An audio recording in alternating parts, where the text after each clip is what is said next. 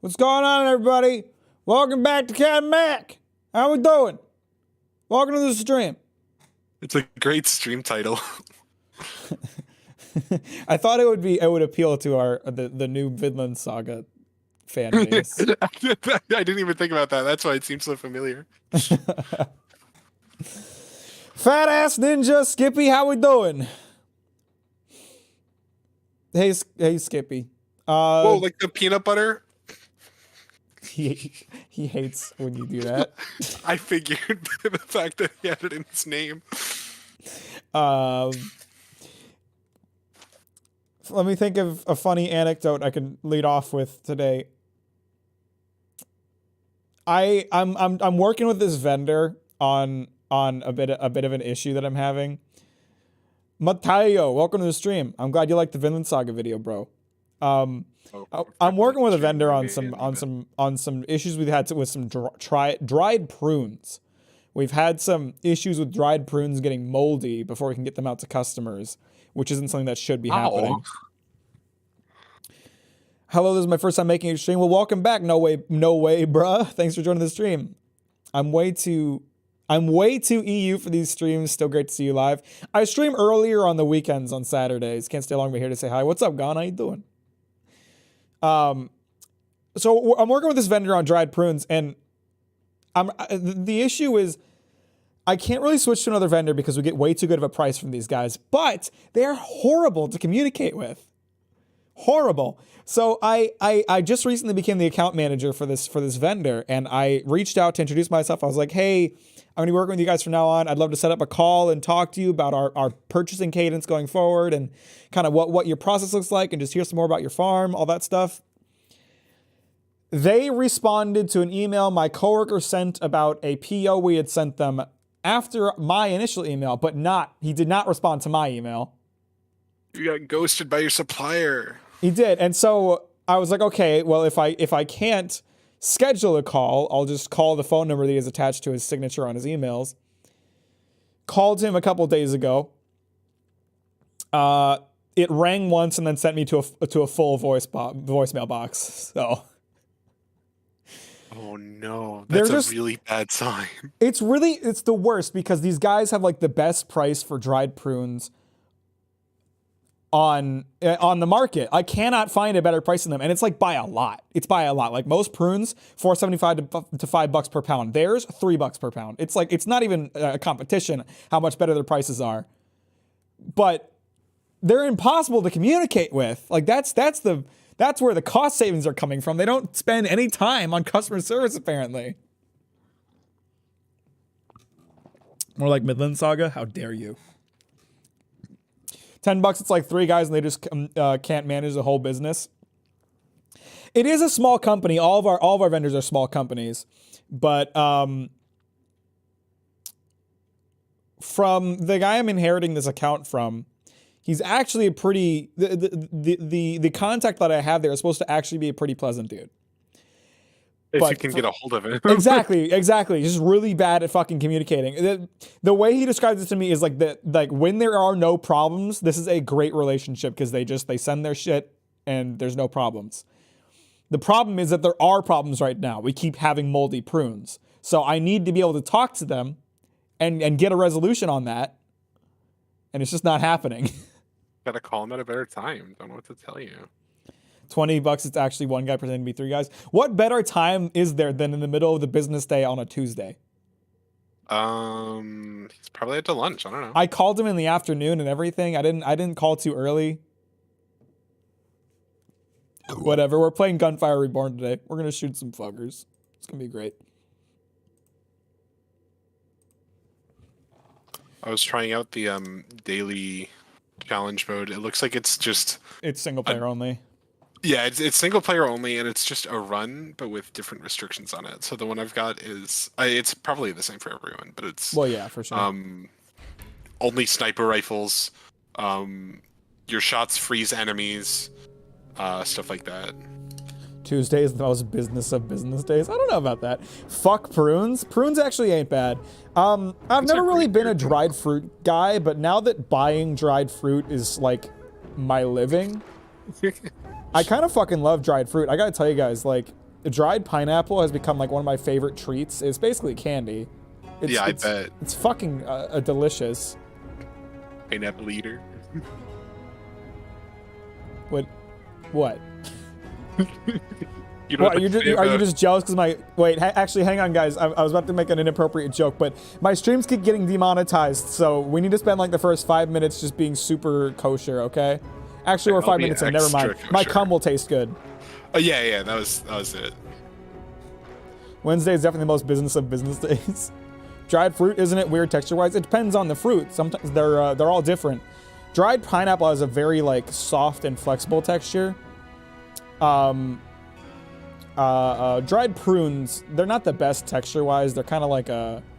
They're still a little moist, right? They're kind of like chewy. Yeah, well, most prunes are like 25% moisture at most, so they're still decently moisturous, especially compared to... They're like gummies. Yeah. I'm trying to think of a dried fruit that you know what I do not like? Dried banana. I was about to say, but dried bananas are like... They're like a hard candy. They stay very, very hard. But I like the flavor. See, the flavor is okay, but I can't wrap my head around eating it because dried banana looks like little actual shit. They look like little turds. They do look really, really gross. Mondays and Saturdays are my busiest days. Love dried banana. Only thin slice. It's like a chip. So, see, weirdly, Fridays are usually busy, I feel like, but my Fridays are really easy because a lot of my farmers just aren't working, so I don't really have any reason to talk to them. I really like... I'm really busy on Mondays because then they'll contact me after the weekend. Dried apples are super good. Dried pear, dried mango. You know what? I'm not huge on dried peach. Dried peach is okay. Make me want to just go and try a bunch more dried fruit. I can't remember which ones I have and have not tried. I really did not eat a ton of dried fruit before this job, but I really like it now. I've had dried strawberry are really good. They kind of stick to your teeth, which is annoying. Oh, that's one. Goji berries. Dried goji berries stick to your teeth like crazy, and that, like, they're good taste-wise, but that drives me nuts. Is it dried mangoes that basically turn into like astronaut food? That are Pretty like much. that. I think I remember really liking that whenever I had it.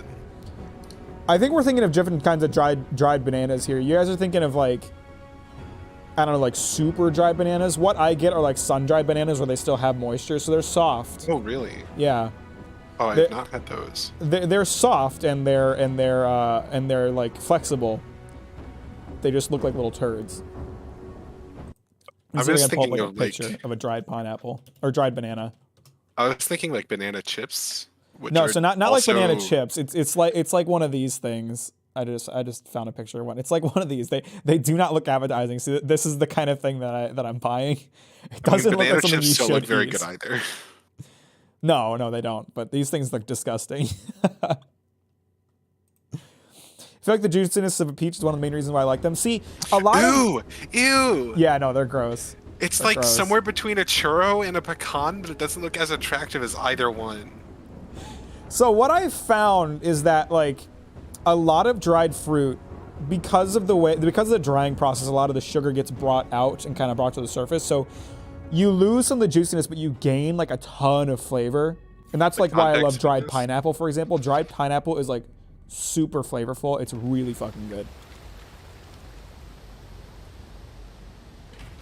Got some California. There's a difference between California and Turkish dried apricots, if anybody wants to take a guess at that. You know what? I haven't used this Frenzy Shark basically ever. I'll try it. Need more fire aspect weapons to unlock, because it doesn't make sense to use any other aspect on this character. I need to try the other characters. But there was one guy in this room. Whoa, there's 3 in this one. Do you want me to just, like, escort you around? I'll be your bodyguard.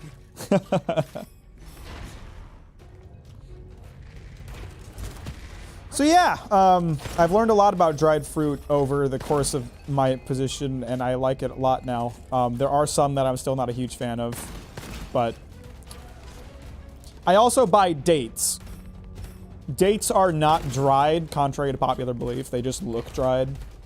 Dates are really, really good. I've only had one variety, but I've had a few. I've had Barhi, Halawi, and then Medjool.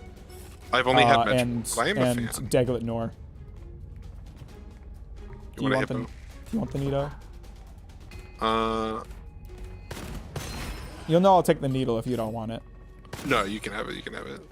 I actually had one of those in my starter chest.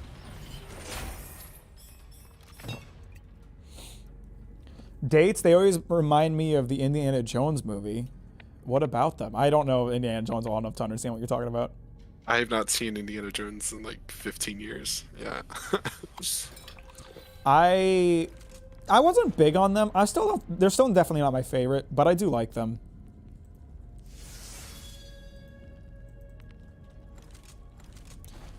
But you know what's really interesting is Dates never had any, can relate. What's really interesting about Dates is how they're grown, because it's fascinating. Dates are like really bad at pollinating themselves. So first of all, there are male and female date trees. And dates are like really bad at pollinating themselves. Dates are the giant pandas of the fruit world, that's what I'm getting. I don't know what you're referring to. Giant pandas almost went extinct because they were too lazy to fuck. That's awesome. They tried to poison Indiana with dates. Oh. Well, that would probably scar a child into never eating them.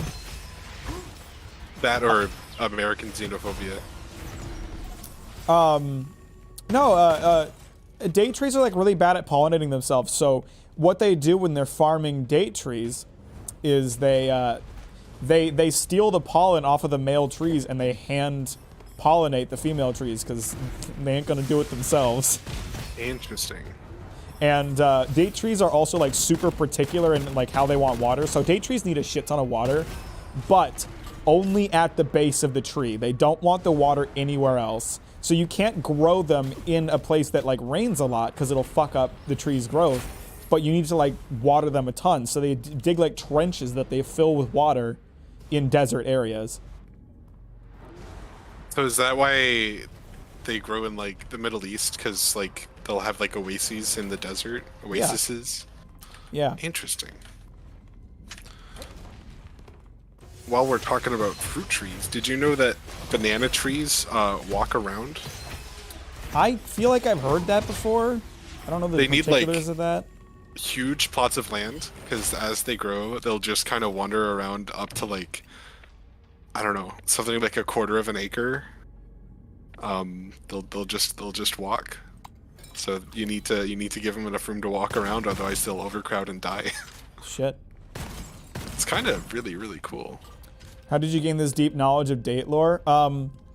It's pretty much my job to have it.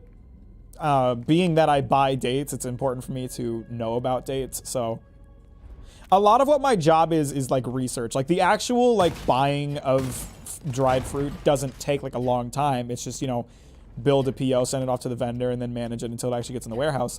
So a lot of what my job is like knowing about the fruit that I'm buying so I can find the best quality and the best pricing, and you know, it's reaching out and trying to find new sources and stuff like that. And you know, for example, the prunes we were talking about earlier, I spent like a few weeks reaching out to potential vendors about prunes and comparing options because my current prune vendor was being problematic. But what we found through doing that research is that there's just no better pricing than them. So it's going to be more cost effective for us in the long run to just try to figure out our problems with them. We're just going to work through it. It's interesting stuff. I find my job very interesting. I've learned a lot over the course of doing it. That's what she said.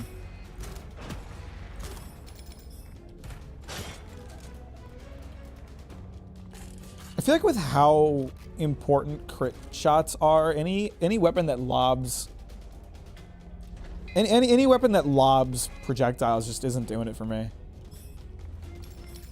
Maybe you just need like a hero who's more synergetic with something like that. I got the little man again. Little grenade boy. I think Lizard man. I think the way to use the little man is just like toss out a bunch of grenades and then switch to a different weapon and hope that something dies. That's definitely like the impression I got, but it feels so ineffective. Right. It feels like you're meant to switch with it a lot more than other weapons. I feel like it would be great as a sidearm to a sniper build. You lay out a bunch of traps and then you let them come to you. Yeah. Woo! I wish my account managers knew stuff about things they're selling. That'd be good. It comes down to a lot of like what our company values are. I've got a very forward-thinking company, and it's not enough for us to just buy and sell stuff. We have to be like the masters of this shit. We have to know what we're talking about. Oh, hey. When I pick up buns, you get healed by them too. I like that. I like that scroll. That's a nice scroll. Good one.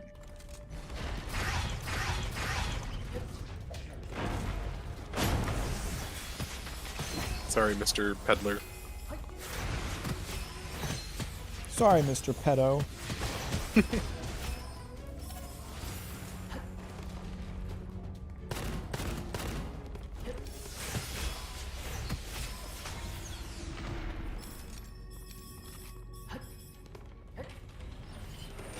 This game feels tight space-wise, but it has nice charm. It depends on the area.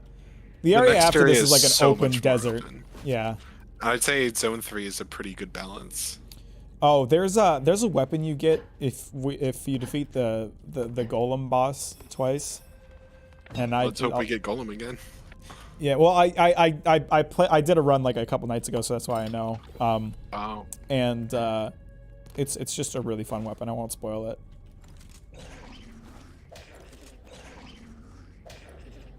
The little lizard guy only has 6 shots. Yeah, and like And use it a takes so special long to ammo, right? Which reload. has a really, by default, a really small capacity. No, he's large I've ammo. Oh, okay. Wait, which one is that? The blue Like one. the yellow one? Oh, okay. Yellow is special. That's what I thought. What weapon was I thinking of then? I don't know. Something stupid. Whoa, it's like Queen's Bohemian Rhapsody. What is? The gong. The song that I didn't notice had a gong in it until I saw the movie. Suppose I didn't notice either.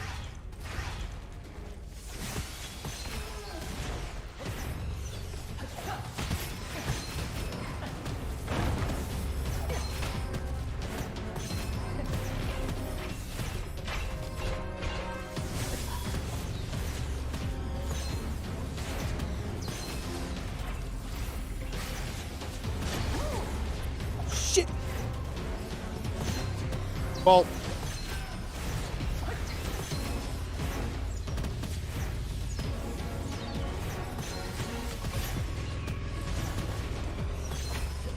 I need a good hentai to read for the plot. well, if you're just interested in the plot, then Mack did a video about one. Yeah, there's this one called Emergence. It's got a very good plot. Oh, hey. Here's the weapon I was talking about. Icy spear. So you throw spears out, and then when you press right click, you pull all of them back at you rapidly. Ooh, that is very, very cool. And they always pull back from the spot you're aiming at. So even if they're all over the map, 5 of them will come back from the same spot and just decimate whatever enemy you're pointing at. Ooh. You're not gonna take it, I am. Nah, I go for fucking it. love this thing. Let me look it up. What's up, Dr. K, Dr. IK? How you doing? Welcome to the stream. Hey, boys, if you haven't liked the stream yet, I'm just gonna say you should really fucking do that. Blue spike daggers feel very OP. The blue spike daggers are kind of low damage, but they make up for it in auto aiming. This area is also definitely like a tutorial area. It is not difficult whatsoever. We're also like leveled up. When HP is reduced to 0, HP is fixed at 1 for 5 seconds, killing any enemy within this duration. Oh, but it only works once. Ramstein, Sebas, how you doing? Welcome to the stream. Thanks for liking it on your way, and I appreciate that. That's very sweet of you.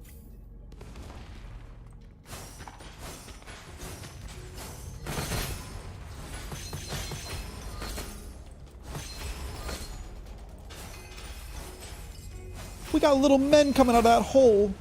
Little bomb boys. Little blocky bombs. Uh-oh, somebody's here. Oh, he has a lot. I don't think I've followed these guys before. Shit. Fuck. Ow. I got cornered against a wall and didn't know what to do about it.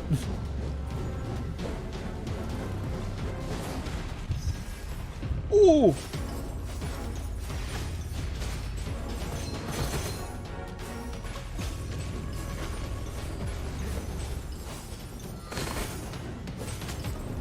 Nice. Fucking tanky. Yeah, he's got kind of a lot of health.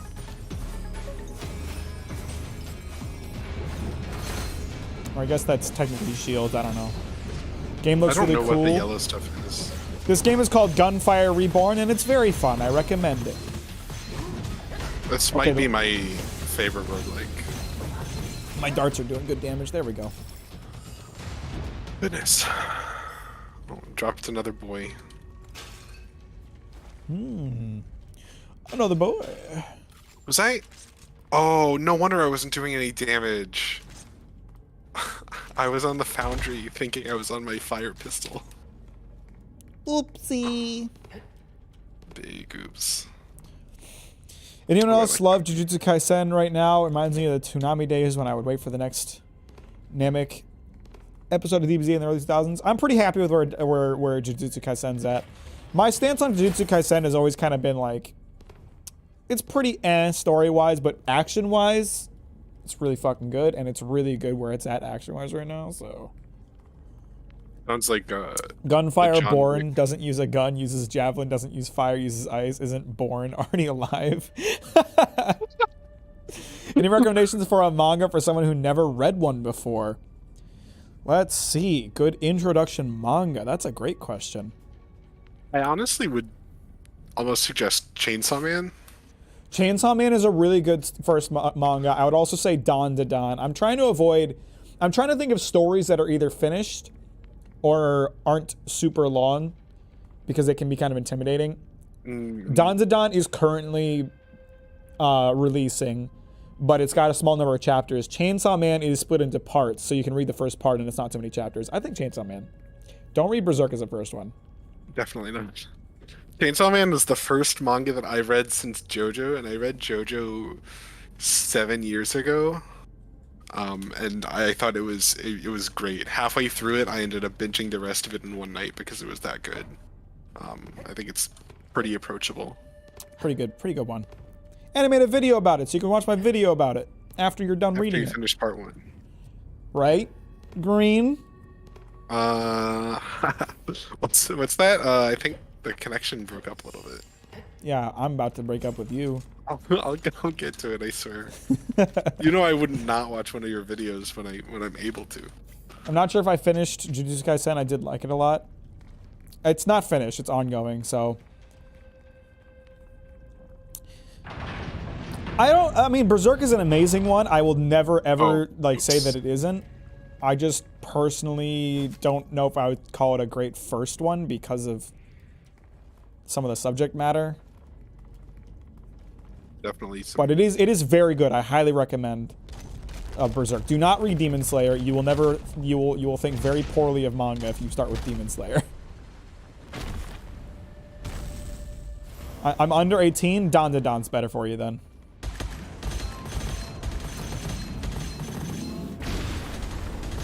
Was he? He wasn't not. That's super cool. He has like. Last time his eyes were definitely blue, right? I'm pretty sure they've always been green. Oh, I thought that they were a different color last. Oh, maybe I was just thinking of that wave. I thought that he would have like different versions of this fight with like different elemental aspects. Oh yeah, no, the balls were definitely green before. Never mind. That's a shame. It's a Great way to boss, reuse fat the boss, ass. Not talking to you, I'm talking to the chat member. Okay.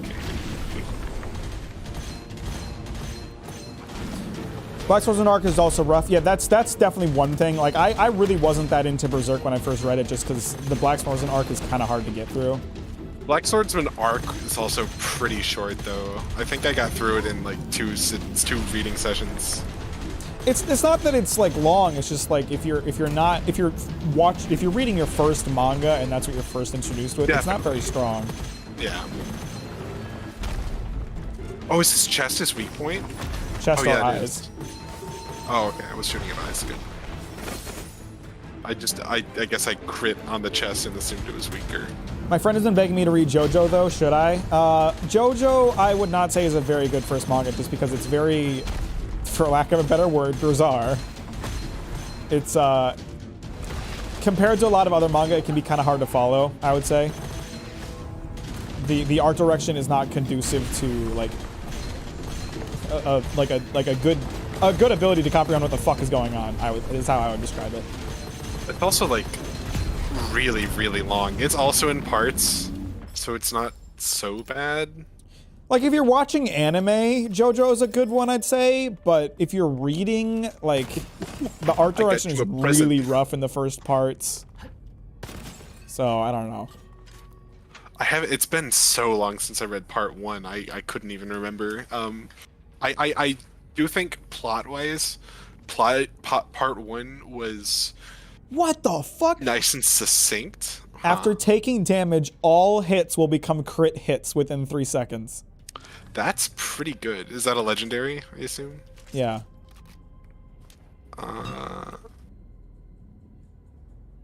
Oh, wait, I got this insane one again. Plus 15% weapon damage for 2 seconds whenever hitting the enemy can be stacked up to 50 times. I should probably take one of these other weapons. I'll take the start of hour. I like this gun.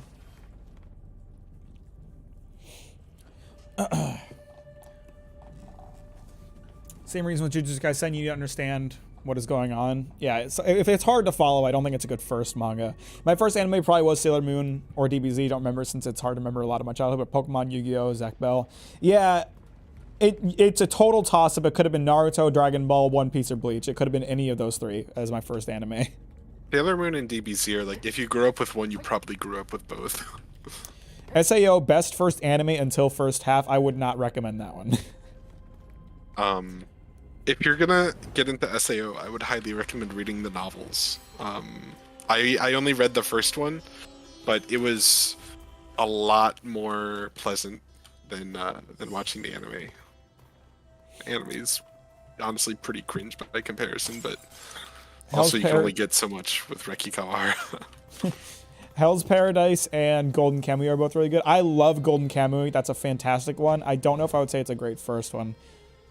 I also wouldn't say that it isn't a great first one, so sure, Golden Kamuy is a good suggestion too.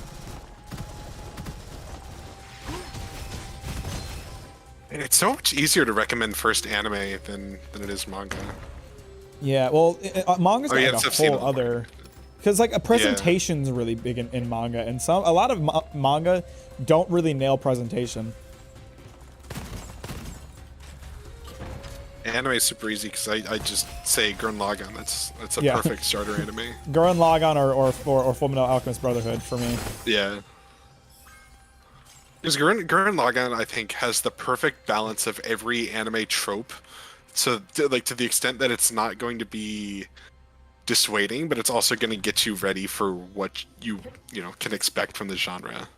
So I just picked up that one that was like all crits all crits after you take damage.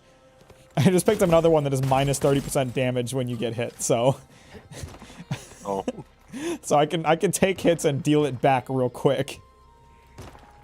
There's a vault over here.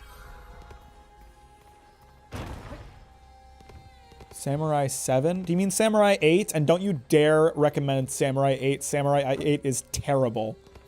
Terrible. Ooh.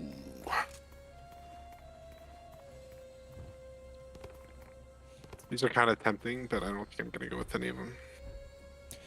See, for me, you know what? I'll put this out here. One Piece was the first manga that I ever like actually read. Like I'd read manga before that, but One Piece was the first manga that I ever actually read, and it clearly got me into manga. So I would recommend One Piece. It's just it's a long one, you know. You really got to dedicate to that.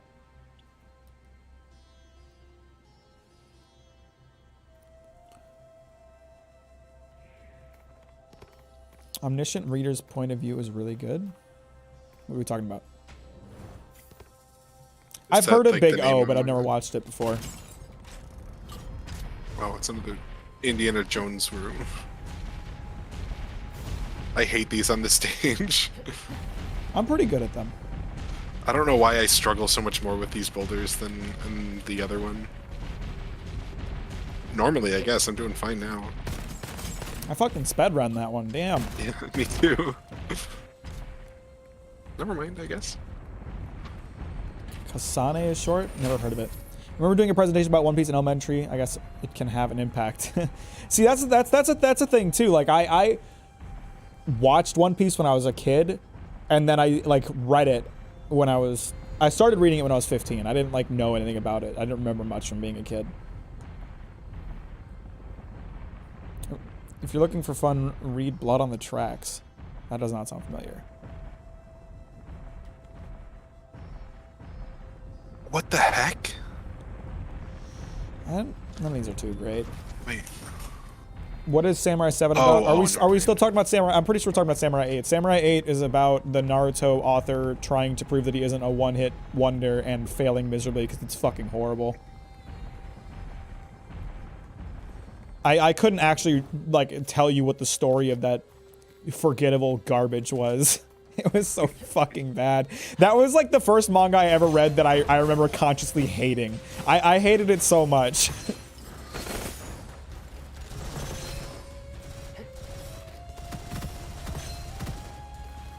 If you can't tell. If you can't tell, I didn't like it much.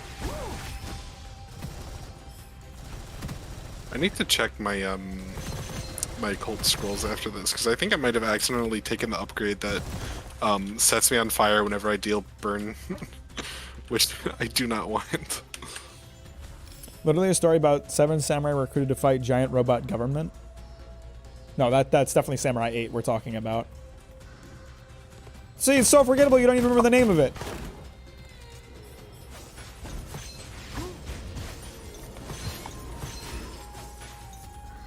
Is this Risk of Rain 2 but for furries? Yes. Kind of Chinese furry Risk of Rain. No wonder you like it so much. I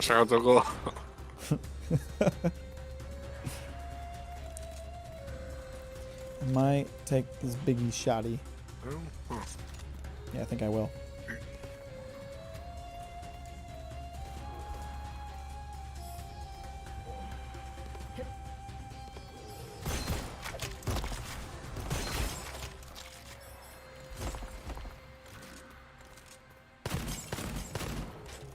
I gotta use my bracelets some more. I'm not spamming my grenade very much. Oh yeah, I'm going for the same build that I had last time, just because I like it so much. And it feels really, really good. I'm not getting the occult scroll drops I want though. Golden goblets are really blue balling me. Yeah, I haven't gotten good cults. I haven't gotten good occult scrolls this run either. Like they're fine. I guess I mean I guess the combination of the 30% damage reduction plus all crits after a hit is pretty nice.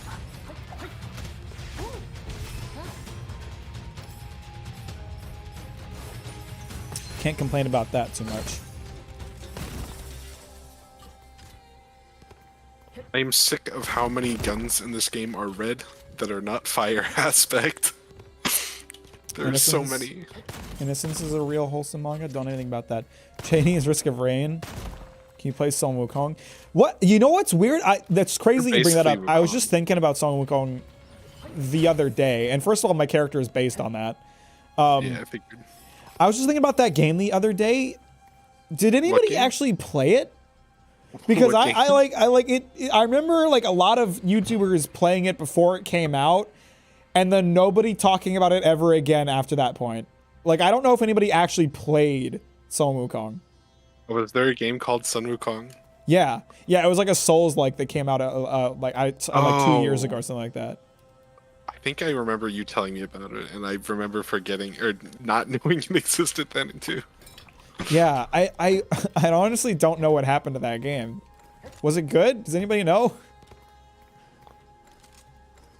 When I think Wukong, I think like League of Legends first and foremost. But Fucking it's nerd. also a character from a legend that's in the public domain, so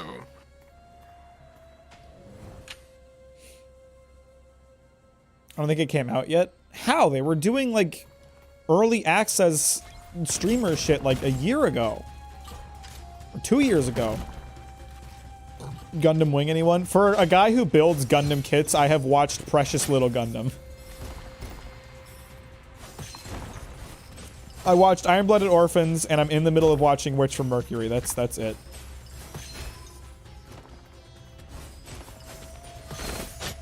But I want to watch more Gundam. I wanna eventually watch all of the all the Gundam anime and then make a video talking about them.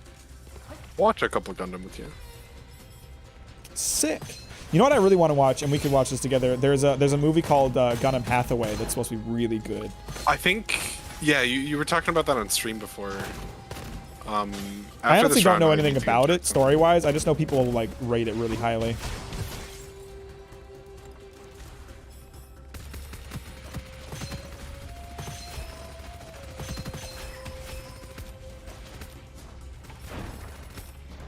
Where'd you go, you piece of shit? Quit fucking teleporting, you dumbass bird! Teleporting so much.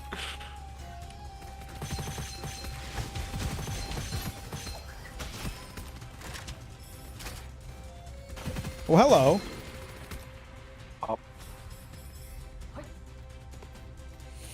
The book Journey of the Witch, which Sun Wukong was inspiration for Goku, it was the inspiration for a lot of things. And If also, there's like, a monkey character that's remotely Eastern, it was probably inspired by Sun Wukong. I mean, like, hot take that shouldn't really be a hot take. Goku's journey in Dragon Ball is far more interesting than anything in Dragon Ball Z or Super. I've heard that before.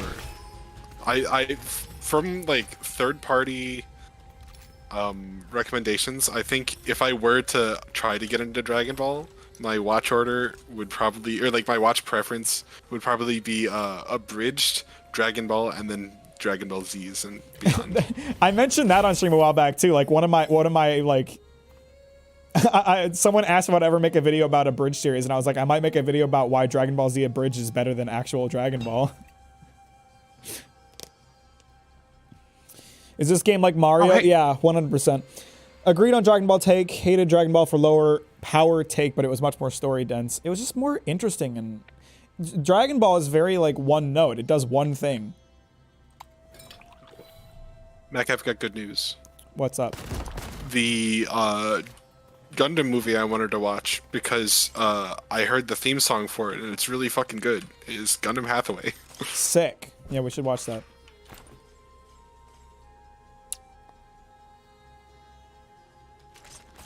There's this meme that went around for a while, a Japanese meme, so you know, a little different. Of A little wacky. there's this one VTuber who just hummed the theme song, like really goofy like, and someone animated it and it turned into this huge thing for like a month.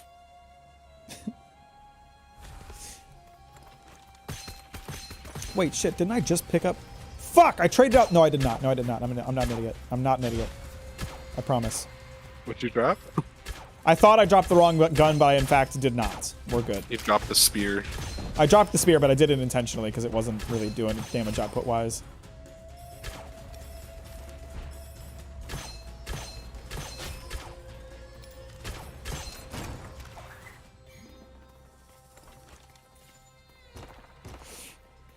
Okay.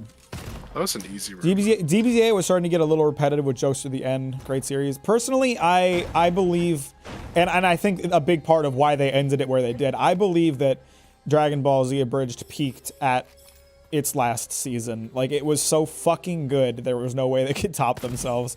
I loved it. Like, season 3 was one of my favorite things. And also, like, when I think about, like, how long Dragon Ball Z Abridged was a part of my life, it's kind of crazy. Because I remember being, like, a young kid, like maybe 12 years old, in Green Here's, like, living room, watching Dragon Ball Z Abridged season 1. And then, like... Was that where it started? Were you first? I was exposed to it by your brother. Wow, I didn't realize that.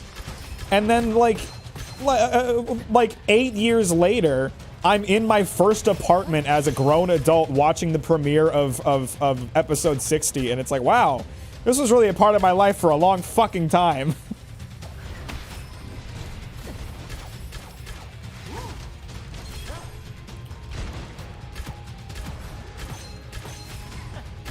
Woo! That really fucked me up. Shit. SAO really broke my brain at the early age. That dive massively MMO idea. I think we all loved that idea as kids until we grew up as adults and realized how fucked up that would be. Yeah, there's a lot of stuff about SAO that, looking back on it as an adult, is not kosher. Especially the end of season 1, the Alphi mark. Dude, read this scroll I just got. I'm not picking that up. That's hang on. Kind of fucked. What's this? That's basically the same chest. Okay, I'm just getting crit built. I just got a scroll that's crits deal 50% damage directly to enemy HPs rather than shield or armor. Ooh, which will be really nice against great. bosses. Yeah, you could basically like execute them. That's actually so good. What the fuck? Yeah. What's the rarity on that? Oh, it was a pretty good one.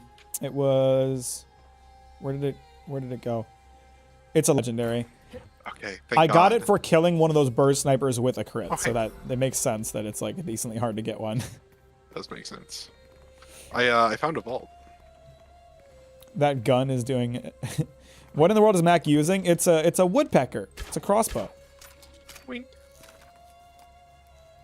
What I don't understand in Bleach is why they didn't just have Kenpachi loaded up in a cannon, ready to fire at any threat. The freaking guy's broken. Literally cuts space in his fight with Grimmy. There's a lot of flaws with Bleach's writing and how it handles power specifically.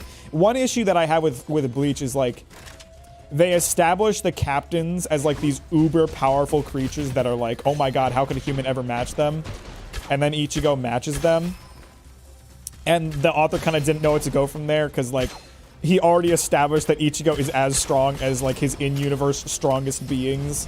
So you end up with this issue where he's constantly trying to outpower his own writing, and it just kind of don't work. Bitch, put your shield down. And it makes the captains look really weak, and like they were super weak before Ichigo came into their lives, and then he came into their lives, and they were like, "Oh shit, maybe we should try." When you put it like that, it makes me think of like, what if in Death Note, the humans and the politics weren't the conflict, and it was humans versus Shinigami, but all the Shinigami were too lazy to fight the humans, so they ended up going extinct. I have 1 HP. Oh wait, this is my scroll thing. I have to kill an enemy right now. Fuck, I hate this stupid shield guy. Ow, that fucking hurt. The Holozark bait and switch on who was the strongest Hollow made me quit the whole series in the middle of an episode. Yeah, that was no good. That was no good at all. So what you get when you put a power level system in place or a power ranking system, you have to find stupid ways to trick your readers instead of just writing powerful enemies. I will make that video eventually. I don't know when, but I will make a video talking about why I think power ranks and power levels are fucking stupid. Can you read Vagabond? I will eventually. It's on my list. I know its reputation. I know I'll probably want to make a video about it. Power scaling in Bleach isn't great, but all the outfits are amazing. They all look the same. They do, yeah. They just have black robes. They all just wear black robes. I'm not being racist here. That's Sometimes they got like white trim, I think. I don't know. I got 30 episodes into Bleach like 3 times and then lost interest. I was also a child, but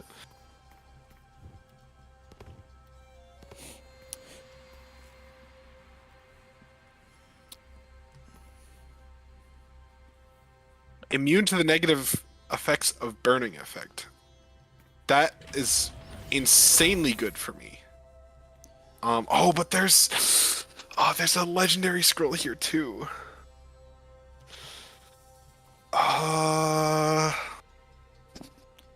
80% skill damage every time you purchase from the peddler. Lose 5% skill damage. I That's saw an that interesting one one. earlier. I'm gonna take that because I don't really buy much from the peddlers. I do love I reuses, didn't but even only think if they're about it done like that, correctly. yeah. They're very easy to cap out on and render boring. I hate them. I hate them because it's a very lazy way of like the author just tells you a character is strong instead of writing them to be strong. Just wanted to say Captain Mack, your videos are absolute bangers. Greatly appreciate the effort you put into them because they are legit top tier content, which is hard to find nowadays. I really appreciate that. I'm really glad you like them. That makes me happy. Do I want 50% bonus crit within 2 seconds of dashing, or immunity to fire damage? And bonuses while on fire. I will think- say the outfits for the Quincy's in the last arc of Bleach are pretty fucking banging, but that's because they're all dressed like Nazis, and let's be real, Nazis were fashionable. They weren't good people, but they had sick outfits. Let's not pretend that wasn't true. That's reminding me of this sketch from a British comedy duo I watch, who they did a sketch with, it was like some lower level Nazi soldiers who like realized that they're the bad guys. They're like, I mean, look, we have a skull on our hat. Good guys don't wear skulls. That's pretty good.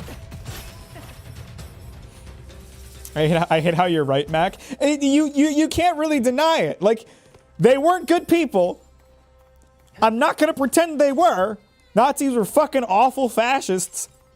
But they were stylish. There's They a were reason that stylish. J.K. Rowling used to cosplay as them. And then accused PewDiePie of being a Nazi. There's reasons people cosplay them without knowing their policy.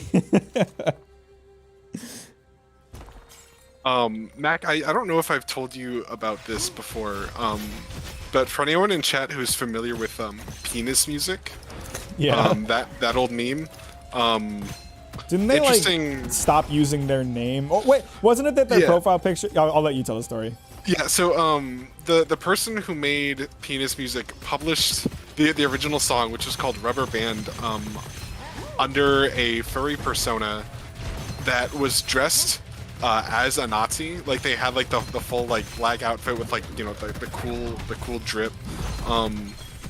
But the person who like used that character and was like publishing under this character stopped using that identity after they found out that neo-Nazis existed. They only used the aesthetic because they thought that surely nobody would actually think that Nazis would come back in the 21st century. But they did. So they had to abandon this character. God, I just killed him. I don't like the name Dark-Faced Bandit. It's very iffy. Yeah. It's you can tell that that's a simply translated name without much thought to local context. Yeah. Look up penis music. You guys will recognize it. It was from a meme a little while back. Yeah. What a story, Mark. What a story, Mark. Oh, I'm we gotta watch Disaster Artist this weekend. I'm very close to the end of the book. Okay. It's What the fuck of is this with this stuff crit is- build I'm getting? First shot after each 10 seconds will deal crit damage. oh my god. I just keep getting crit scrolls. You're gonna get the legendary like dash crit scroll, and you're gonna be critting literally 100% of the time. Oh, Jesus. Oh, here's the chest. Maybe there should be an Inglourious Bastards 2. I never watched the first one. That was a pretty good movie. I watched it when I was like in the middle of doing final exam stuff at college, so I was like, I definitely missed a lot of nuance. I just watched it to decompress. But This does feel like a fusion between Borderlands and Risk of Rain. Kind of is. It's got like looter shooter elements. It feels good gunplay wise, which is like the main reason that Borderlands still exists, because the writing is so fucking bad, but the games are fun as fuck. I want them to play into how bad their writing is and just like accept that they're shit writers. But I feel like all the self-referential stuff they do is like not owning it, but like I don't know. I just feel like you can't keep doing the same thing because it stops being funny eventually. And I know this is ironic for me to say with my I barely know her and D's nuts jokes, but it does stop being funny if you do the same joke all the time. And that's, you know, that's what they found with Borderlands, because their humor is the same for every game and people got tired of it. And Justin Roiland, kind of the same deal with High on Life. People are criticizing it because it's just Justin Roiland's humor and we're all pretty sick of it. I don't think I've ever consumed any Justin Roiland media, but despite that, it's so cringe. It's such a hollow stereotype of funny cause quirky on internet person, to the point where like that is his personality and it's not funny anymore. I did think it was funny, but now I'm tired of it.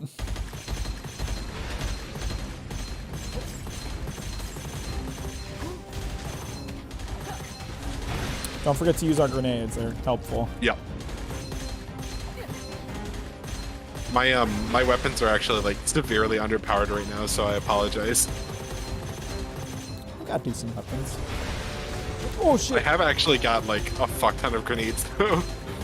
Oh, and because I'm critting, I'm actually dealing damage through his shield, so we're already dealing damage to his oh yeah, to his other health bar. his second health bar. That's kind of fucking sick. My damage is like considering. Best thing coming out of Borderlands was Krieg the Psycho from 2. He was literally my spirit animal. The only reason I disliked him is because I didn't really understand the playstyle when I played Borderlands 2, and I hated playing him.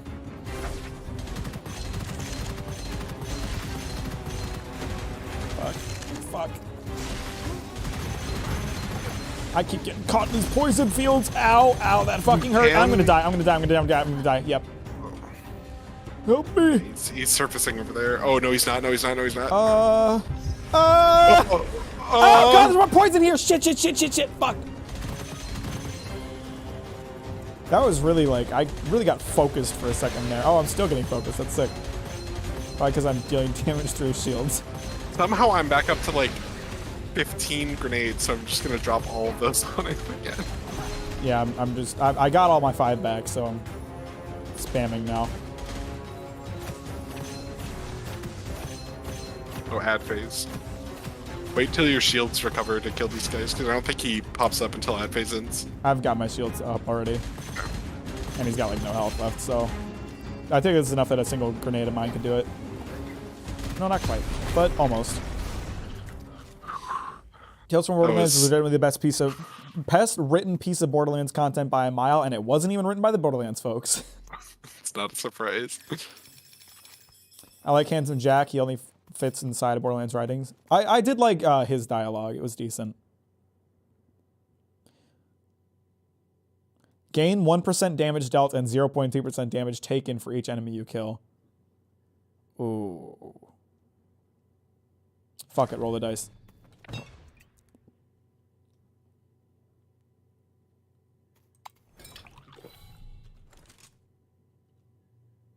Deals an additional 50% damage when weapon damage causes elemental effect. It's pretty solid. Pretty Not ballin'. Great. Pretty gaming. I'd say it's probably one of the worst legendary scrolls, but beggars can't be choosers, I suppose. What's up, Bedstain? How you doing? Welcome to the stream. By the way, Green is Einar tier character, good guy. I look forward to him in Max Stream's Saga. Thank you. How kind. Um, Lovely effort putting your analysis videos. Thank you when the bread is just a little soggy. I appreciate that.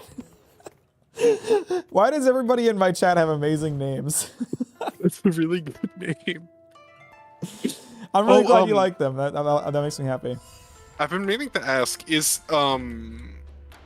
the bread in 2 weeks channel just because somebody said I'm making bread in 2 weeks and somebody else said show and you made a channel for it? No, and so now first it's of all, a cooking channel? First of all, it's bread in 2 months. Oh, 2 months. And it's because they kept talking about bread in general chat, and they kept begging me to make a bread channel, and I said I didn't want to do that because if I did, it would be dead in 2 months. So when I finally gave in, I called it bread in 2 months. That's clever. I think it's been more than 2 months. It has not. It's only been like 2 weeks. Really? Oh, really? Yeah. I just happened to notice it right after, or I happened to get more active in your server again right after you made it. Yeah. No, it has not been around long at all. It does seem like it's just going to be a general purpose cooking channel now, which I think is fun. Yeah, the fact that they started to use it for cooking maybe you know, defies my theory that it'll be dead in 2 months, but it also kind of, you know, breaks the contract anyway. What the fuck? This octopus is fucking me up. These guys are kind of annoying. I've never been hit by that many projectiles from octopus before. But he just melted my shield. So I want to buy an upgrade right now. Oh, we passed a vault. Oopsie. Oh, no, we didn't pass. You're back there. I was really hoping it's up ahead. Oh. The games I've gotten completely engrossed by throughout my life: Zelda, Majora's Mask, StarCraft, Brood War. Brood War is the expansion for StarCraft 1. Diablo 2, Phantasy Star Online 2, Left 4 Dead, Gears of War. You haven't played a lot of modern stuff, or maybe you're just not into a lot of modern stuff. What the fuck is this thing? Oh. Use we have a timer to find out the real Dragon Chun and defeat it? It's Chen, thank you. I'm just hitting him in the head. I don't know what freezing timer is.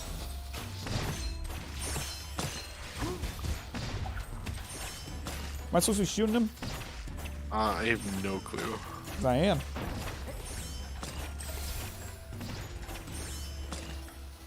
How do I use these? Okay. Oh, that's okay. So you walk into those to find the. Oh. Whoa. Okay. Oh my god. Now I see what the thing is.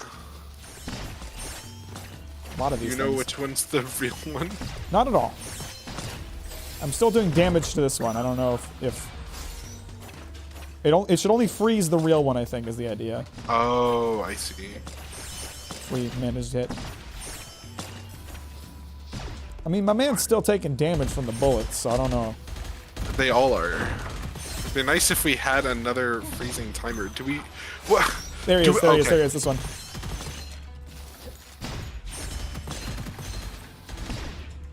This is a fun one. This is a fun vault. We got 4.2 seconds left. We're not gonna beat him. Oh. That's not a very fair one. Oh, I think. Oh, he still dropped treasures though. Oh, this is my pistol, but free better. Illusion. Thank you. I was waiting for a better one of those to drop. Now my +2 is a +5, and I can spend this 3,595 copper I have. YouTube emotes are the worst when you get your own ones. I do have my own ones, but you have to join in order to use them, which is kind of cringe.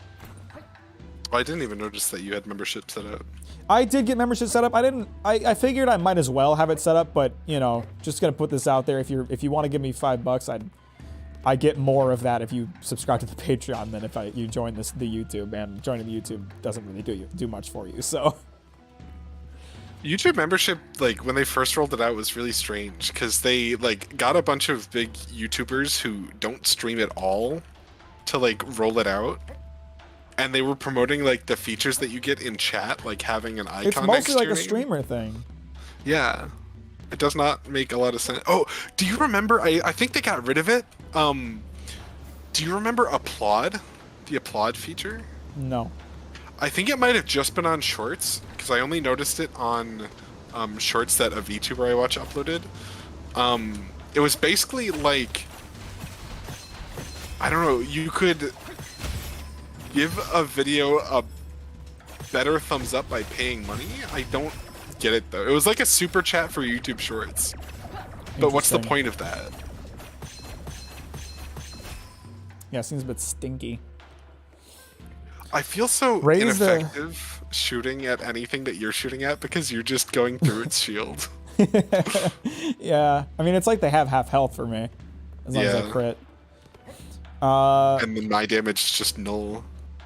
Raised a 90s kid, remember where I was for 9/11 and seeing the rise and fall of the golden age of YouTube. People say that a lot. I don't. Sounds like a StarCraft player.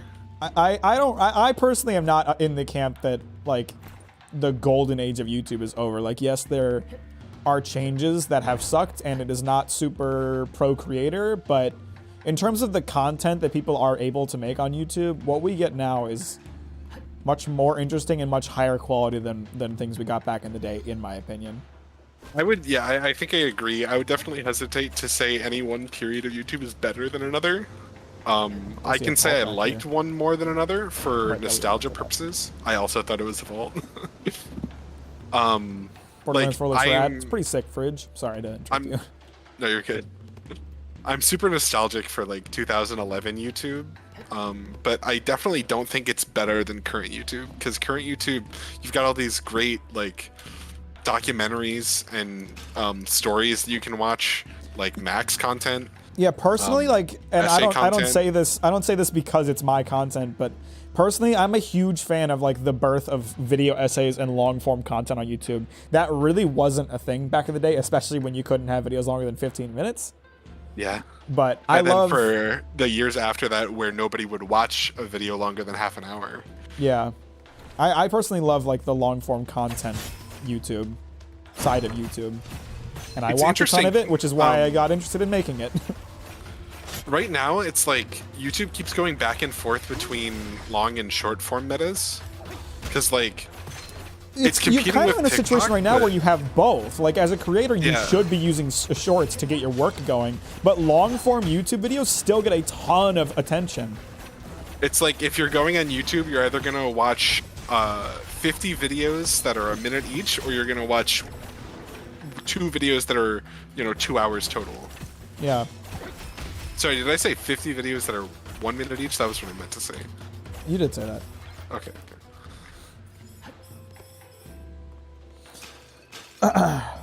Patreon is something I really want to do, but I kind of always have to push myself. Had a bad experience with the creator once. You'll see me there.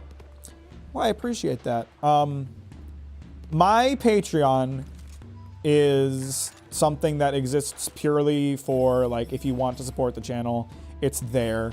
It helps a ton.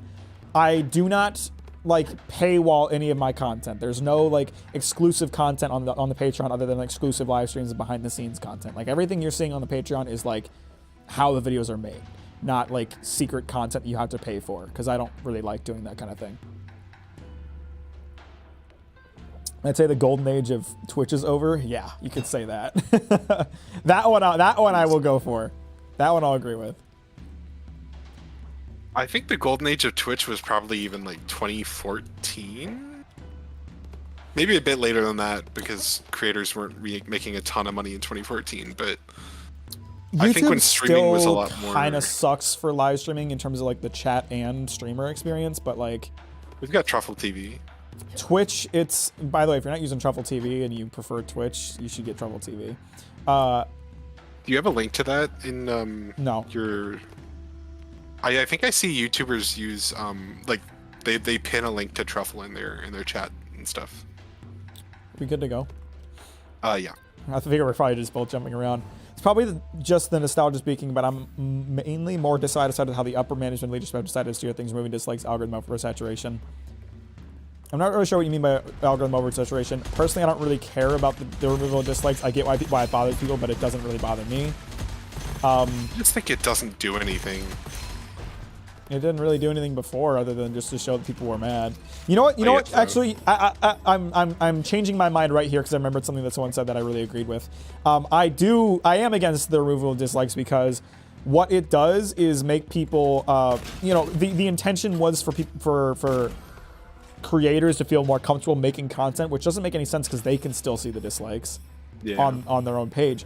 The real problem is now people are not always expressing their dissatisfaction in the likes. They have turned to comments, which fosters a community that is very negative, which is not a good thing. So that's a problem that I would have.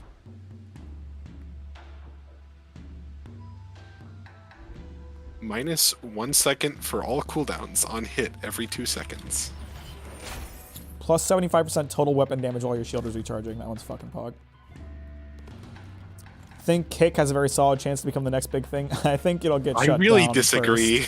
Yeah. I don't think it's going to survive. I think regulatory boards will get their hands on that first.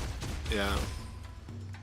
Even like, there are pornographic streaming sites that are more restrictive than Kick, and I think that that is a bad sign. That's for a Kick. very bad thing. Oh goodness. Aiden Ross straight up streamed porn to his 2 children. to his audience that is children. I'm gonna die. Yeah. Elite Lobster. What the fuck? Okay. Oh fuck. I don't know if I can get in there. Yeah, I'm down. I'm down. Yeah. We'll just have to both revive. This is a rough one. Can we leave this vault? Can we leave before it's over? No. Hang on. No. I'm doing damage. I was in a really bad position, and I was at basically no health right when he spawned, so I couldn't do anything. Holy and then fuck! he What is did his an damage arena field? wide. Okay, never mind. That was alarming, but it was nothing.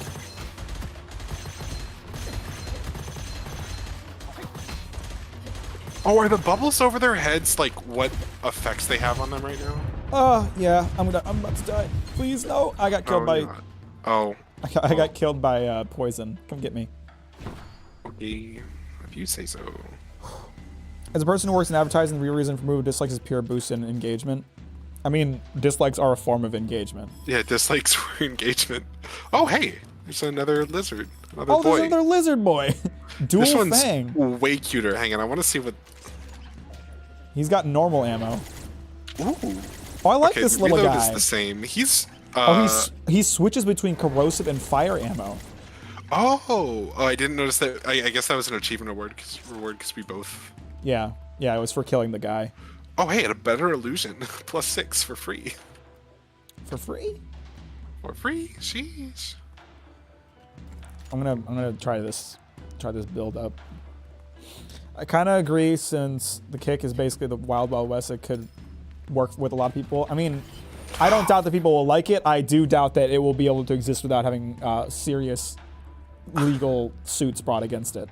I just realized what I think Kick is just going to turn into. It's going to be the Live Leak of streaming sites. That's valid. And we know what happened to Live Leak. For every hater Mack has, I'll just be twice as loud. I fucking love Mack. I love you too, Ninja. And I have a lot of haters. Everybody does on the internet. What? Gain 1% damage dealt and 0.2% damage taken for every enemy you kill. Okay, I didn't notice that was damage taken, but that's insane. I picked that one up earlier. I'm afraid of taking too much damage. It's not that big of an increase, especially if you're dealing that much extra damage. I guess it's basically Is just like it one you scaling can drop? harder. You can drop it, I'm sure. Yeah, but it is a legendary, and I'm against that, or all ammo I pick up is the currently equipped type, and both of my weapons use the same ammo type right now. So that one would be kind of good to have. That's also a normal though, so I might get that somewhere else. How much max health and shield do you have? 105 and 70. Oh, okay. I'm at 75 and 91. I guess I'll go with dual edge. The way YouTube is going with the new YouTube CEO who removes dislike, I think Kicks or something like that is slowly taking over. I think people put way too much weight in the new CEO thing. CEOs don't have as much control as you think they do.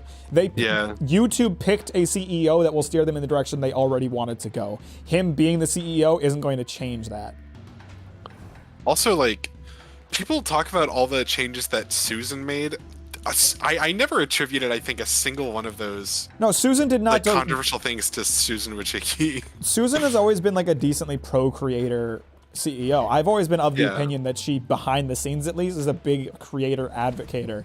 But that wasn't the direction YouTube wanted to go, so she didn't have a lot of control over it ultimately, just like this new CEO won't have a lot of control over it ultimately. Ultimately, he'll just steer them in the direction YouTube already wanted to go. Oh, how many charges is your dual edge at, actually? I don't know just how to noticed set that it's that. tracked. At the bottom, it should be the 47. red dagger. Okay. So you're doing almost 50% extra damage from that. Yeah.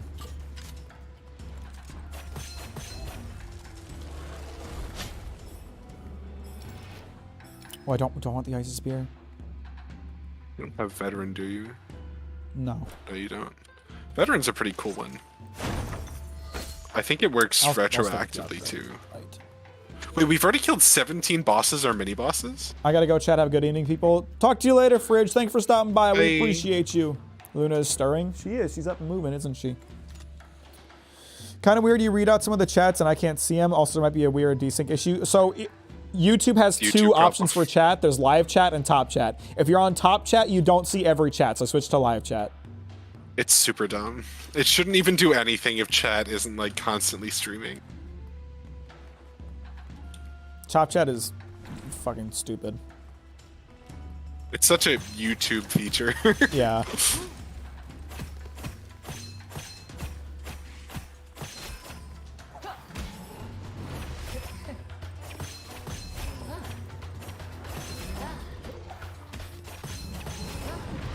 I do kind of be damaging people, huh? I forgot that the craftsman has a limit on how many forges you have per encounter. That's gonna set me really far behind in my power illusion build. Oh, I just got. Okay, I need to revive. I need to revive. I need to revive. I need to revive. Hurry, hurry, Oh, hurry! shoot, you're I can't too get back far up. I away. can't get back up. I can't get no, back up. No! You were too far away, and then suddenly I had half my health and no shield. I got insta killed by one of the lanterns, so clearly the That's extra damage so came back to dumb. get me. Yeah, I see that. Oh. Oh fuck. Yeah, What's that the run was worst almost an game hour. you ever played? One of this game are pretty long. Yeah, this one was an hour. I feel like most of mine are around an hour. Oh, mine have been about an hour so far. Mac, do you remember a game that you have on Steam? Oh shoot, I forget the name. Don't bring it up. Don't Do bring it up. you already know which one I'm talking about? Are you talking about the one that the theme, the title theme gives me fucking PTSD? Yeah, I think so. Yeah, Yes. yeah, that's definitely it. Yes, I remember fucking Eversion. I ended up on the Steam page for that somehow. I think I might have been drunk, so I couldn't remember like any of the details. But I was trying to explain to someone how awful it was. That game isn't like a bad game. It's just scarring. Very scarring. The whole CEO landscape is populated with such a scammer-brained attitude and unqualified people prioritizing short-term games over long-term sustainability. I think we're in a good space with CEOs on the gaming front. Like Phil Spencer's doing a lot of good for Xbox. And whoever the fuck is on Sony, I mean, they need to kind of catch up with the times, not gonna lie, but I think people are very overly pessimistic with their views of the current state of the gaming industry.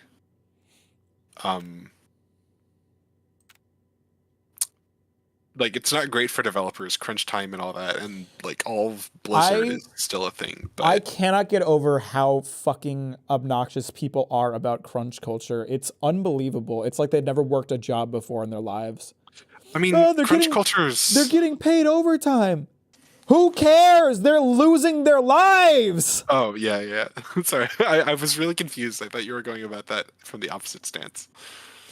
No, I am firmly against crunch culture. I will wait as long as it takes to have games come out. I don't care if they take longer.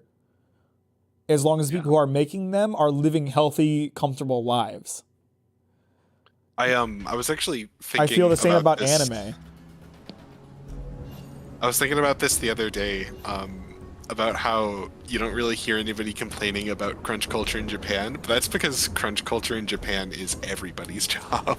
It's because not A, just crunch gaming. culture is part of Japanese culture, and B, complaining about things is against Japanese culture.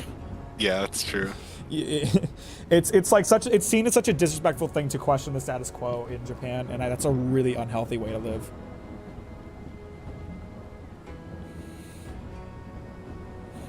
Fallout 76 was the worst game I've ever played. That one's pretty rough.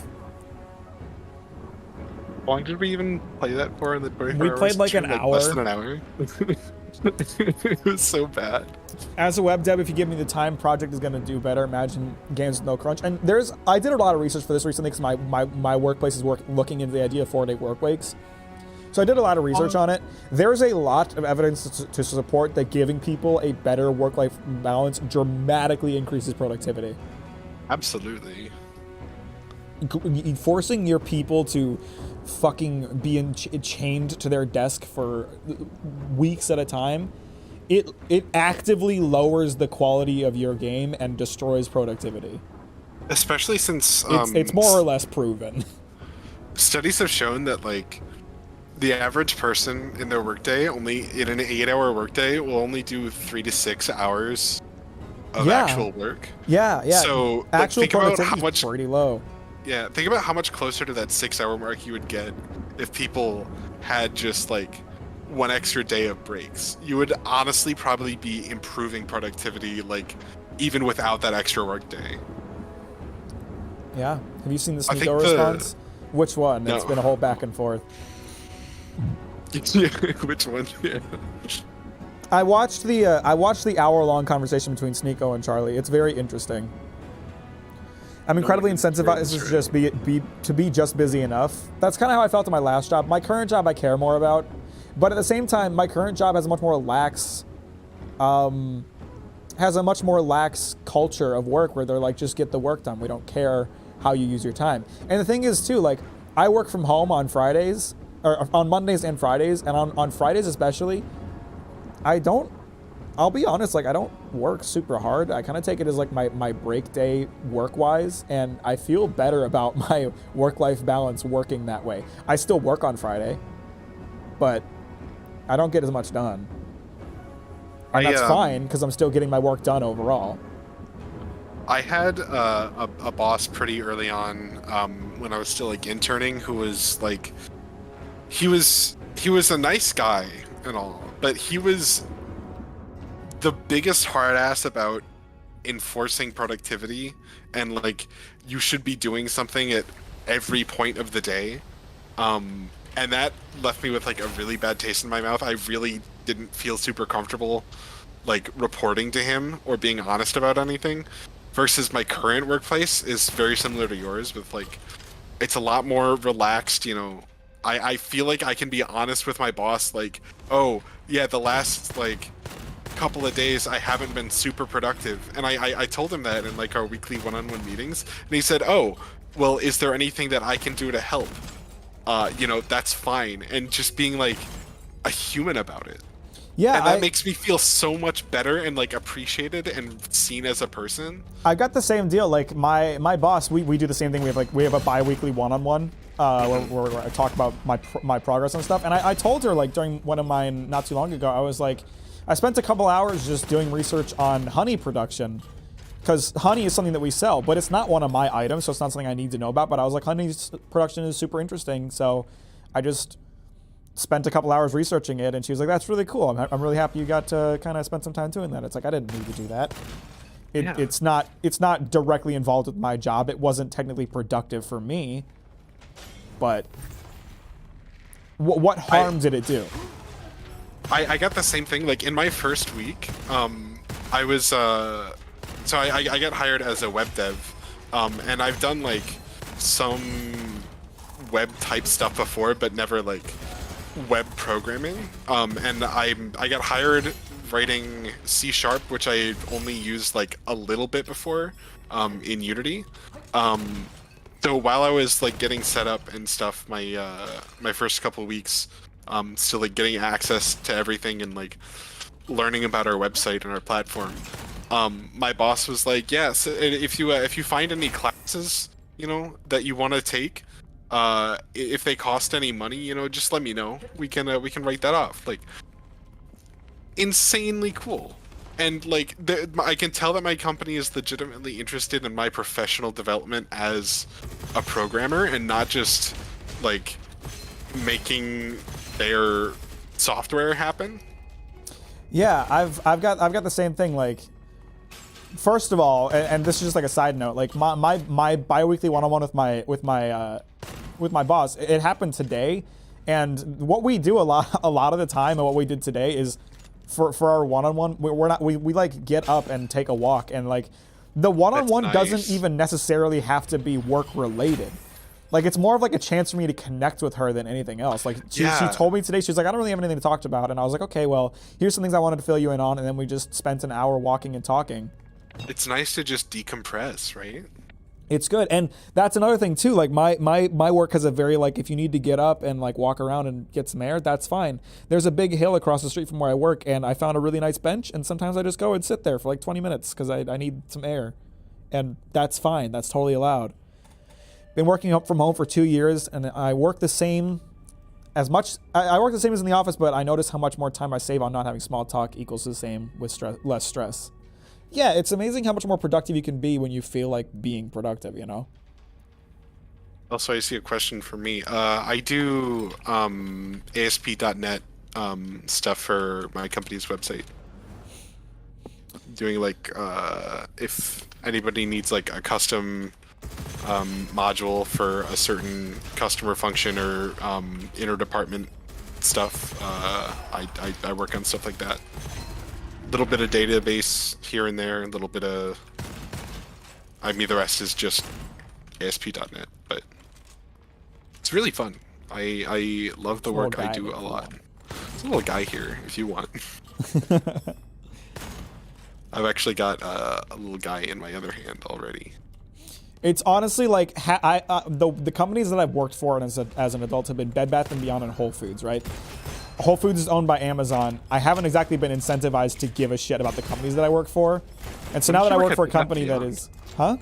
When did you work at Bed Bath & Beyond? Whole Foods, or World Market is owned by Bed Bath. Oh. Well, they were. They're not anymore, but they were when I worked there. But now I work for a much smaller company that actually, like, shows they respect and care about me, and it's a world of difference in how much I care about A, the work that I'm doing, and B, the company I'm working for. I actually feel proud telling people about the work that I do and the people that I work for, and that's a good feeling. Yeah, it's insane, the small company versus big company thing. I worked for a really big company for about 4 years, like as an intern, but like I was treated as a full employee, and the difference is insane. I don't think I want that. I don't know if I want this, but I'm gonna take it anyway.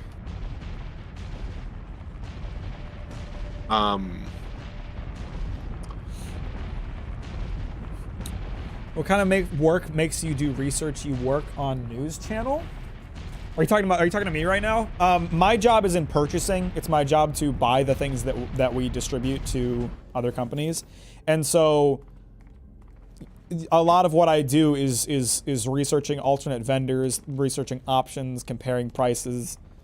And in order to effectively do that, it helps me to have a really good knowledge base to pull from. So since I'm still relatively new at the job, a lot of what I've been doing is just researching the items that I am, going to be buying, learning more about them, learning how dates are grown so that I understand where the costs come from and I understand what a good cost for dates is.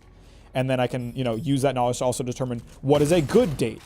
Quality is very important to my company. We work mostly in organics. We're not trying to find the most cheap product. We're trying to find something really high quality and good. So having a good knowledge base to pull from helps me to make those decisions. And also market research, like Bill just said. I have to be aware of like agricultural news and the world of agriculture. So like, for example, one thing I buy is Turkish dried apricots. Turkey had a pretty big earthquake not too long ago. Turkish apricots are probably going to go up in price pretty soon because it's harder to get Turkish apricots out of the country right now. Aha, insider info. Not really.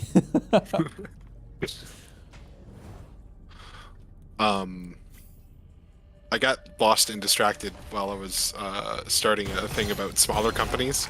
I've been watching a lot of Healthy Gamer GG, and like I recommend that channel to a lot of people, and probably not enough people because it's a great resource for like mental health and stuff.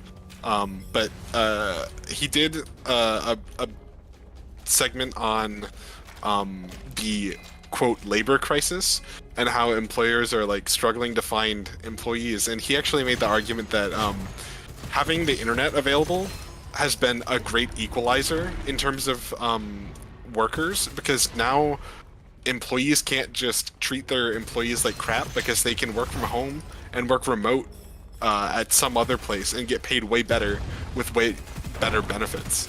The pandemic, at least was, like in skilled trades. The pandemic really shifted how companies think about like what they're able to do.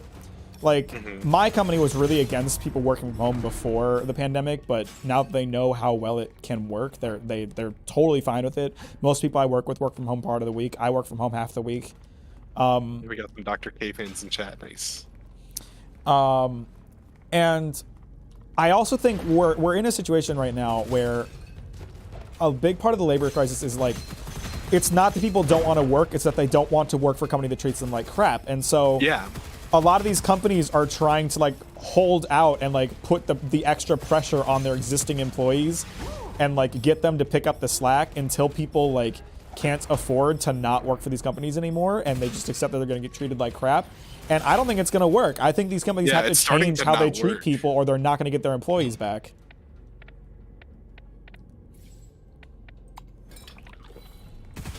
And that's a great thing.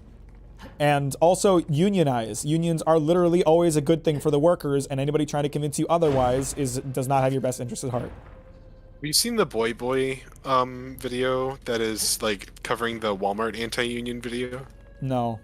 We should watch that. It is eerie. Like, have you seen the Amazon anti-union video? No. So the Amazon anti-union one is. I mean, I'm sure it's like very similar scary. to the Whole Foods one, which I've seen. Probably. They basically like treat. They say like if anyone I hate horse heads. is if you know anyone that's trying to unionize, report them immediately, and like they make it seem like you're going to get executed by like the secret police if somebody says the word union to you like at a family gathering. Well, it's crazy too, because like it's just so insane. Like they always have this. The big excuse that I see the most for like why you shouldn't unionize is like, if you unionize, then you lose your ability to talk directly to the company. It's like, that's a good thing. You ignore us. With a union, you're not allowed to ignore us.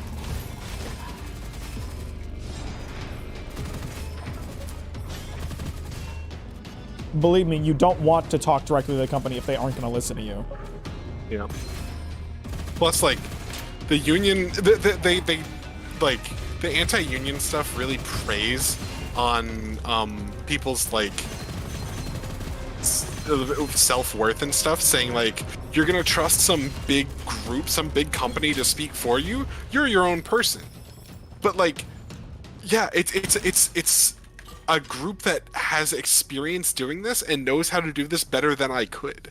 Yeah. So yeah, I'm gonna trust them to give me what I deserve, because they know what I what I'm worth.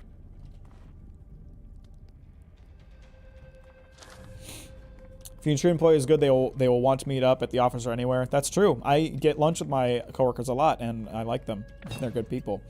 We're in a permanent labor shortage right now, between losing over 1 million people to COVID, another 2 million from early retirement, and the overall trend of the boomers leaving the workforce.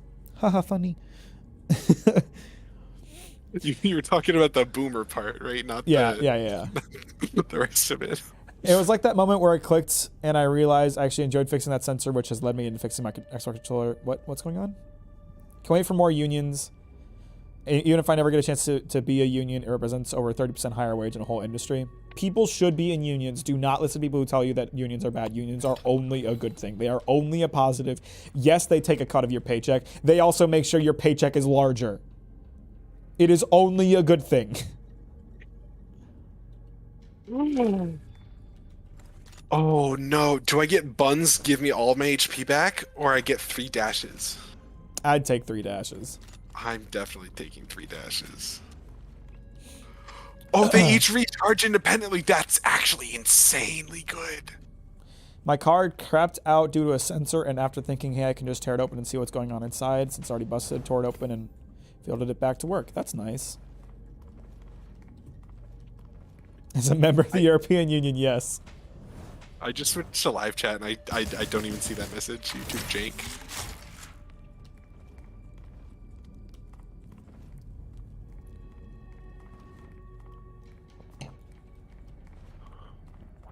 I will never get over people defending billionaires for their shitty tactics. It's really Linus Tech Tips on the WAN show. They Linus Hard R Sebastian. Yeah, Linus Hard R Sebastian and Luke were talking about when they were covering Ryan Reynolds and the Mint Mobile buyout. Oh, is that a thing? Yeah, he sold it for like a couple $1 million to T-Mobile. I didn't know that he sold Aviation Gin. I also didn't know that he didn't start Aviation Gin. I thought that was like a company that he founded, but he bought it, made it worth a bunch of money, and then sold it and profited. I knew about that one because they tried it on cold ones and said it tasted like shit. I actually really like Aviation. It's a pretty good gin. Like it's a great cost per value gin. But they just don't like gin. I don't think. Every time they drink gin, it's a reaction. Yeah, that's fair. Another mini boss. But the Mint Mobile buyout, they were talking about how much money he had. It's like when you hear people explain or like describe money in terms of examples, like if you spent like a person's like salary worth of money a month, you would still be making more money, or you like still wouldn't be able to spend all your money. Like, what do you need all of this money for? That's something that drives me crazy.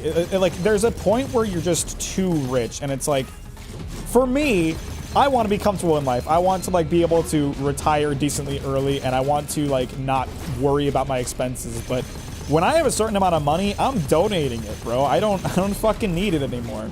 I could have revived you.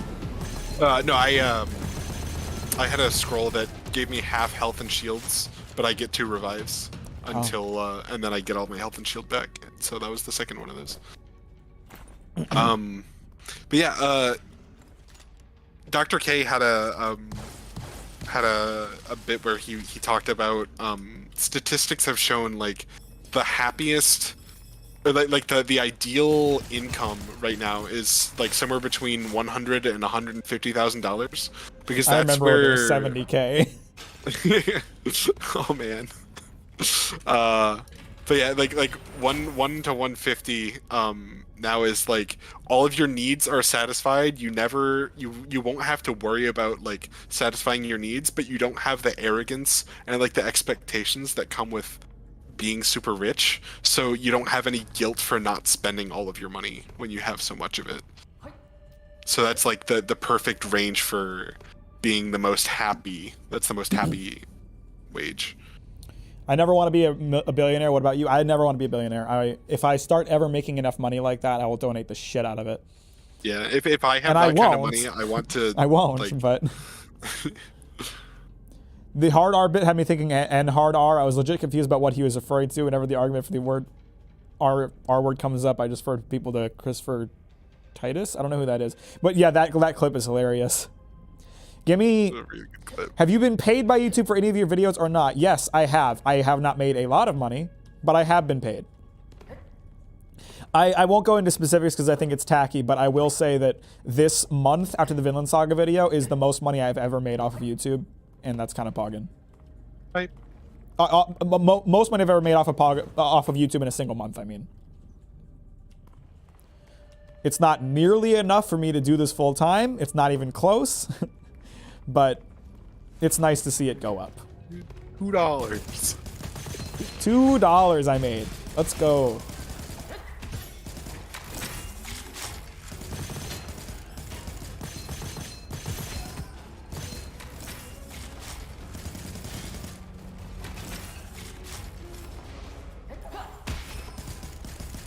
I just insta-killed a horse head kind of pog. I'm shooting at him too. I got him when he was still in the sky. If I'm a billionaire, I'll soon not be a billionaire. Is my mentality that much money is stressful? Yeah, for sure. Exactly. That's why like there's an upper limit to that figure I gave. Because at a certain point, it's like, oh, I have so much money. What the fuck? YouTube isn't favorable to that word now. Will saying it get the video striked? YouTube hasn't been favorable to that word for a long, long time. It's not one of those words that will instantly get you demonetized or like taken down, but it's not one that YouTube likes. I also don't personally like it, so. It's interesting with that word how it's like has ebbed and flowed in terms of controversial status. Yeah. Like I think it was pretty controversial like mid 2000s, early 10s, and then people kind of I don't know, it felt okay again in like the late 10s, and now it's back in the taboo. I feel like I don't personally like using it, but I feel like we're at a point where people don't use the R word to describe people who have mental illness anymore. Mm-hmm. They just use it as like a derogatory term for like their friends. And so in that sense, it's okay because you're not saying it to call them somebody with a mental illness, because that's not really how people think of it anymore, if that makes sense.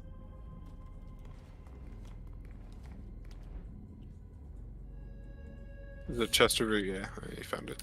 Take some max HP, sure. I bought some shields. I only use it in terms of something dumb or stupid, never refer to an individual with it. Yeah, exactly. That's how a lot of people treat it, I think. Yeah, I don't think people using really it that use way as an is insult. fine if you ask me. I'm just not personally going to do it. Maybe not fine is the right word to use, but I don't know.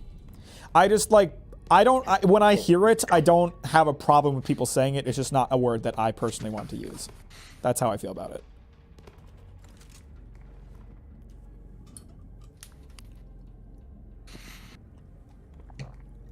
Ooh, We've had some real, like, thought-provoking conversation today.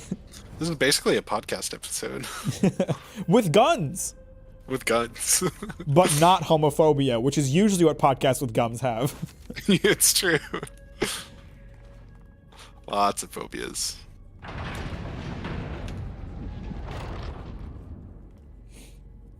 Thanks for reading my comment script. Any other thoughts on Big Front of the dialogue? No, I think we had a pretty good talk about it. I think you got a pretty clear idea of what I think. I didn't even see if you walked in here. I just totally went for it. I did.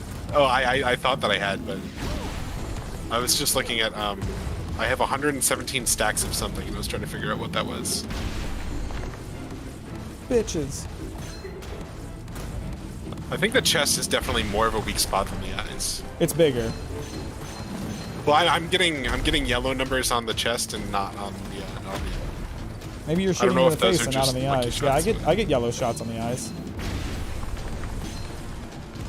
No, I'm shooting on its eyes. I'm doing more damage on the chest. I don't know. Maybe there's a difference with like ammo types. Maybe. Like maybe because the shotgun is like a wider weapon, it doesn't do as much precise damage. Oh, that's damage definitely to the going to be a face. thing. It's not all the shots are going to hit the eye. That's true. I guess it looks like they are, but we can change that if you want, Mac. What? Being a deeper stream? I don't mind at all. You guys know I don't mind when we get into like really conversation or like really thought-provoking talks on the streams. That's a big part of why I like American Truck Sims streams so much. If Green was not down to do Gunfire Reborn today, I was going to play American Truck Sim. Because I don't really feel like playing anything else. Homophobia is giga cringe. Couldn't agree more. it's giga cringe. I saw a TikTok the other day of like I really have to question whether or not it's fake because it was so absurd. It was like students in a school talking about one of their classmates, and this girl, and she was like a Mexican classmate, and this girl like proudly stated that she was a racist, and someone else was like, "No, you're a bigot," and she's like, "I like racist more. I like the way it sounds." And I'm like, "Are you fucking kidding me?" Ooh. Why would you be proud of that? Are you familiar with the term pose law? No. So I think it originated like in like the early forum internet days, like the early 2000s. It refers to when the absurdity of a comment reaches a certain point, it becomes impossible to tell whether it's satirical or genuine. That's kind of how I felt about that. Yeah. Also I think because it's of the way really it was interesting recorded. effect. Also because of the way it recorded, you couldn't see the people. It was very clearly being recorded in secret, and that could have been intentional, but Yeah. I really couldn't tell if it was fake or not. I Have you think read it's a really 1984? I have fascinating not idea. read 1984. I know the meme about it, literally 1984, but... I have a funny story about 1984 actually. So there I was, a gay in 1984. I went to a store and I was like, I've been trying to get into reading more for a long time, so I stroll through book sections a lot, and I'm like, oh look, there's a copy of 1984 here, but this copy's like a little bit beat up. I'm gonna look around and see if they have any nicer copies. They didn't have any other copies of 1984, so I pick up this one and I go with it, and I take a closer look at it, and it's got a label for a different book on it. Okay. And when I get to checkout, it's not in their UPC system, or like their point of sale system. So I think somebody went to the store, put a different label on this book, and just left a copy of 1984 there. Which, you know, specifically knowing that it's 1984, I think makes it even funnier. That was the start to an 80s movie. Like you find the one book in like the spooky bookshop that doesn't have a that can't be scanned or bought, and when you bring it to the register, the cashier gives you a look, but doesn't say anything. Yeah. Wait, no, that was literally that was a creepypasta. That was Drowned Link or whatever it was called. No idea what you're talking about. It was like a copy of like Majora's Mask. That like someone bought from like a dude in the alleyway next to a GameStop, and then inside, or like when he went home and played it, it was like a really corrupt copy. That was literally a creepypasta. Wow. Sorry, I was too busy regaling my tales in 1984 and didn't look at my or haven't been reading my goblet. It's fine. The Sam Hyde meta irony argument, but it's real though. It's real. Sam Hyde says intentionally, extraordinarily like divisive and enraging comments, knowing that people will share them around and be like, "Wow, look at this guy." It's real. Law. Yeah. It's a thing, and you see like so much stuff is faked on YouTube and TikTok now that it's so hard sometimes to discern. Like something can feel really real, but it just like won't be. Like I'm in a subreddit for like for public freakouts. I'm in public freakouts, the subreddit, which is mostly like it's a subreddit of people freaking out or saying absurd things. And there's a tell a lot of the time. Like if somebody is filming before a conflict starts, it's probably a fake video, because why would they be filming before something got dicey, you know? Yeah. But you see so much of it. I've got a really awkward situation at work right now where one of my coworkers, I can't tell if he's a very sarcastic liberal or a very vocal conservative. There are like so many tells that pull it both ways, and I have no idea what to think. So I'm like really like, I don't know, nervous bringing up anything remotely controversial around him. Have you noticed that the bird snipers spaz the fuck out when you kill them? No, I'll have to look at that more. Oh my god, I saw it on your stream. What the heck? It happens like every time I kill them. I don't know if it's just my game or if that's just a thing they do. Is it because what does your bracelet do? Does that like bind them in any way?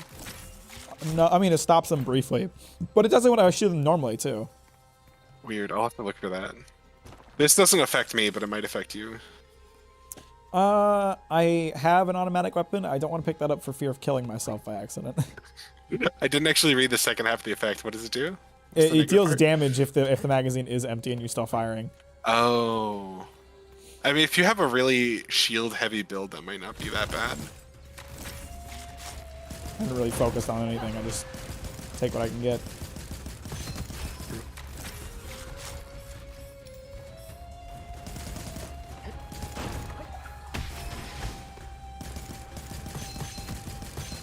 Okay, I saw one ragdoll and get blasted absolutely deep into a rock, but not like what I saw in your stream. 7 out of times out of 10, yeah, I'm in agreement. Are we talking about like things being fake online? Because it really is. Like, there's a ton of stuff getting faked online right now, just for numbers, for funny internet numbers. Yeah, TikTok's really pushing that. Are you coming into the vault? I was drinking my my strawberry lemonade Fanta. Oh. Sunkissed, sorry, not Fanta. Don't let Mr. Fanta hear you say that. Or I don't think Mr. Sunkissed. Fanta has stocks in Oregon.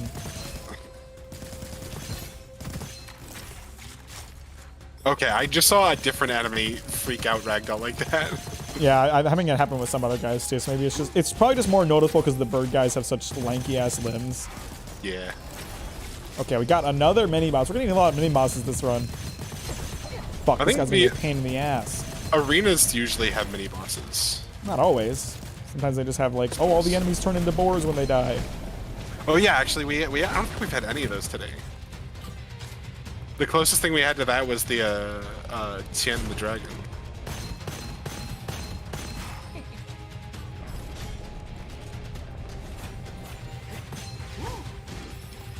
Here's a bit of a deep subject. What are your thoughts on people going out of their way to pronounce words without an accent in normal conversation?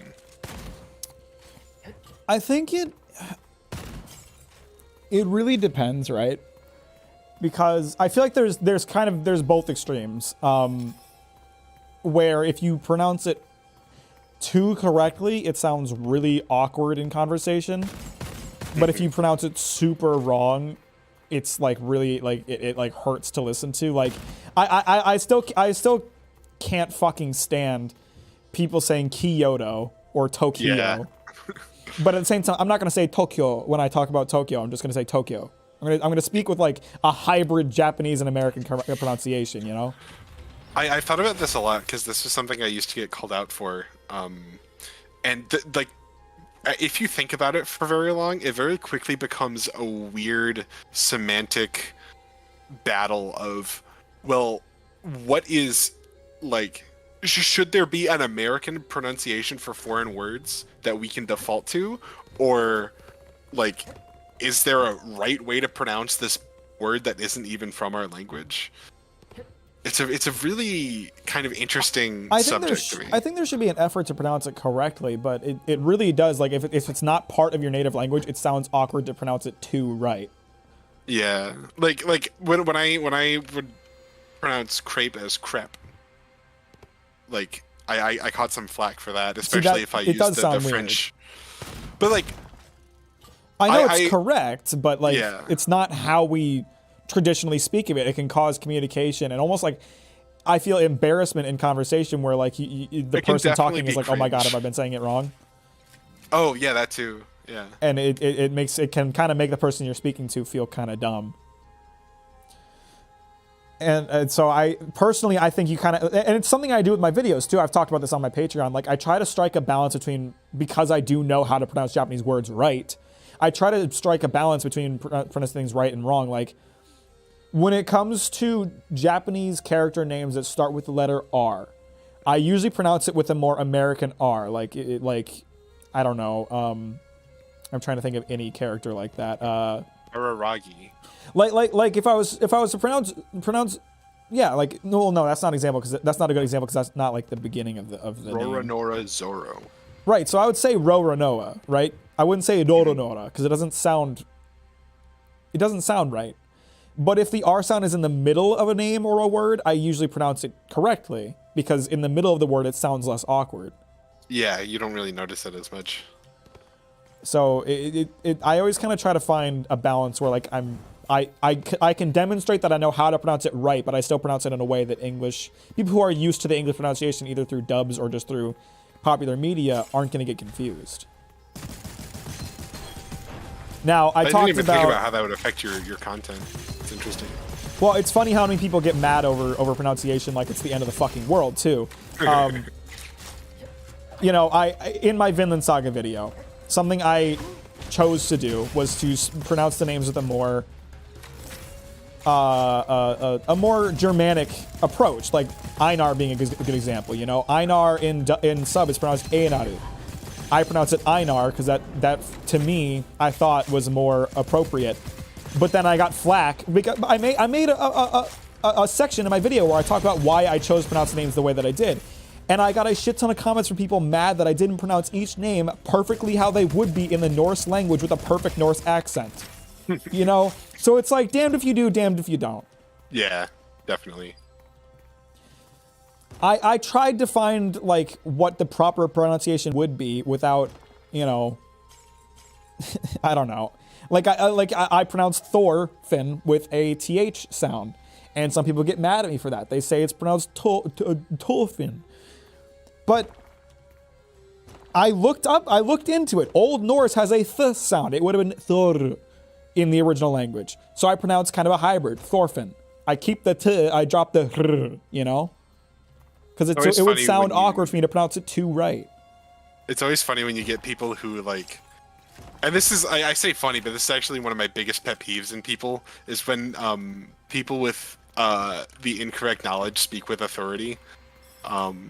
You probably have people coming from the dub who are like, in the dub it's pronounced Torfin, so it's clearly Torfin. Well, that's the thing too. A lot of people did come from the dub, and a lot of people in the dub, a lot of the names in the dub are pronounced incorrectly. Like Ashlad is pronounced Askalad, and that's not accurate.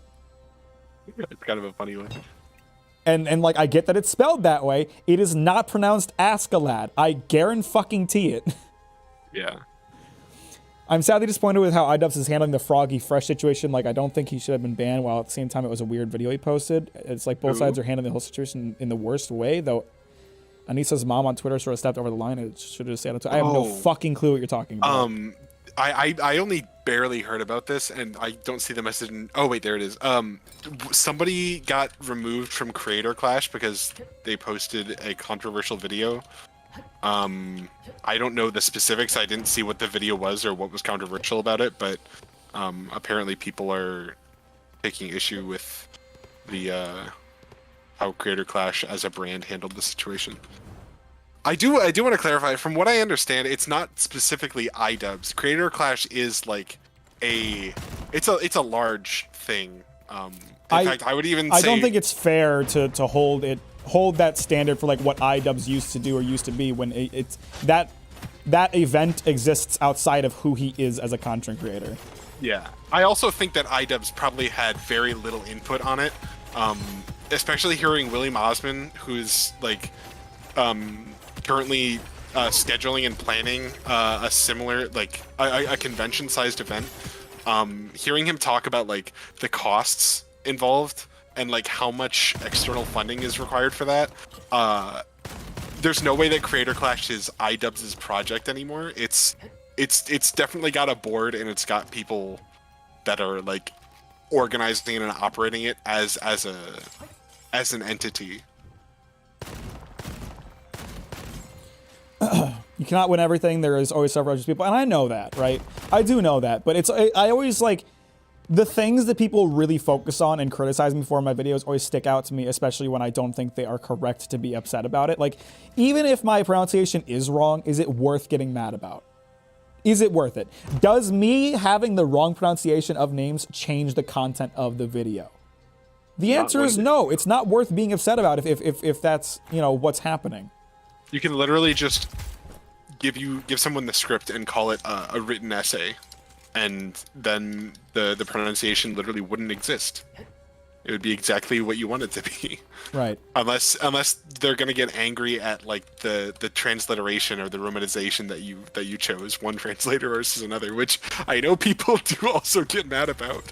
I mean, like, do you think it doesn't drive me crazy hearing you know, as someone who again knows how to pronounce Japanese words pretty fucking well, you think it doesn't drive me crazy every time I hear people mispronounce what's his name, creator Mario?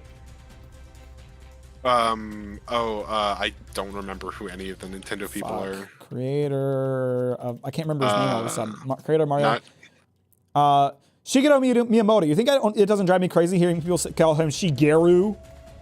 Yeah. It Bro, does. the American accent is so annoying sometimes. It drives me nuts hearing people say Shigeru because that's so fucking wrong. Does that mean I feel the need to leave a comment about it? No, I'm paying attention to what the content of the words are, not the pronunciation being used.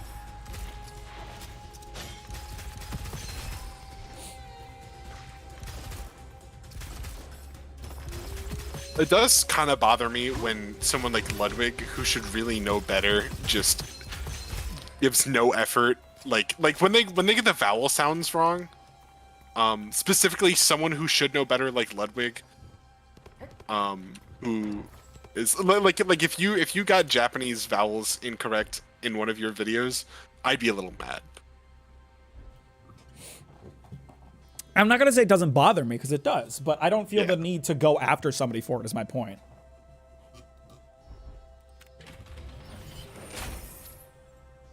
I will say. Oh, I got the damage past armor thing again. Oh, nice. I just think like people, and I know it's the internet, and the internet will find reasons to be mad about really tiny things, but people just need to have the priorities straight about what to be mad over. When you watch my videos, I want you to criticize the content of the video. I want you to criticize my analysis. I don't really give a shit what you think about how I pronounce things. It's such a small fucking thing.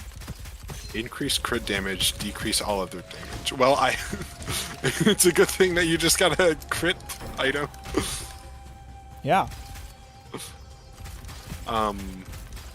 Backpedaling a little bit to Einar, I think it's really funny how if you were to say Einar's name as it's written in Japanese with a strong American accent, you're basically saying anal. That's true. I think about that a lot. It makes me laugh every time. I hadn't thought of that, but that's true. Anal. Anissa has OnlyFans, and Froggy said he would subscribe if he lost his fight. Anissa's mom went at him. They got into it. Also, Froggy trained with Sam Hyde. It's probably mostly Anissa's choice to bar Froggy, and there's no word they will be suing Froggy for the money they funded him. Such as no situation. I am very, I'm going to say this right now, and I don't want you to feel bad about this because I'm not going after you specifically. I'm just saying in general. I'm very, very tired of this narrative that Anissa controls iDubbbz and the decision making behind everything that he's a part of. Anissa is one part of a very. Yes, people are still saying that. Anissa is one part. She's an important part, but she is one part of a major event. She is not the sole decision maker. It was not her decision. It was a decision made by a group of people running a major event. And yeah, she has a lot of say in that decision, but it's not her alone. I thought people were done attacking their relationship for that after. No, they will never be done with that. Not until iDubbbz starts making content cop and saying the N-word again. Oh man. There's a vault here, by the way. I don't know if you noticed. Yeah. I'm just trying to pick out a goblet. You know, beef up before we go in. My criticism is there isn't enough of crazy Mack like you did in your emergency review. The perfectly cut screens were hilarious. I'm glad you enjoyed those. And my boy Crazy Mack might be coming back for Demon Slayer video. You never know. Oh, I can only imagine. The English pronunciation of Japanese off names your of Persona 5 gave me psychic damage. One thing that drives me crazy is just the mispronunciations of Japanese words and names in English dubs. Like, for It how is long crazy. for how long this series has been around, dub directors should really know how to direct their voice actors to say the names right. Right. Or like the voice actors should even know better. Think about how many convention appearances they have or how long they've been voicing Japanese media. Yeah. I feel like there has to be some behind the scenes decision where they're deciding not to do it right because it just doesn't make sense for them not to know. Yeah. Like maybe there probably is a degree of balancing like correct and incorrect pronunciations to like appeal to the audiences that are like, I don't know, to make it sound more natural to a broader audience that doesn't speak that. But like, again, it's the vowel sounds that always get me. Right. Like you can make something sound perfectly American and still use the correct Japanese vowels. Yeah.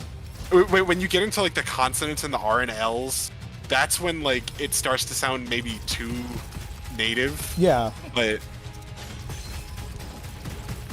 and the vowel system in Japanese is so simple. It's so much more much easier than consistent. English. Yeah. Like it's not hard to follow that simple set of rules, but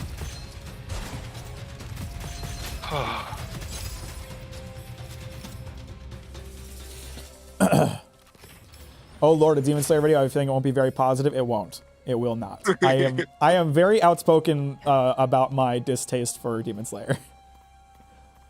plus 25% elemental damage. When triggering an elemental effect, it will be passed to a nearby random enemy. Not even a chance of that. All picked up ammo will automatically convert to the... Oh, I love that one. That's such a good one. I will always attack relationships, first of all, my own. It's oozes so much incel energy. Yeah, the people blaming Anissa for all of iDubbbz's actions and all of Creator Clash problems, that's mad incel energy. In fact, the whole like attacking her for being an OnlyFans girl was mad incel energy. Like for me personally, that's not something I care about when it comes to relationships. Like if I dated a girl who did OnlyFans, I would think that's awesome because like you're making bank doing something fucking hot. Yeah. Let's fucking go. I'm happy to date someone like that because at the end of the day, none of the people buying her OnlyFans get to have sex with her. That's something I get to do. Did you hear any of the critical Fansly controversy? I saw a little bit of it, yeah. Did you see his video on it? I did, yes. That's the only coverage I saw of it. I was a little surprised by his take, but I also totally understand it. I understand his take. I disagree with it, but I understand it. I don't fully agree with it. I think he makes a great point in terms of children do watch this content, but also it's not the creator or the children's responsibility to stop them from accessing pornographic content. It's the parents. And I know that there's like something to be said for creators need to know their audiences. Like they can't control them, but they should know them. I also think that can be, if the content that they're making isn't directed towards children, I don't think they should necessarily be held to that standard. Like Jake Paul makes content for children. Yeah. And Cutie Cinderella, Ludwig make content that can be appropriate for children, but it's not for children. Right.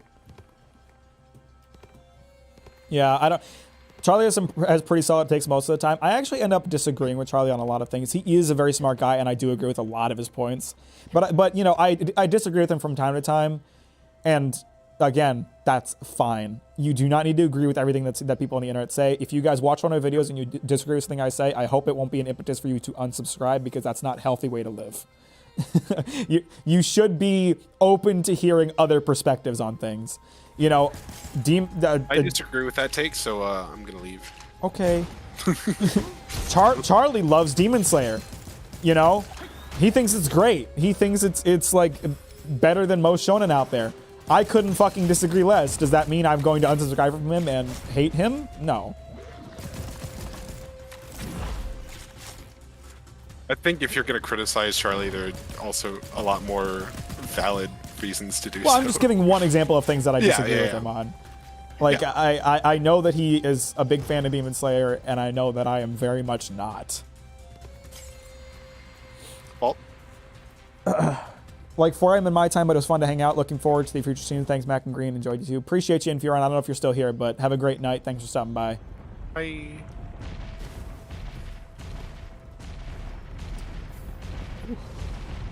These balls are so active. Mac, I'm sorry you don't like Dark Souls 2. I have to leave this community. You know what? Fair enough, and I don't care. Miss you.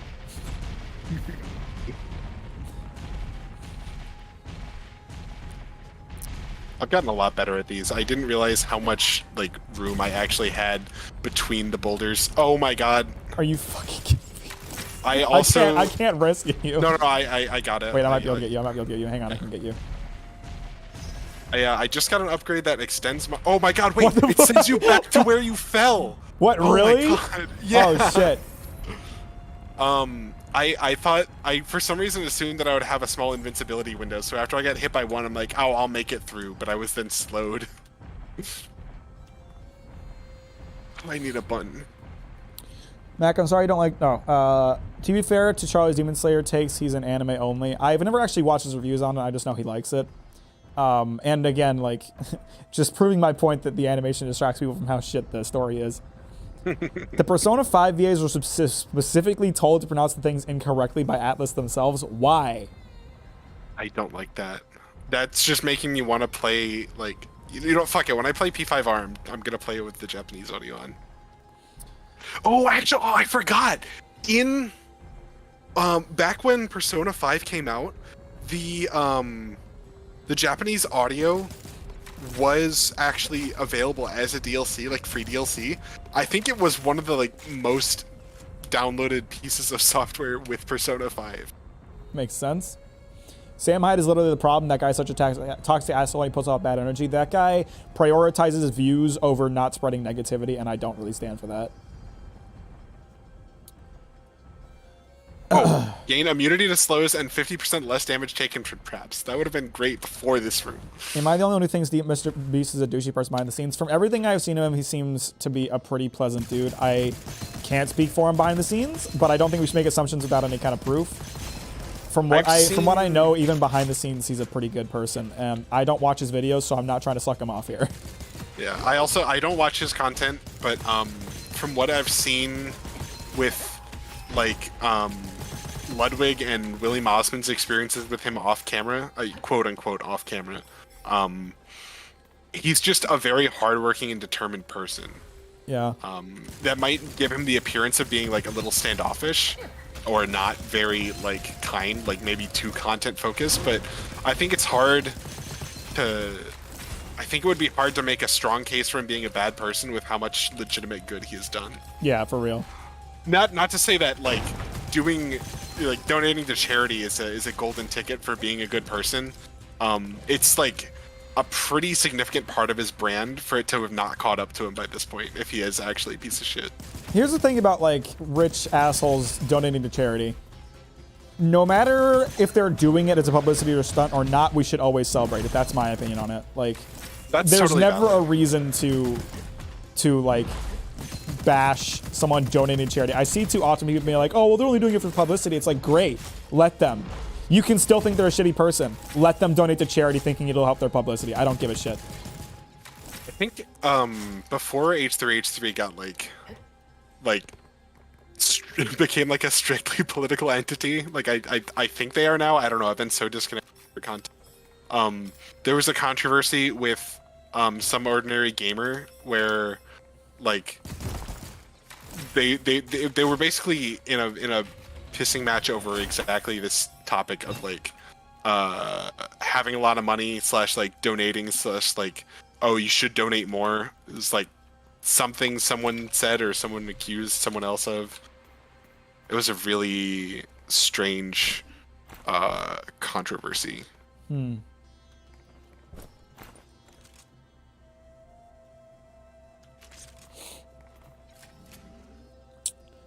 What's an anime that you like that other people don't? I mean, it's kind of goes both ways. Is One Piece. One Piece is beloved and hated. I love One Piece. It's my favorite manga ever, and that kind of pisses off some of my viewers because I do videos on stuff like Berserk and Vinland Saga, and I will say I like One Piece more than Berserk and Vinland Saga. I'm not saying it's better or worse than Berserk or Vinland Saga. I don't like that kind of mindset. You can like things without having to compare them as being better or worse. I personally like One Piece the most. It does not mean I think it's better than Berserk or Vinland Saga. It just means that I like One Piece the most. And that makes people mad because they're like, how can you have such good opinions on such quality manga and still be a One Piece fan? It's like, well, clearly it's because I think One Piece is a quality manga. If anything, you should be saying, oh, you have such good takes on Berserk and Vinland Saga. Maybe there is something to One Piece.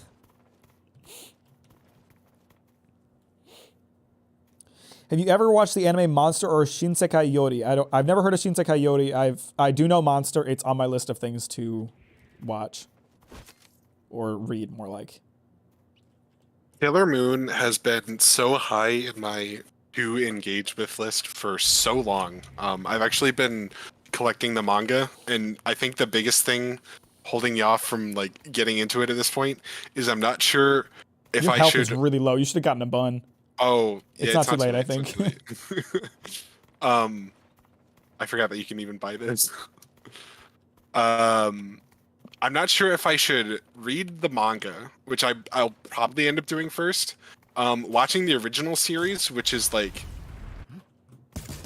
based on the manga, of course, but also I think it's known for being pretty derivative and having a lot of filler content.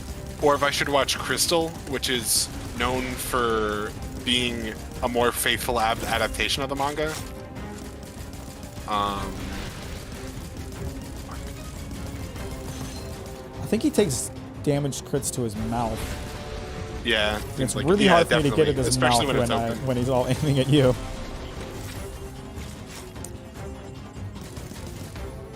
I gotta get a pun.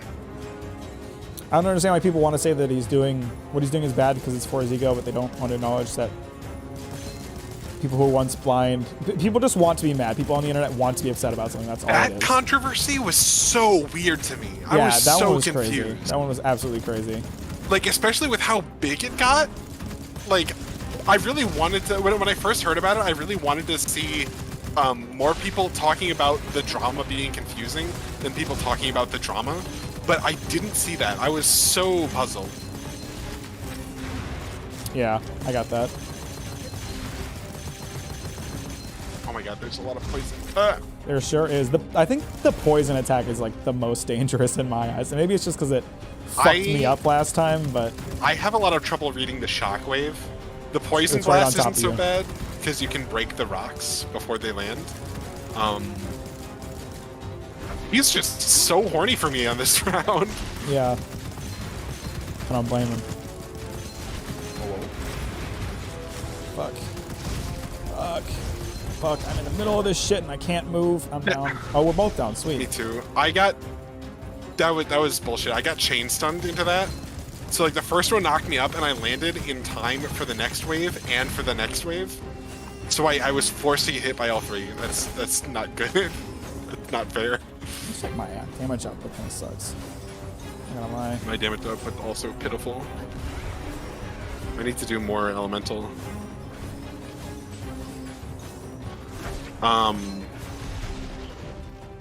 My anime that I really like that a lot of people don't like. I don't even say that people don't like it. I think they just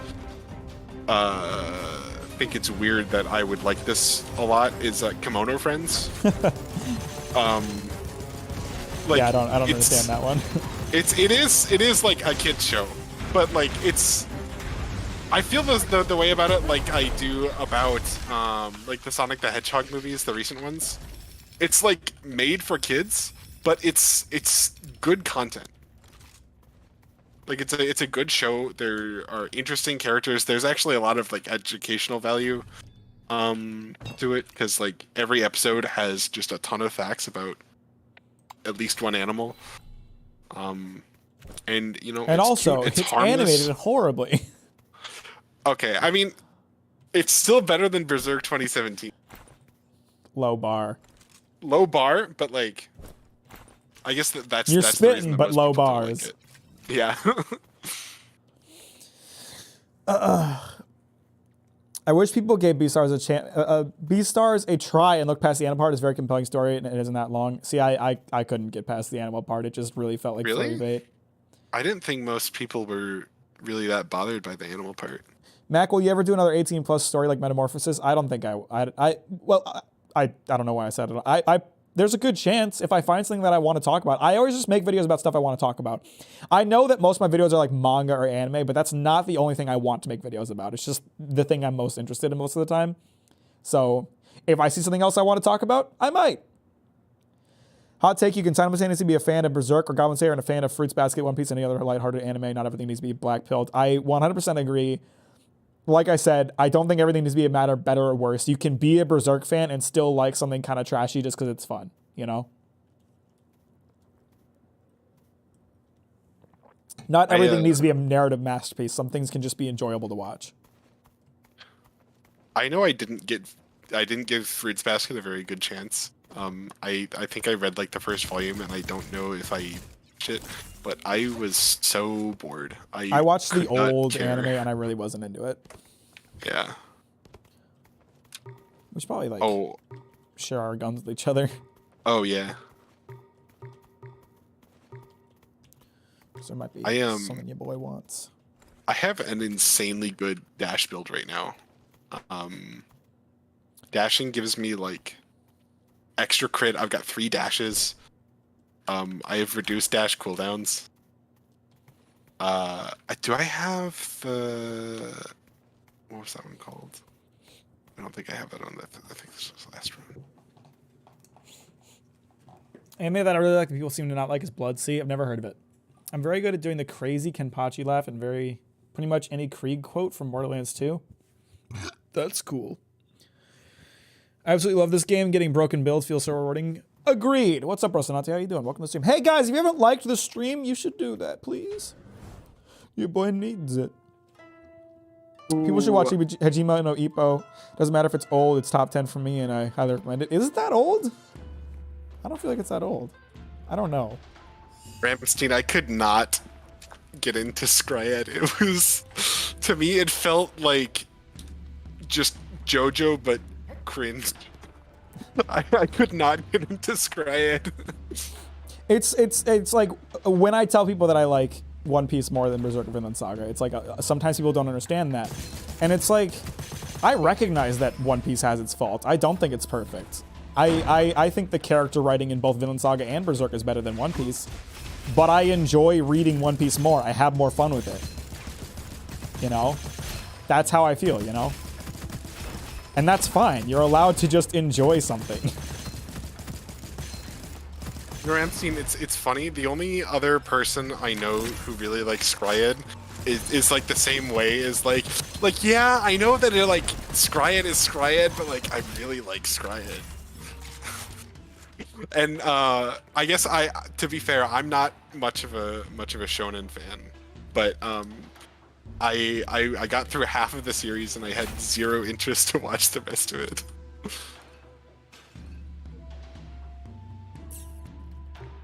Anything good in here, Honey Bun? I don't know about that one. I am good at landing crits, but I'm not sniping at all. It came out in what was it? I lost the chat. It came out in 1989. Okay, I guess it is kind of old. I don't know. I don't know what the fuck I'm talking about. I'm an asshole on the internet. You think I know things? I'm gonna try that. You know what? I'm gonna take this sniper and then I'll try that scroll. I got Veteran. I really like Veteran. What about Baki the Grappler? Haven't watched it. I know I've heard of it, obviously. That reminds me of the way. I've heard very good things about Baki. Since I brought One Piece up, I reminded myself of a chat that I think Ninja sent that I meant to respond to and I never did. Ninja, you said something along the lines of like every Straw Hat has had an arc except for Zoro, and you're wondering when he'll get an arc. To be honest, I don't think he will, and I'll tell you why. Zoro is very different from how he's handled in the story compared to the other Straw Hats. He's been with Luffy the longest, and when you really think about it, he's kind of treated as a secondary main character. Like, Zoro's dream is so much more important to like the overall story than any other characters besides Luffy himself. And he's the only member of the Straw Hats that is a primarily combat-focused character. Well, except for Usopp if you count sniping, I guess. Like every other character, like their cook, their shipwright, their That's not like Usopp's sole personality, though, right? no, like, he no, does other stuff. he's more strategist than anything else. What Zoro does is the Zoro only do one other who than provide is comic relief and be a fighter? well, true. Zoro is the only like primarily combat member of the crew, and he gets of the non-Luffy crew members, he gets the most shown from his combat encounters. So to me, Luffy's like Zoro's not going to have an arc. Zoro's going to have the story. His dream is just to beat every swordsman that's better than him, right? He's well to be the world's greatest swordsman. So essentially, yes. So Mack, that's that my just power levels. that's my take on it. I don't think that Zoro's going to have an arc because Zoro has the story. That's how I feel about it. And to answer your question, no, that's just setting power standards. I would have a whole section to talk about something like that. Something that One Piece does really well that a lot of other series don't is like setting, like this is the greatest power in the world and sticking to that. Too often we see series be like, this guy's the strongest. No, this guy's the strongest. This guy's the strongest. One Piece establishes in chapter 50 that Mihawk is the strongest swordsman, and it has stuck to that. I think my favorite my favorite thing in One Piece regarding like power levels and power standards is something you told me back when we were in high school, where there's like this like lightning guy who's super powerful and nobody can do anything to him. And yeah, then he's got like an overpowered devil fruit where he can turn into lightning and just fry people instantly. But Luffy beats him because he's made of rubber, and so Luffy doesn't conduct electricity. It's like it's basically a deconstruction of the power level cliche, but just in one arc, and I think that's really clever and really funny. This is an actually hidden vault. Oh, hang on, I don't know where you're at. My favorite One Piece is Walter Whitebeard. Hands down. I don't know why I read that as Walter White. Walter Partwell Whitebeard. Whitebeard's a great character. I love Whitebeard. One Piece! That's the same one, right? It's the guy? Yeah. One Piece is the Zoro arc, exactly. So do you have any opinions on Hell's Paradise? I'm planning on being an anime only. I don't know anything about it, haven't watched it, haven't read it. Walter Whitebeard. I was in amazement how Whitebeard rolled up and took on the admirals, got a hole punch in his chest, and keeps on chugging. You know what they censored in the manga too? In the anime. They censored it in the anime. In the manga, Whitebeard loses like a part of his brain. Like half his face gets knocked off and he keeps fighting. So like Whitebeard's just insane. And again, that's something I like about One Piece. They make strong characters strong and they keep it to like that character being strong. If Whitebeard was still a part of the story today, he would still be considered a strong character. He hasn't been like taken out by the strength of other characters. Like even with Kaido and how insane Kaido was, a battle between Kaido and Whitebeard would still be like, I don't really know which one of these guys would win, to be honest. What's your favorite lumber? I'm a big mahogany guy, but I also like a nice maple. What's your favorite lumber? Answer in terms of Pokemon professors.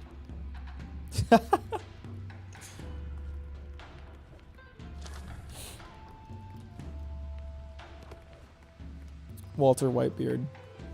Dude, I loved the One Pieces. Or Can We Get Much Higher meme and like all the crossover art that came out of that. It was really good. Get one random ammo for every 1 meter traveled. That's weird. Don't forget they introduced Hockey in Chapter 1. And Hockey has been consistent too. Hockey, one thing that bugs me about a lot of these shonen series is that when they don't know what to do to like make a character seem stronger anymore, they'll introduce a new power. Black Clover did it recently with Z10. Like, as if Black Clover didn't already have an unnecessary number of random extra powers, they invented Z10 because they needed a reason for Asta to get stronger again. One Piece has been extremely consistent. There's Devil Fruits and there's Hockey. There's no bullshit extra powers getting tacked on top of that. What you instead have is more advanced versions of Hockey that are still in line with what you expect from Hockey. And I like that a lot. When Araki runs out of ways to write Hamon.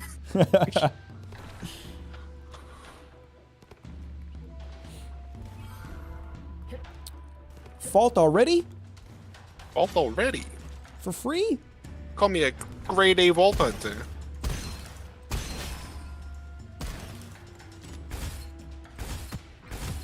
Mac, you're not much of a plush slash stuffed animal collector, are you?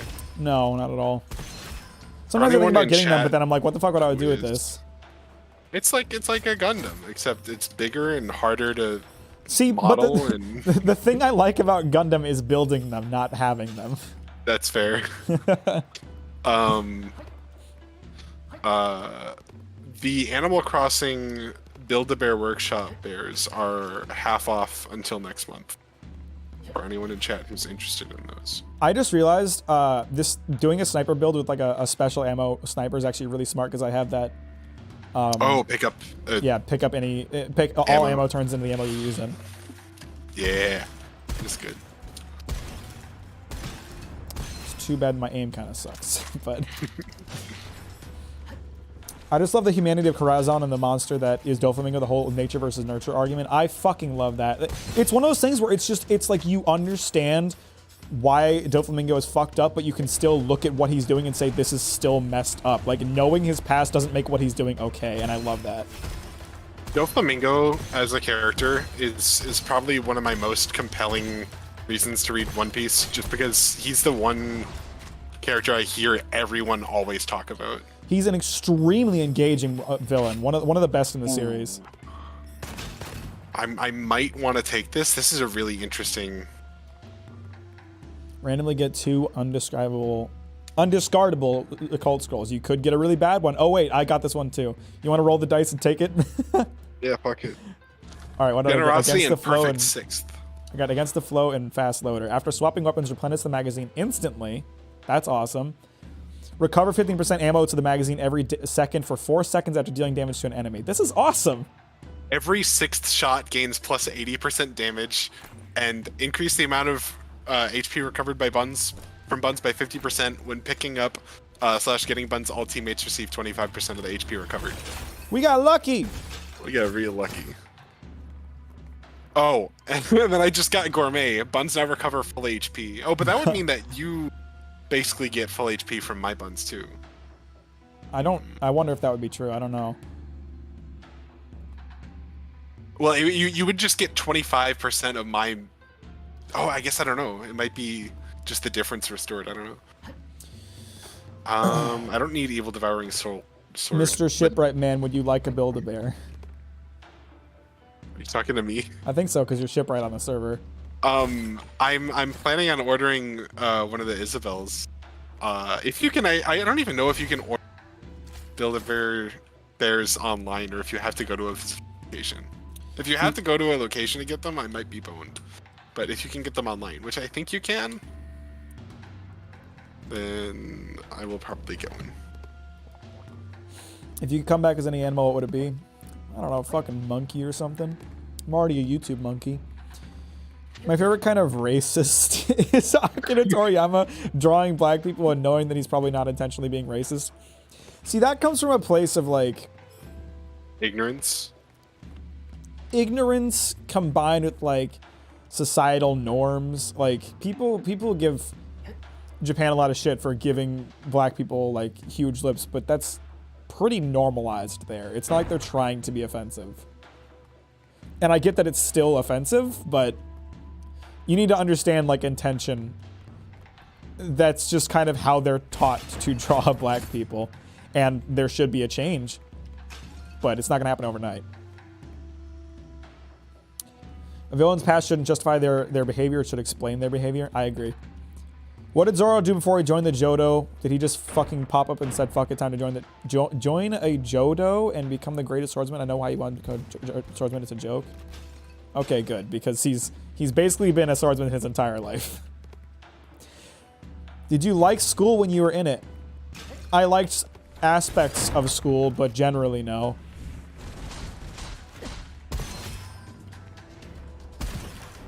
I did. I have always enjoyed learning things. I enjoy learning. I just hate being tested on learning. Like, I just want to learn things. I hated the fear associated with the potential of failing a test. I enjoy testing from I'll call it a gameplay perspective. I like the challenge of like a knowledge check. I think that's especially in subjects that I enjoy, particularly like math. I've always really enjoyed math, and like math tests were always, I don't know, kind of fun to me. But it's also something that I never struggled with, and I know that some people do. So I'm not trying to like brag or anything like that. It's just one of those I've things. always In high school, it was one thing, but one of the things that really pushed me out of college when I was questioning whether or not I wanted to continue with college was just the stupid little shit they would do to make sure you're paying attention or make sure you're learning instead of just letting you learn. Like I had a college professor that wanted to grade me on note taking, and it's like, I am paying you to teach me. I am not paying you to grade me on my ability to learn. I had a professor who for one class we had to keep notebooks. It was like a kind of like a statistics class. It was like using computers in science, so a lot of it was like approximation methods and like different methods of numerical approximation and simulation, and we had to like record these methods in our notes, and we would be graded like every 2 weeks on our notebooks, and part of this grading was like keeping an actively running table of contents. Oh, that Jesus. shit drove me up the wall. And like lectures were done through whiteboards in class. This was the same semester that COVID happened in, so there was no like remote, but there was like there were no slides or anything, so like I really didn't agree with that method.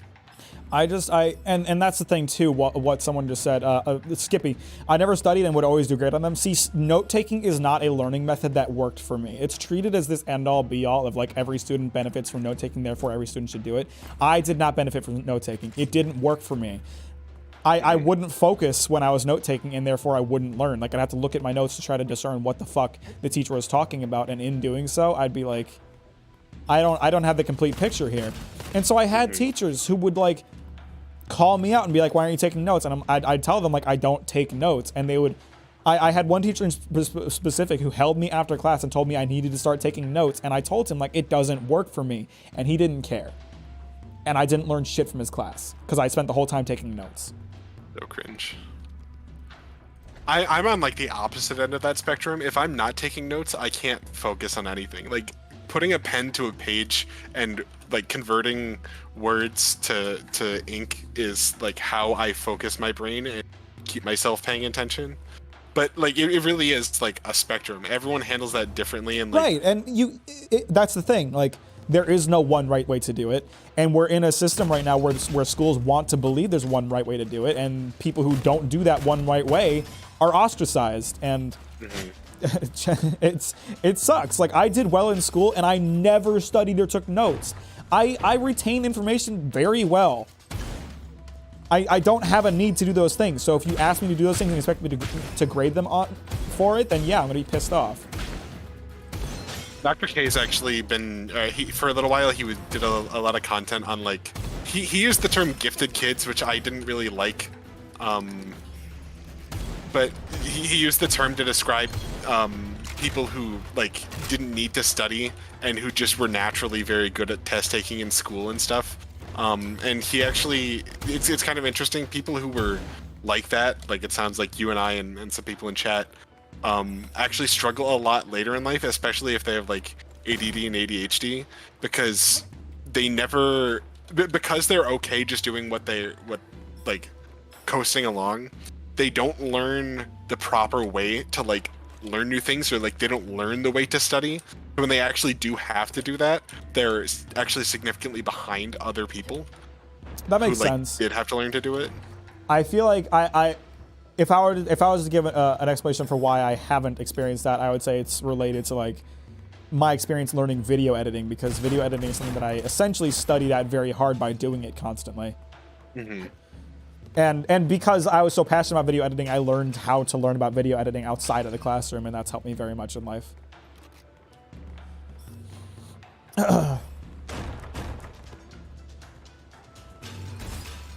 Like, I didn't have perfect grades in school. I think I had like a B average, and that's a lot of it was just because I was lazy and didn't want to do the homework, but I never struggled with like the content of the lessons.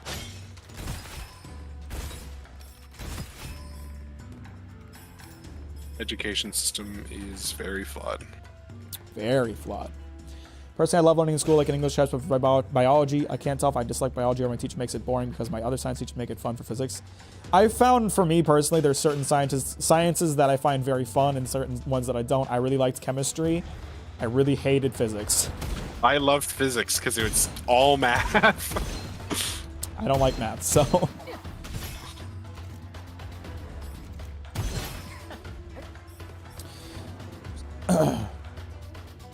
Would it be beneficial if we as humans could understand each other's feelings with some form of empathetic connectivity process, or something akin to feeling any pain you deal to another and vice versa, or maybe some form of indirect form of societal inequality is felt as some form of deep gut sickness instead of physical? I don't think that would be a good thing. Get a cursed scroll, but upgrade the selected weapons level by 3. Oh, that's very tempting. That's extremely tempting. Chat, do I take it or not?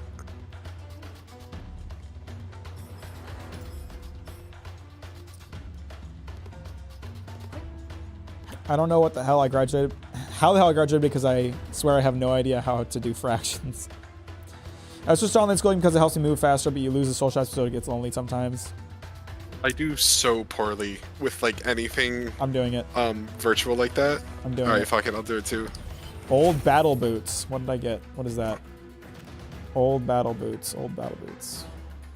What, plus 100% damage taken from traps and minus 10% movement speed. Okay, that's not that bad. I just need to not get in traps. Magazine capacity reduced by 20%. That's gonna bother me, but that's gonna be fine. If we find one of those trap vaults, I'm just gonna leave it. Yeah? Yeah, just to be safe. Try? Oh wait, sorry. I was half paying attention to your...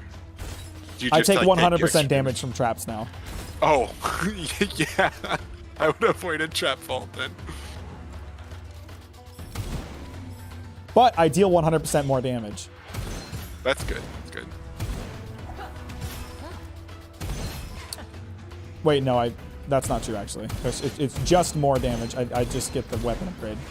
I don't know where I came up with that extra bit there. Or get really good at dodging traps. There's that option too. I could get good. You have you taken any of the upgrades that like extend your downtime or your revive time? Not yet. Okay. I think I have 1 point in each of those. Oh, hey, craftsman. I appreciate how at a certain point, all weapon upgrades cost the same. This game is fire. It's a pretty good game, David. No, this game is gunfire. Welcome to the stream, baby. Thanks for liking it on your way, and I appreciate it. And if you haven't liked the stream yet, you should really fucking do that. My thought process is that if we felt each other's pain, we wouldn't hurt each other. Instead, we would work towards a world where reducing each other's suffering would be prioritized. You'd think, but I don't know about that. I think you'd end up in a situation where some people are like, oh, I can bear it, and then they would just inflict a bit more suffering for their own. They would have the ability to do that more, yeah. Yeah. I think generally we need to work on this, like work on a mindset that you can't understand everybody's pain. Like there's so many people out there who seem to think that their experience is the same as everybody else's. Like I think nowhere is that more clear than in trans issues. Well, I was about to bring up trans issues. Like for me, I am not trans. I do not understand what it's like to be trans. Like for me, the idea of not feeling comfortable like with your biological or assigned gender, whatever you want to call it, it doesn't make sense because it's not something that I experience. But specifically because of that, I 100% trust what trans people say when they talk about it, and I don't try to make decisions for them on it because I don't understand it. It's not something I can sympathize with. So John I have no Oliver- right to make decisions about it. John Oliver did a segment that like I recommend to people all the time because I think it's a really great coverage of trans issues and like the state of trans recognition in this country right now. There was a story that they featured with someone who was a transgender male that wanted to be on a wrestling team and like wasn't allowed to be or something. And they had an interview. They were like, he straight up said, "Do you seriously think that I would change my gender just to be better at a sport? That's not how it works." Yeah. It's like maybe there's a small subset of people who would be like raised to think, oh, you've got to be the best at a sport. But like, the problem isn't that they're doing that. The problem is that they're in a society that makes them think they need to do that. And B, anyone who thinks that is probably also like the. I'm using some stereotypes here. I apologize, but the dad who is living vicariously through their child and wants their child to be a gold medal athlete isn't going to let their child also become transgender or isn't going to let them express being transgender. Dysmorphia sounds like hell. They have my weight behind them, whatever they do. Exactly. Like, I don't understand it. I really don't.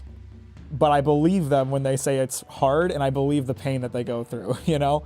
It's just one of those things. Like, I can't sympathize with it because it's not something that I experience. And therefore, I have no right to tell them whether it's real or whether or not what decisions should be made surrounding it, you know? We kind of have a long of annoying people who are caring with their dared. I don't really understand what your comment is saying. Neurodiversity also has the same paradox. So many moms still think themselves as autism experts just because their child is on the spectrum versus actually being on said spectrum.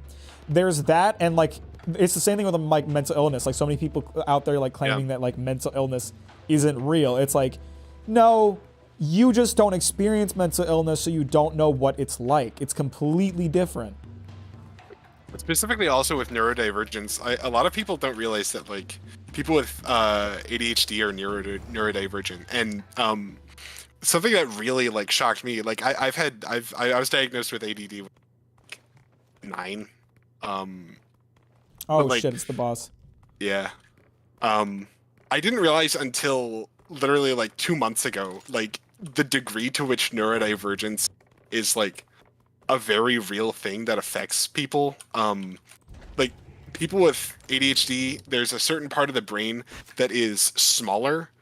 I forget which one because I'm bad at labels, but there's a part of the brain that's smaller, which makes it's like the part of the brain that handles like emotional, like how well you can read other people's emotions and stuff. And because it's smaller, it's less capable of like properly reading these emotions that other people experience, or like your capacity to experience and express emotions is like significantly impacted. That's a very measurable thing, and I never knew about that. I'm just gonna read one more comment here before we get into this. Okay, you're just gonna go for it anyway. I didn't think that I was in the boss room. I identify as male, though I'm not afraid to admit I have feminine tendencies from time to time to work hard to. I can't read it right now. I'm too focused. This boss fight's hard. All I was gonna say in response to that is like I'm a very feminine male. I think I tend to act very feminine, and that's something I'm comfortable with. And you know. Oh fuck, he's already invincible. No, even with my extra dashes, I forgot I had 3 of them. I need to, oh shit. Oh my god. Okay. I can go back down. You're gonna have to fuck. Wait, you can't revive. You can't revive. No. Fuck. I forgot. Ah, shit. At least I got the shell this time. Where is the boss? What is the boss? Is it the ship? It's just the cannons. It's the cannons. Oh. What is that's a slow-moving missile? Got it. Fuck. Right, like, sorry. Fuck. What the hell is this thing? What the hell is that? It's a jellyfish trap. Fuck I don't know you, where man. the This fuck boss it is came rough. from. Yeah. What I was gonna say is like, I'm a very feminine man. It doesn't mean that I can identify with being trans, because I still feel like I'm a man. Yes, I have feminine tendencies. Yes, I don't get along with like the average male, but there's a very big I'm difference comfortable between, being a man, you know? Yeah. There's a very big difference between being a feminine man or experiencing gender dysphoria as a man or an undiscovered trans woman. I really gotta pee. I'll be right back. Go for it.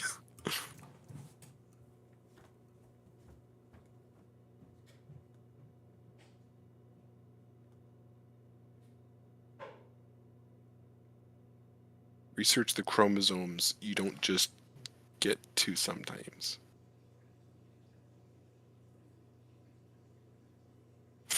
Bill, did you just call Mack a fat ass?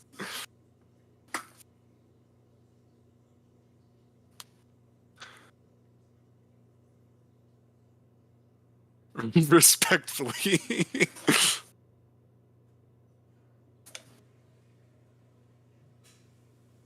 Yeah, I had extra dashes. I just totally forgot to use them.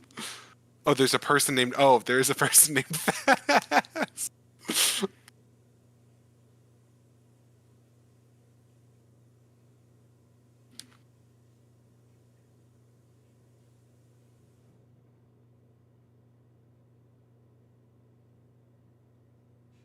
That's my day. My day has actually been really, really, really, really good. I had a super unproductive day at work, but it was unproductive because I was excited about an apartment that I'm going to be applying to probably tomorrow. If I get it, it'll kind of be super perfect, and I'm really looking Kind of want to try a different character. Are we doing another run? I can do another run. Okay, sweet. I am officially caught up on dailies in Final Fantasy, or at least like the main form of dailies that I was doing. So I'm not desperate to log in today. Okay, good. Mac, have you played RoboQuest? It's similar to this one with robots and more fast paced. I've never heard of it. I'll check it out. We have a person called Fat Ass. I'm not calling anybody Fat Ass. I'm just. No. There was somebody's name. Somebody was named Fat Ass, and Bill said "lol fat ass," and someone said "bye fat ass" because they said they were leaving. I thought they were talking about the bathroom. I will try not to backseat, but with the boss having extra dashes or a way to replenish dashes, highly recommended with the amount of stuff that happens. Yeah, we'll beat it eventually. We'll beat it eventually. It's only our third time getting to that boss, so, or maybe four. I don't know. I think with our upgrades and stuff, we're probably going to reach the point where we should start maybe skipping vaults just to prioritize progress. Asperger syndrome ain't a thing no more. No, it's been reclassified as part of the autism spectrum. I think it was mainly reclassified because it was named after a Nazi. Oh. But also, like, the symptoms were similar enough that it didn't need a separate distinction.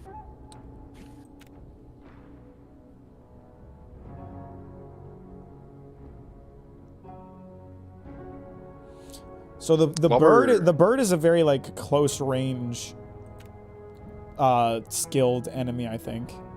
Oh yeah? Yeah. Both of his abilities are like essentially melee damage. Oh, only the hero tree is tied to the hero. That makes so much sense. Yeah. I feel so dumb. I thought the same thing at first. So that's why I'm thinking about doing the bird, but I would have to buy his other hero skills. I guess I wouldn't really need to.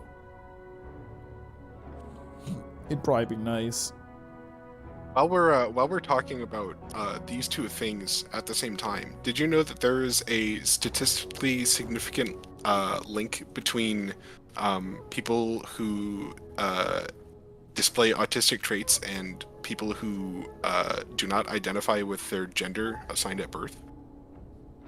How interesting. I've talked to a couple people about that, and everyone kind of has their different thoughts on why that might be, but it's interesting. I was diagnosed with mild autism, but I've heard that term is outdated.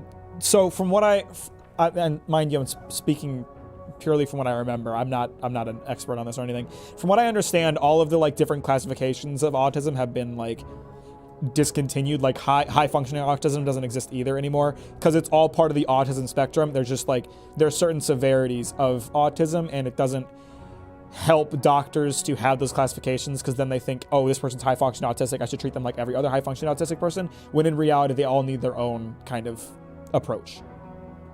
That's what I understand. I think that's also why Dr. K always speaks of it in terms of autistic traits rather than being autistic.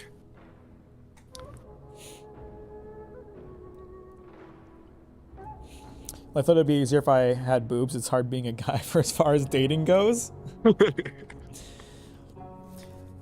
If you think that way, you're not going to get anywhere. You need to be... Here's the thing about dating, and I don't know if this is something that you need to hear, but it's something that I think everybody who struggles with dating needs to hear. You need to be comfortable being by yourself before you can be happy and comfortable in a relationship. That's my philosophy on it.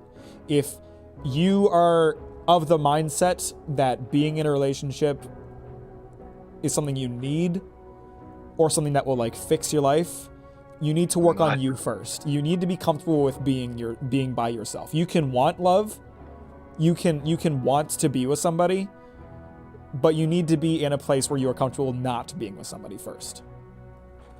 I can absolutely attest to that. People talk about how like there's like the cliche of like you can't love someone unless you love yourself first. I didn't understand what that meant until like very recently. It's like, true. Truly, what that meant. It's very true. Like, I recently Thanks became a lot more for the $2, Senator comfortable. Artorias. I appreciate that. Very sweet of you. With like myself and my identity and stuff that like I had never even realized I like was a problem before, but like just looking at myself introspectively, I'm a much more complete person now compared to like a year ago. Yeah, but what if I had a massive rack? I mean, it would be lit, wouldn't it? It's 100% true. It's 100% a thing. And I would say generally too, when you are that confident version of yourself, when you are comfortable with who you are as a person, it is easier to, you're more find attractive. somebody. Yeah, you're more attractive when you're confident in who you are as a person. And mind you, when I say confidence, it's easy to think of like the extrovert going out and like being extroverted. Confidence means like different things to different people. Confidence is just being comfortable with who you are and being sure of who you are. You don't have to be like a certain way to be confident. Also, elephant in the room, women also struggle with dating. It is not strictly it's not 100% easier for them. Yeah. It's not, every man on a dating app is super horny. Women have their pick of the litter. Men are struggling and like off in the cold.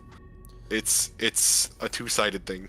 33, no kids, live with my cat, and I'm completely content. It took a very abusive relationship to make myself realize I needed to fully accept myself and myself shadow and all. Yeah, and like I get what you're saying.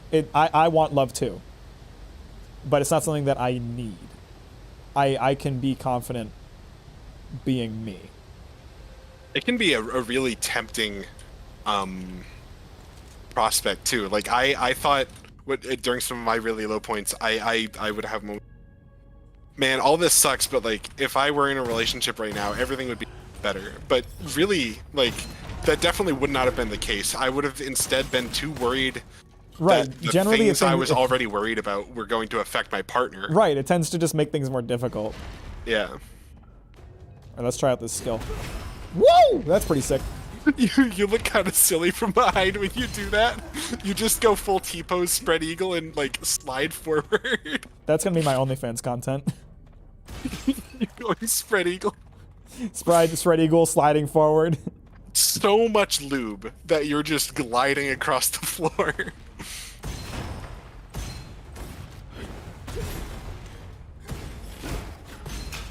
Oh yeah, the grenade is just a melee hit. I gained the Borderlands melee hit.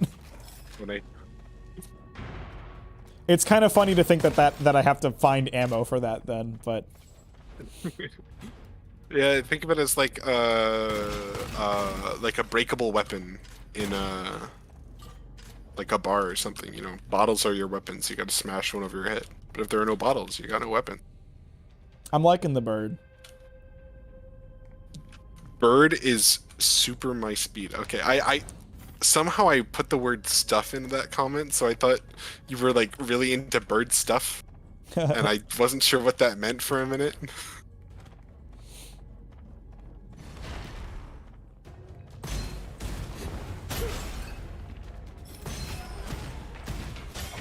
Woo! Gonna get up close and personal today, boys.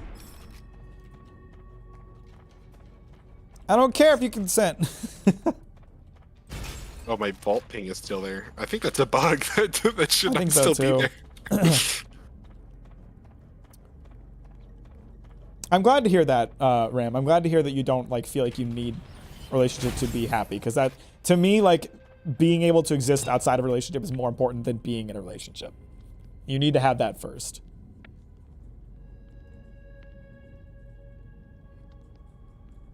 I'm glad you brought up Bo Burnham's Inside. I think people can say what they want about Bo Burnham's like brand of humor and his content, but I genuinely think that Inside as an art piece was pretty significant and a pretty beautifully executed project. Bo Burnham's Inside special on Netflix unironically was akin to a mental gear shift. There is one quote that was always gives me from that special. I have not watched it. I would highly recommend it. You can toss aside some of your preconceived notions of like Bo Burnham. He's still Bo Burnham, but like the whole project is just so real and raw and relatable that I think it really stands on its own. Especially like as someone who struggles with mental health and lived through the pandemic. I highly recommend it. Okay.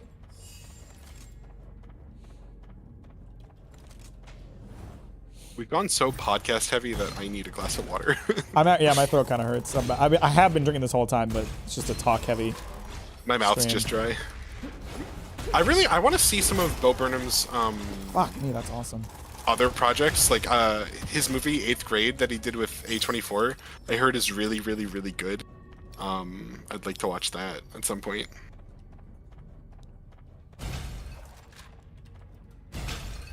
What? Oh, 10 seconds.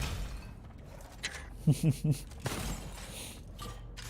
Wait, this is really weird. When picking up copper or ammo, recover 1 HP, or increase max HP by 1 for 10 seconds if HP is full. So I guess like if that stacks up, that can be useful, but you're not increasing your max HP by much for very long. As I immediately increase it by 11. I guess I spoke. Oh, hang on. I forgot to pick up my goblet. Goblin goblet.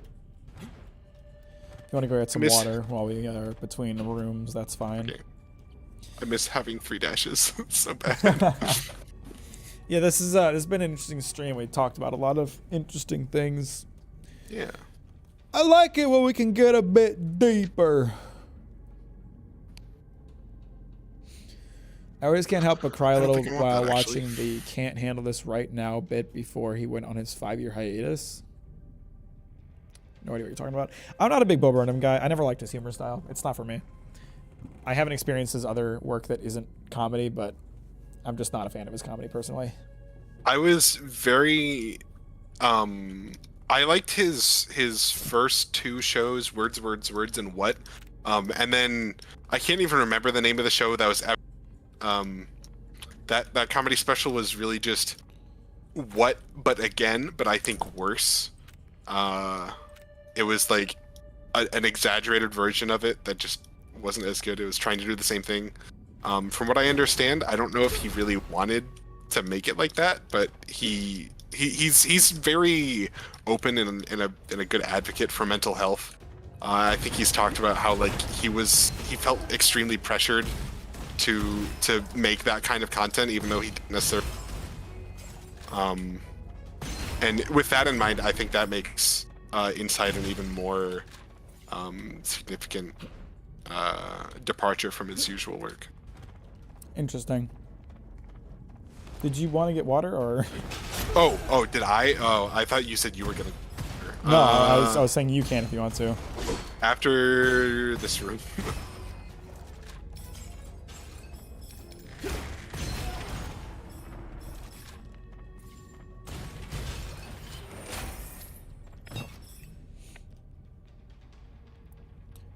Yeah, plus 40% damage within 7 meters. Yeah, this is definitely like the close combat class.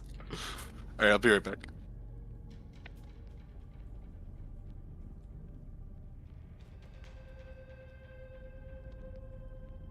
I'll go with that one. I'm noticing that the bird's armor is different from other characters. It doesn't recover normally. It uses its skills to recover.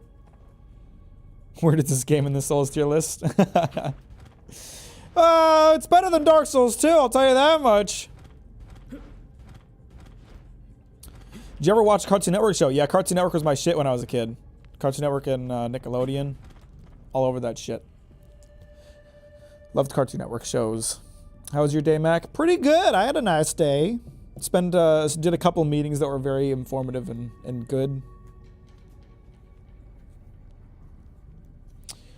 What Cartoon Network shows can I think of that I liked a lot? I was big. You know what? My mom actually banned me and my brothers from watching Ed, Ed, and Eddie when we were kids because she didn't like that they said "shut up" in that show.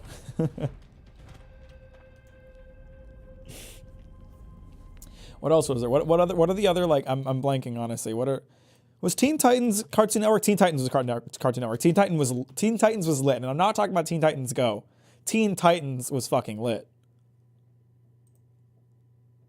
Teen Titans was the shit.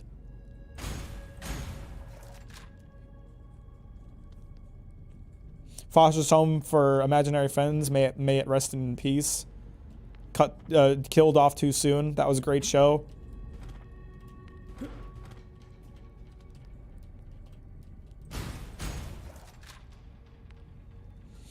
I like to think that our generation being so addicted to goth girls started with Raven in Teen Titans, because all of us had a crush on Raven in Teen Titans when we were kids.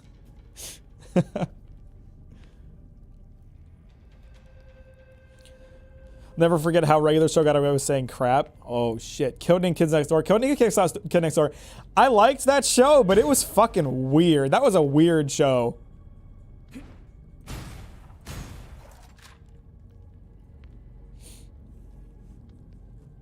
About the OG Teen Titans, it absolutely started some things in people.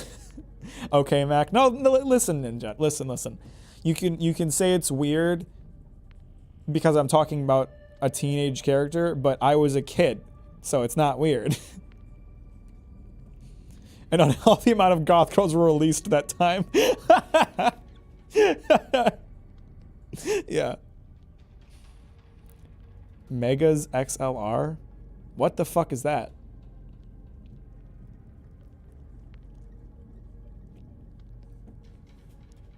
What else was on Cartoon Network? Cartoon Network shows 2000s. Okay, it literally only showed me Ben 10 and Baby Looney Tunes. That's all that came up. That's all they aired on Cartoon Network in the 2000s. Ben 10 was awesome. Can we talk about that? Ben 10 was fucking cool. And then the reboot they did when he was a teenager, it was fucking awesome too. That was great, awesome. That was great too. Can you believe it? This skater just turned pro, and now look where we're at. This is a true Cinderella story. Just a few days ago, they were called up by P-Rod for a special mission in Southern California.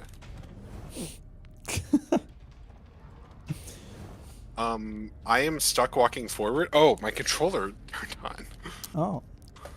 I didn't know this game had controller support. Total Drama Island didn't help with the goth addiction? No, it really didn't. Hot take. I am extremely not into goth girl. See, that's gonna get a no from me. I'm extremely into goth girls.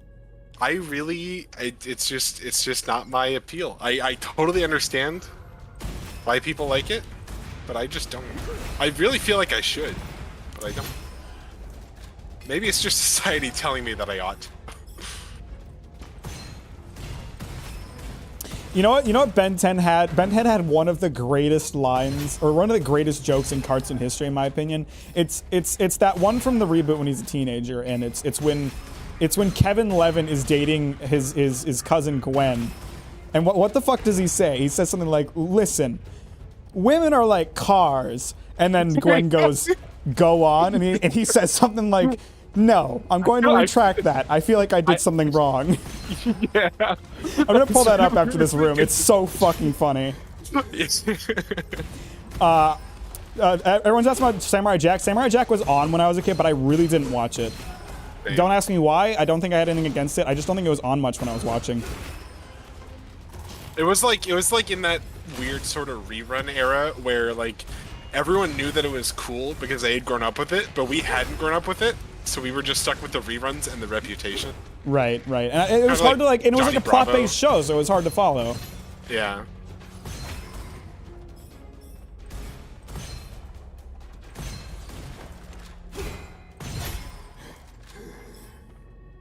All right, hang on. Before we go into the next one, I'm gonna pull up that Ben 10 clip.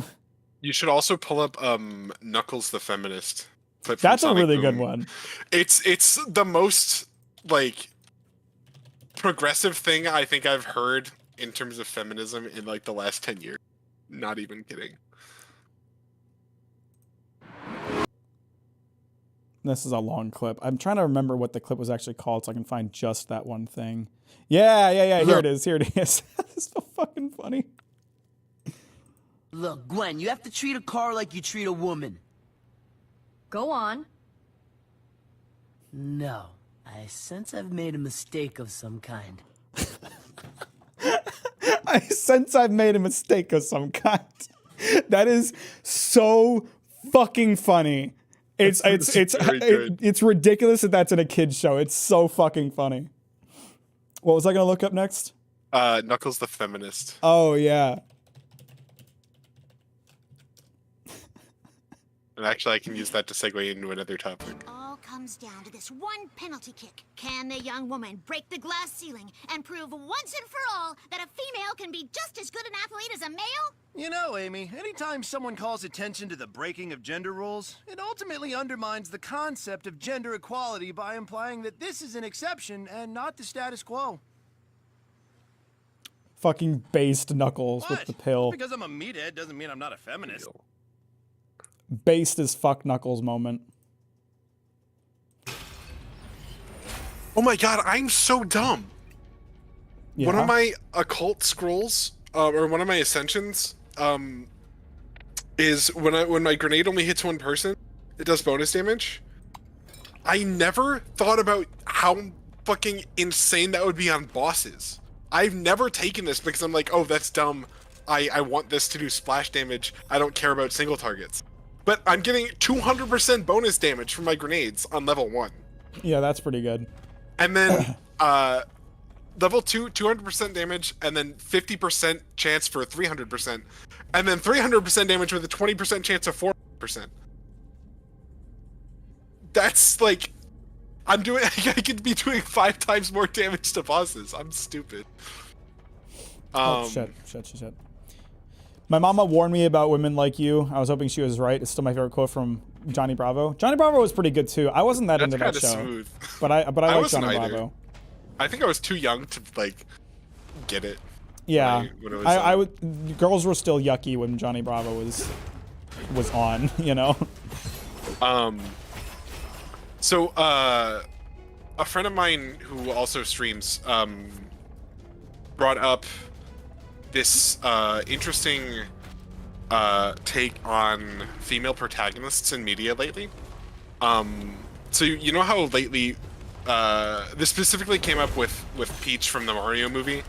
You know how there's been like this trend in media, especially like young media or youth media, about like strong independent female characters. Yeah. So he made the argument that the way that media is going about this is actually less. It's kind of moving backwards, because typically the way that they do it is they'll take traditionally feminine characters and they'll masculinize them in order to show that they're strong and independent. But that creates the perception that femininity equals weakness. That's true. And it really is true. Like, you look at, like, Peach, who had her own game where she's in her dress and makeup and shit, and she's a badass going on fucking smacking everything. But now it's like, oh, no, dress, that's weak. Women can be strong, which is why we're gonna dress them up like a motorcyclist in a cool masculine outfit. Like, it's not progressive. No, that's definitely true. And you know what? It reminds me of something. Stereotypes. It reminds me of something like Oda said recently in a question corner in one of his books that actually completely changed my perception of him and his female characters. You know, Oda gets a lot of flack for the way that he illustrates women, and it's earned. Really zero waste. He draws them with like absolutely ridiculous proportions, and like the way women are in One Piece, they're either ugly or gorgeous. There's really no in between. But Oda did mention something that I thought was very interesting. He said that a lot of the times in like manga, you and he didn't say this directly, but this is my retelling of what his message was. You see like characters in anime, female characters in anime being very sexualized and being uncomfortable with that, right? Like you have women who are dressed very scantily but don't want men looking at them that way, and it doesn't really make sense. So something that Oda does is like he draws these women who dress very scantily, but he also allows them to like use their sex appeal as a weapon, so to speak. Like Nami uses her appeal to men as like an advantage and manipulates them with it, right? Like, yeah. And I think like, that's interesting. Like you can write a woman who, you know, it allows herself to be sexualized and takes advantage of that. I think by doing that at all, I think it's hard to say that that's sexualizing the character, because by writing it into their character and into the world and like the story, it's no longer like necessarily an appeal to the reader. It's part a of their characterization. character. Yeah. If it's being used for storytelling, I feel the same way, and this might be of a departure, but I feel the same way about characters who use slurs, for example. I was watching a movie, Tokyo Godfathers, where one of the characters uses the F slur, and like a bunch of people in the room that I was were like audibly like gasped and were like, "Ooh, that's not good," but like it's being used to characterize him as the kind of person who would do that. Right. I don't think that should automatically be a red flag. Right. That's something that I've talked about a lot too. Like it's okay to write characters who are bad people and do things that bad people would. That is fine. Yeah. There is nothing wrong with that.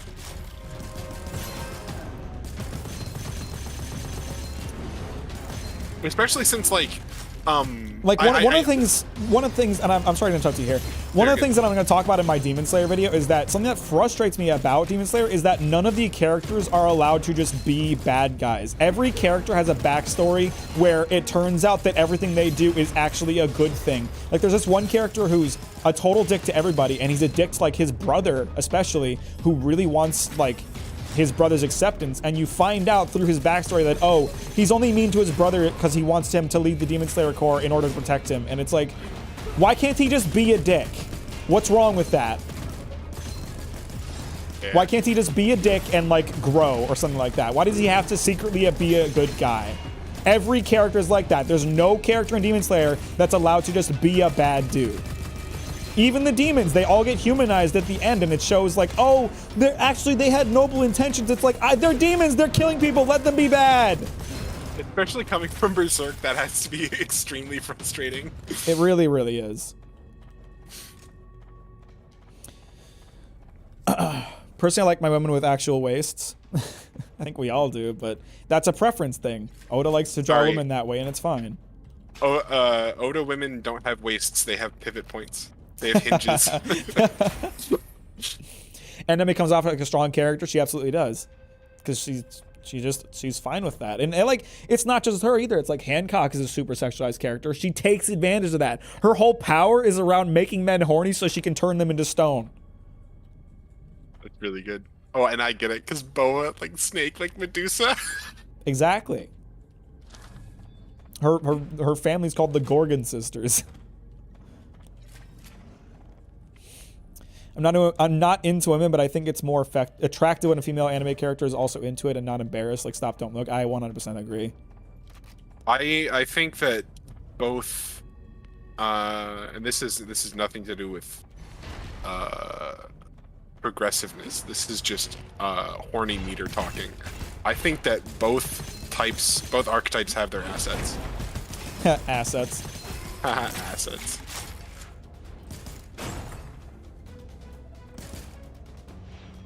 I don't know, maybe that says something about me. It's not supposed to. Next video leak, I'm gonna avoid manga spoilers, but they kind of dropped that for most of the Upper Moons, which I didn't realize when I first read how refreshing it was just to have evil characters. I disagree. I don't think they do that at all. But maybe I didn't understand like 80% of what you just said. Well, that's fair. Maybe the one exception is like the strongest upper demon. He might be an exception, but the rest of them, I don't know. Okay, I guess upper rank 2 kind of is too. Maybe you're right. I don't know. I feel like it's, even if they aren't humanized and made to be good guys, they're still not like looked at as like this person is just doing bad things. There's always some justification for it, and I don't like that. There doesn't need to be a justification. There can, like we were talking about earlier with Doflamingo, you can explain why Doflamingo is the way that he is, and it's very compelling, and still recognize that he's a shitty person. That the things he does are wrong. Would have been cool to have a morally gray world inside of Demon Slayer, but no, everyone is some way good, and Michael Jackson is a big bad. Yeah, everything is black and white in Demon Slayer. It is so frustrating, especially when it wants you to believe that it isn't like that. Are you familiar with the theory that Crocodile is Luffy's mom? Yes, I am. And I think it's facts.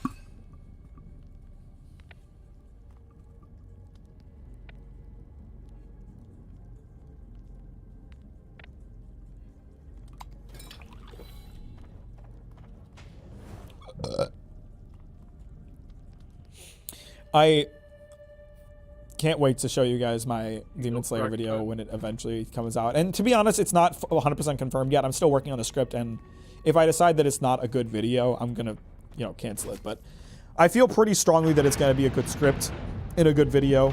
And don't go in there yet. I'm still looking at stuff. The door opened, so I thought that you had approached it. There's a lot of problems that I have with that series. You know what it is too, and this is something I'll say in my video. You're basically hearing from the script right now. There are things that Demon Slayer does that I wouldn't criticize from other series. The difference between Demon Slayer and other series is that those other series have some other thing that makes it so I don't feel the need to criticize that thing. When you do everything wrong, it becomes that much more apparent. When you do one or two things wrong, you can forget that as a flaw of the story and that you can accept. When you do everything wrong, or you do everything poorly, it's much less easy to accept.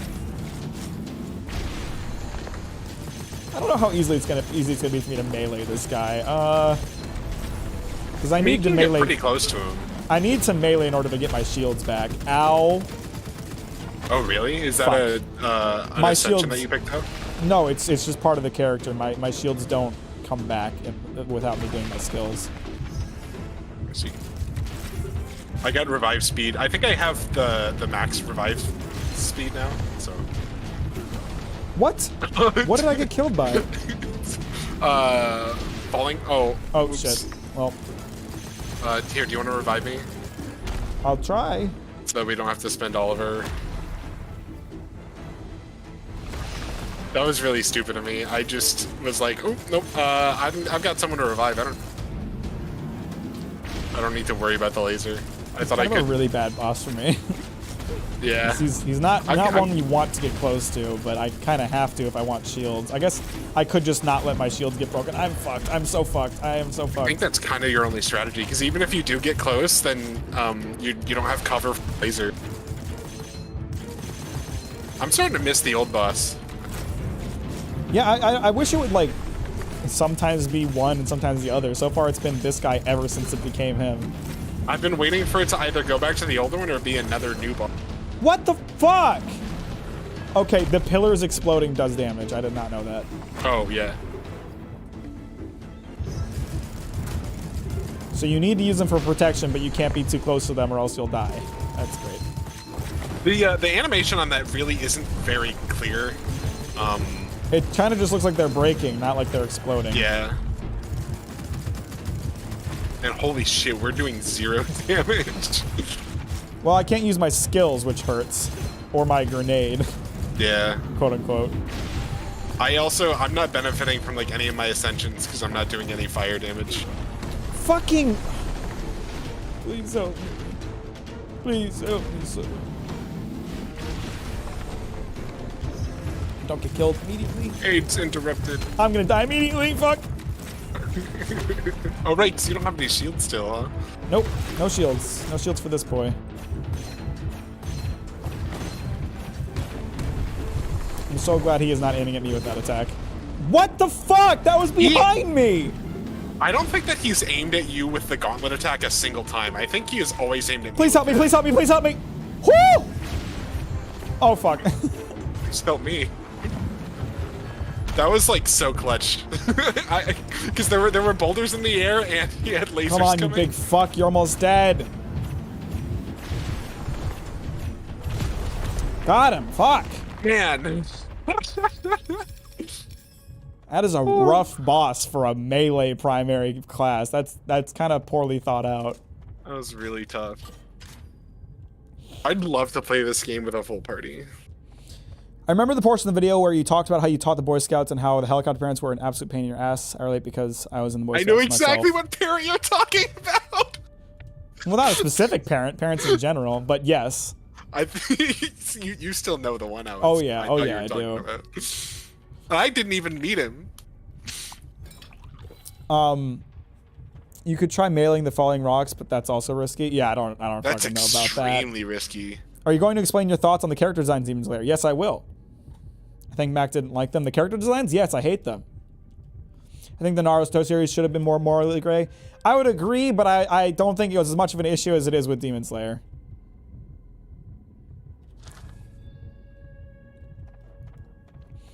It's just, I don't know. I honestly, I almost don't want to talk about it further because I don't want to spoil all of the things I want to talk about in the video, but it's one of those things where if you want to present that every character has goodness in them, you need to also do something with that, and Demon Slayer just doesn't. And I'll explain more in depth what I mean by that in the video, but I don't want to spoil too much.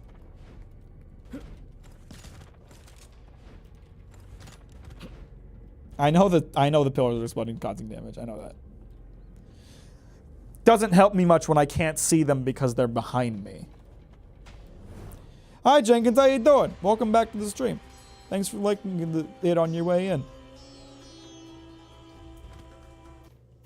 It was a full party. Huh? We should definitely play this during 24 live stream, especially since I know Morgan already has. I think so too.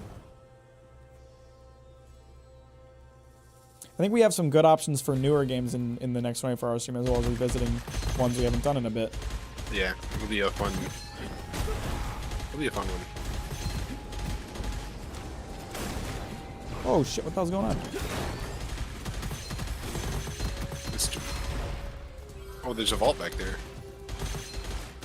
Vault Hunter.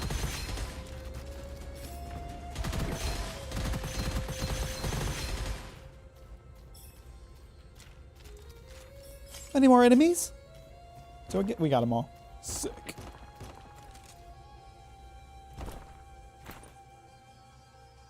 I don't want the lightning gauntlet.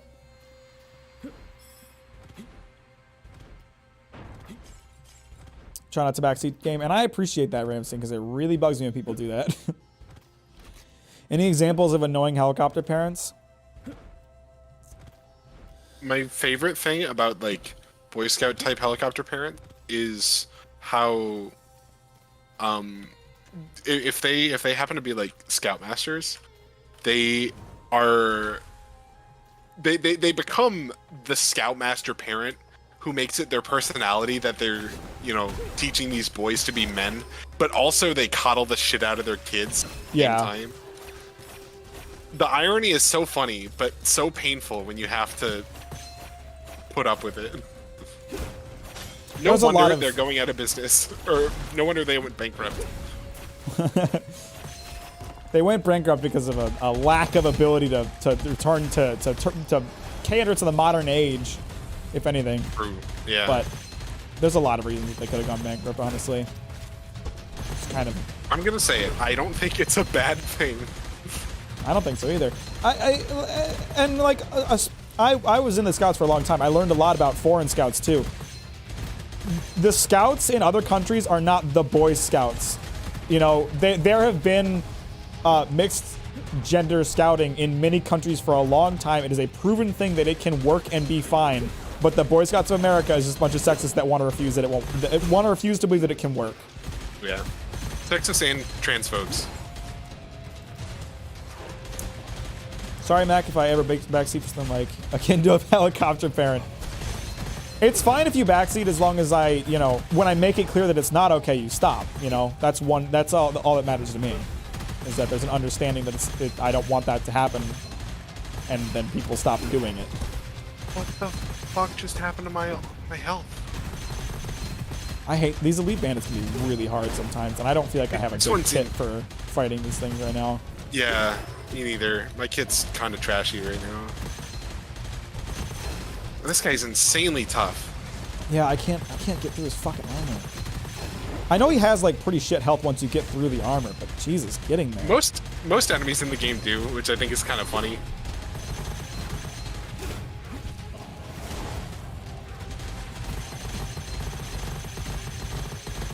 There we go. Come on. There we go. We got through it, but now I'm blocked by his fucking ads. And he keeps fucking running away, Mr. Invisible. And he started recovering his shield. Oh no! No, he didn't. No, he didn't. We're good. Oh, I guess mine's just bugged. I see blue in his health bar and his shield bar. Whew. There we go. I ran out of my melee attack there. There are no wrong ways to play this game. You have to try not to get good stuff. You have to try not to get good stuff. America's the only country that still does daylight savings time. That's not... I don't think that's accurate. No, I'm actually certain that isn't accurate. I know Germany does for sure. We're about to stop, though, supposedly. I doubt it. I don't know. There was like a whole thing about it, like a year ago, how they were going to do like one more cycle. But I've heard very little about it.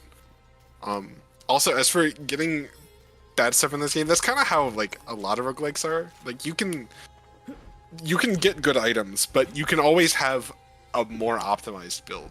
There's always better synergy. I think for me, the really fun part of playing roguelikes is adapting and improvising with what you get, rather than like relying too hard on the RNG to like get good stuff, right? That's very fair. Like that's something. I think I don't do that enough. That's one of the things that I enjoy a lot about Dead Cells. Like there are definitely weapons that I prefer in Dead Cells, but I have to be good at all of them because there's so many weapons in Dead Cells that I can't know which one I'm gonna get. There's no way to control that. I don't commit enough to roguelikes, and frankly I don't have enough inputting to roguelikes to necessarily do that. But I think that's fine because that's just how I want to play the game. I find a build that I like, and I'm fine with sticking with it. I love that kind of thing. I like games that force you to kind of do things on the fly. That's why I enjoy roguelikes so much, because a lot of it is, you know, rather than using the same weapon for 40 hours of the game, you're forced to switch between. I think the only reason I don't enjoy that as much as you do is I don't to study and learn a whole game and memorize items and effects. You've played how many hours of Final Fantasy 14? As only healers. All of the healers. All there's only 4 of them. Only 4. And one of them is the same as another for half of its leveling. But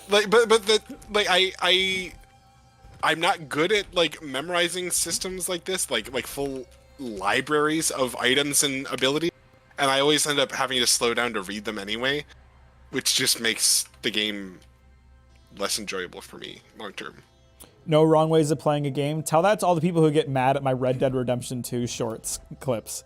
People get so mad because I play Red Dead wrong. And my response to that is, if I'm playing Red Dead wrong, then maybe they should have spent less time on horse testicles and more time on making multiple ways to play the game.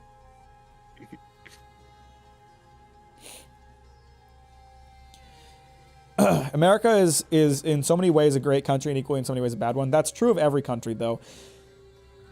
European countries and European populations like to deflect their issues by just saying America bad.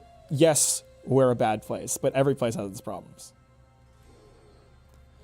I haven't kept up with One Piece since Dressrosa. Is there enough content for a binge now? I mean, you've got 3 entire arcs, well, 2 really. 2 entire arcs to read, so I would say so, yes. And a really good arc. Huh? Like 200 chapters? Well, no, the most recent one is like 150, but that was because it was the culmination of like 5 arcs. Oh, I see. Some of them, it really depends. Some are like, a lot of the more major ones are 100 plus chapters. A lot of the not so major ones are only like 40, so. I loved Hades.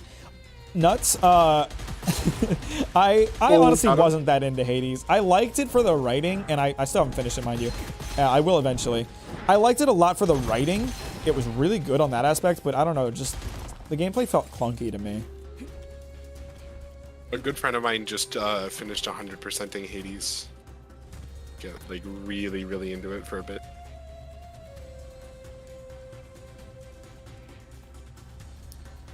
Handicapping yourself in not Red sound Dead to is be fun, finished. but so punishing. Like, I'm not using guns, it's fun, but you're also going to be Swiss cheese. You didn't pung the server? I don't know what that means, Scorpion. Oh, didn't do it like an at everyone that you started streaming. Oops, I didn't. You're right. We've had My a pretty bad. good turnout despite that. I didn't even know that was a thing you... Oh wait, no, that is... You do have a channel for that. I do. Never look at it. Which is why I almost have 150 notifications on your server. Why don't I mute it? None yet. Funny. Yeah, funny. The number go up, that's why.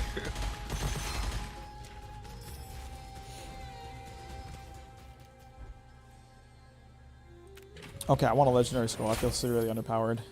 Riches privileges. Every time you skill deals damage, it will inflict additional skill damage based on how much copper you currently own. Well, I That guess was I a shouldn't fun spend one. much more money. There's that one can synergize pretty well with another one. There's another one that's like something scales with how much copper you have, but it caps at like 300 copper. I know that one. It's just weapon damage. Yeah. I've talked about this before, Scorpion. I'm gonna bring it up again. YouTube really needs to have a better system for like tailoring notifications. I think there should be the option to set it up so you get notified about videos but not live streams but not videos, none or all. Right now, your only option is none or all. They need to get rid of the bell system and just make a fucking table, like a list of checkboxes for types of content that you want to be notified about. Yeah. Like, uploads, sure. New shorts, sure. Community posts. Live streams. That you should just have an option to be notified for what you... Also, technically, it's not none or all. It's, none, all, or personalized. Which, what the fuck does that mean? What the fuck does that mean? My experience with personalized has been none.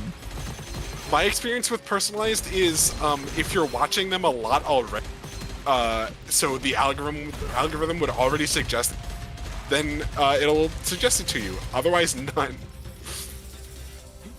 I feel bad because like I upload so infrequently that I know a lot of people must have the bell turned on for me so they can get notified about my infrequent videos, but I don't want them to get notified about live streams if they are not into that kind of thing, or if they just don't want, 2 to 3 notifications a week.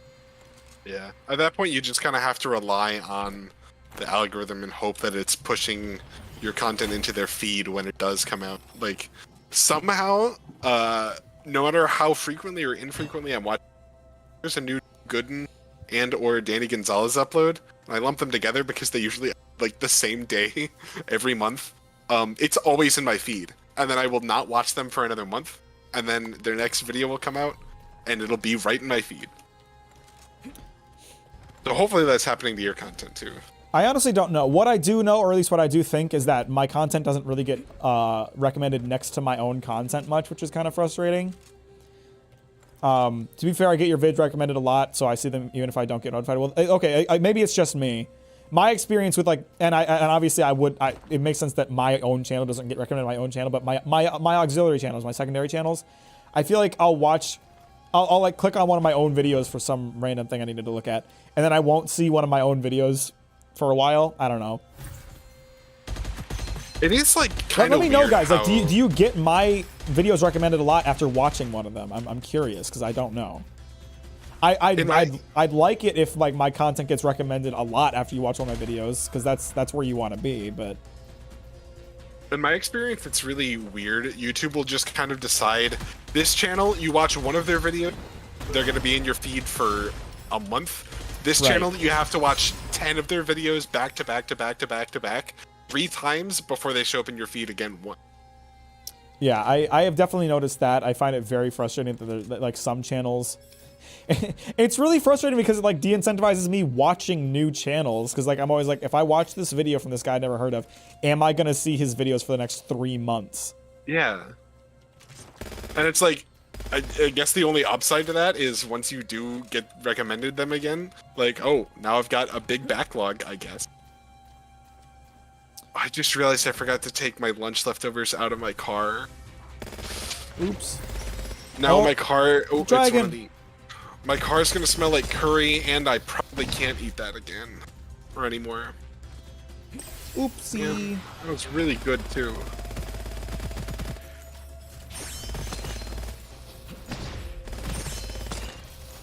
Seems like anytime I crit on this guy, he drops bombs, but maybe it's just he drops bomb a lot. I think that it might actually be the trigger. It is definitely like when hits are connecting.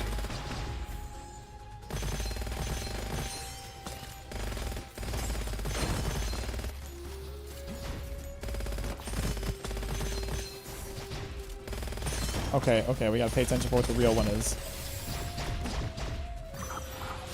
This one.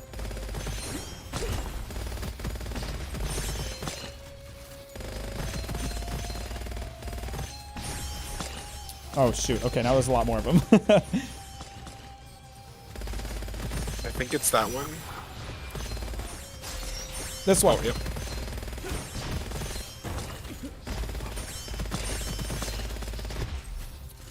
I lost sight of him.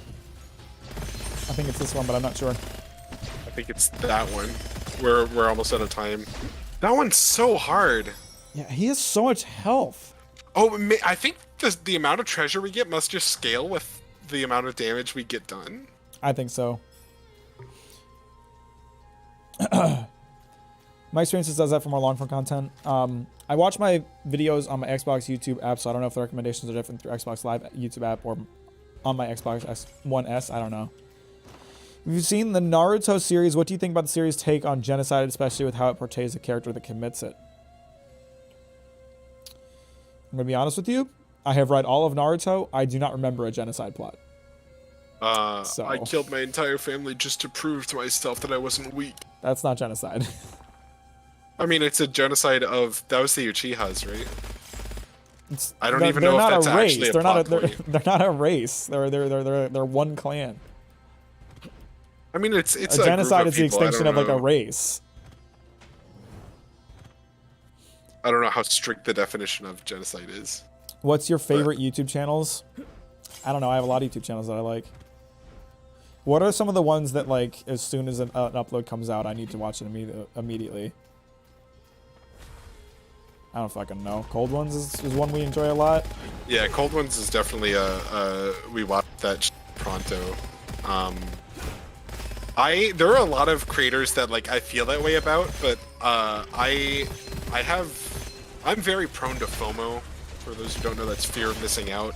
And I talk myself into these weird situations where I'm like, oh, I want to watch this content as soon as it comes out. Oh, but I don't want to watch it when I'm like not ready to consume it, you know? Like I gotta be not doing anything else. And then I just put it off, and then I kind of do that too. I bind myself down with this fucking guilt that doesn't make any sense and just don't watch any of the content. I'd have to look through my like YouTube subscriptions to tell you some more, because every time people ask me that question, it's like I should have an answer for this, because I watch YouTube a ton, but it always just, my mind draws a fucking blank on what the fuck I watch.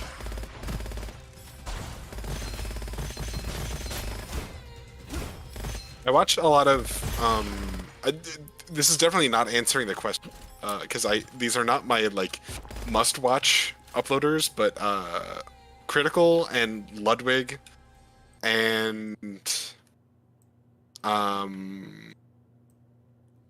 don't know, I guess Sea Dog VA to a lesser extent. I will just put their content on because it's great filler.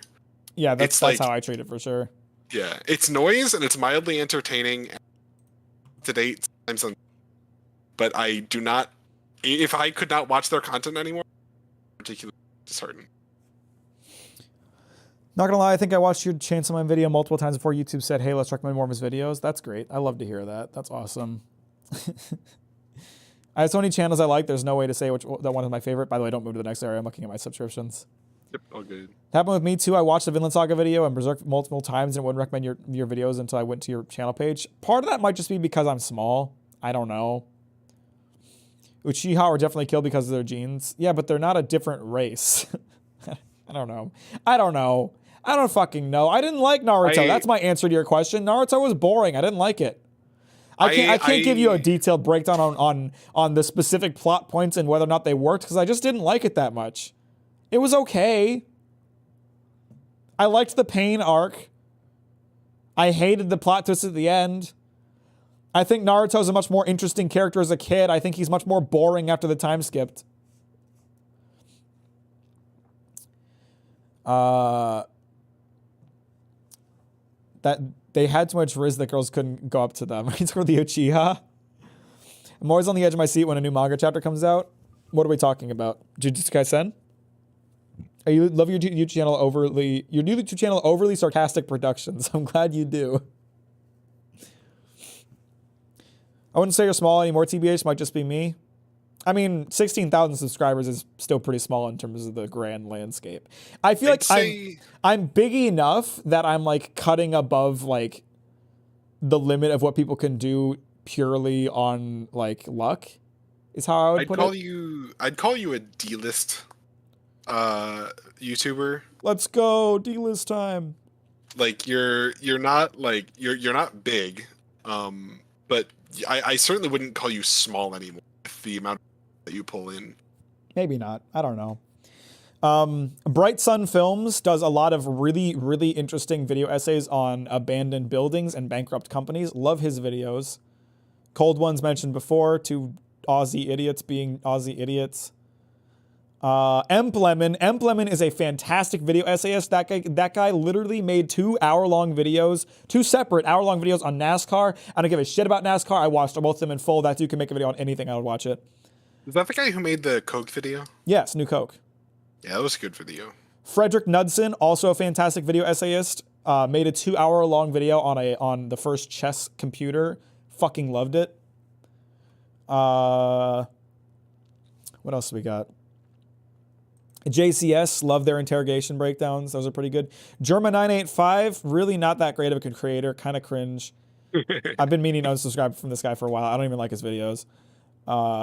John Tron, on the other hand. John Tron, gotta watch John Tron as soon as that shit pops up. Joseph Anderson makes fantastic, very long, very detailed video game breakdowns. What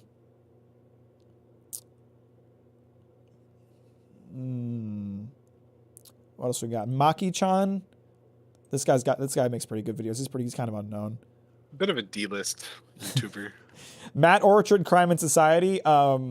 Matt Orchard makes some of the best true crime content on YouTube because it's more than just like an interrogation breakdown or a recounting of events. It is like a very detailed breakdown of like what happened, the events that led up to it, as well as like a breakdown of like the thoughts behind them and things. He makes fantastic true crime content if you're in that kind of thing. Nakey Jakey, funny guy, needs to upload more often. Nexpo, he makes really good video essays on kind of creepy shit. Like his stuff a lot. I'm noticing now that most of my favorite YouTubers are video essayists. There's no coincidence there. Noodle, funny video essay man. Sometimes just funny video man, not always video essay. Pyrocynical makes very good video essays on video games. Really like his stuff. He's very funny. Likes really into fat and furry shit. Just gonna put that out there. Oh my god. Fuck. I hope I still have these tweets open. Oh yes, I do. Opera GX did a tweet where they're like, post your favorite game, we'll roast it. Pyro yeah, responded to that. Okay, you did. Okay, I don't have to go find it. So I have like 50 of their replies open in my browser because they're so fucking fun. Yeah, so for anyone who doesn't know, Pyro posted a response to that tweet saying TF2, and their roast was just posting a screenshot of a clip of his where he opened TF2 and accidentally had a fat Pyro mod installed and didn't realize it. I keep my commentary content varied. I follow Vaush, Critical, Internet Today, some ordinary gamers, Ecofish, Hassan. I usually determine my own opinion on things and check to see which one feels the same. I like hearing their commentary on stuff, but I mostly use them to keep up with internet drama that I wouldn't normally be a part of. Still waiting till it breaks the Berserk video? What are we talking about? Your new video about to break the Chainsaw Man video, view-wise, I'm not surprised at all. I'm honestly sad that my Chainsaw Man video isn't getting more views because it's age-restricted and YouTube is not pushing it. But, yeah, the Vinland Saga video, it hit 100,000 views in 2 weeks. I've never had a video do it that fast. It's insane, and I'm super happy about it.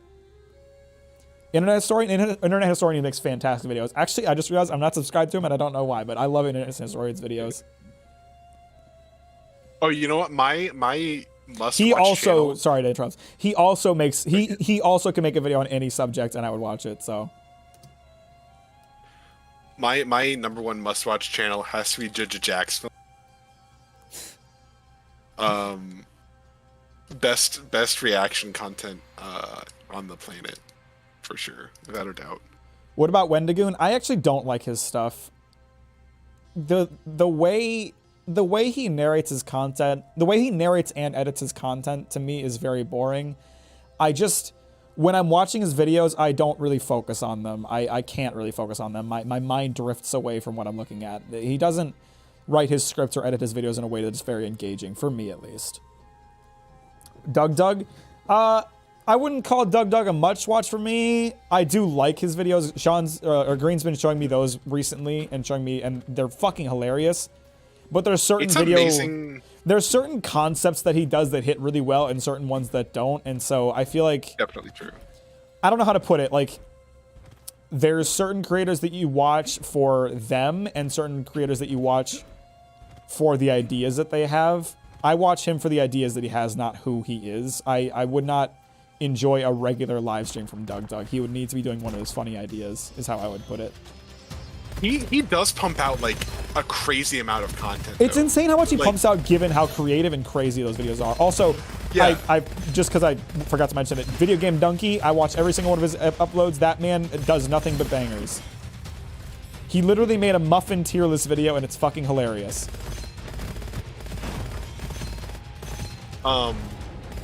There was 1 week in particular where Doug put out like 2 videos within the span of like 4 days, both of which I wanted to like put in our queue Sundays because they were like both like solid bangers, and I'm just like, I don't want to make Mac watch that much Doug.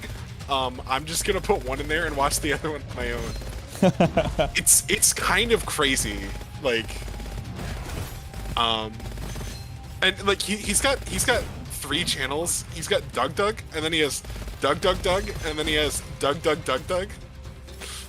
Each one is just like slightly lower effort content as you go down. But some of his like Doug videos are like, I don't know why they're on the Doug channel because they're really fucking good.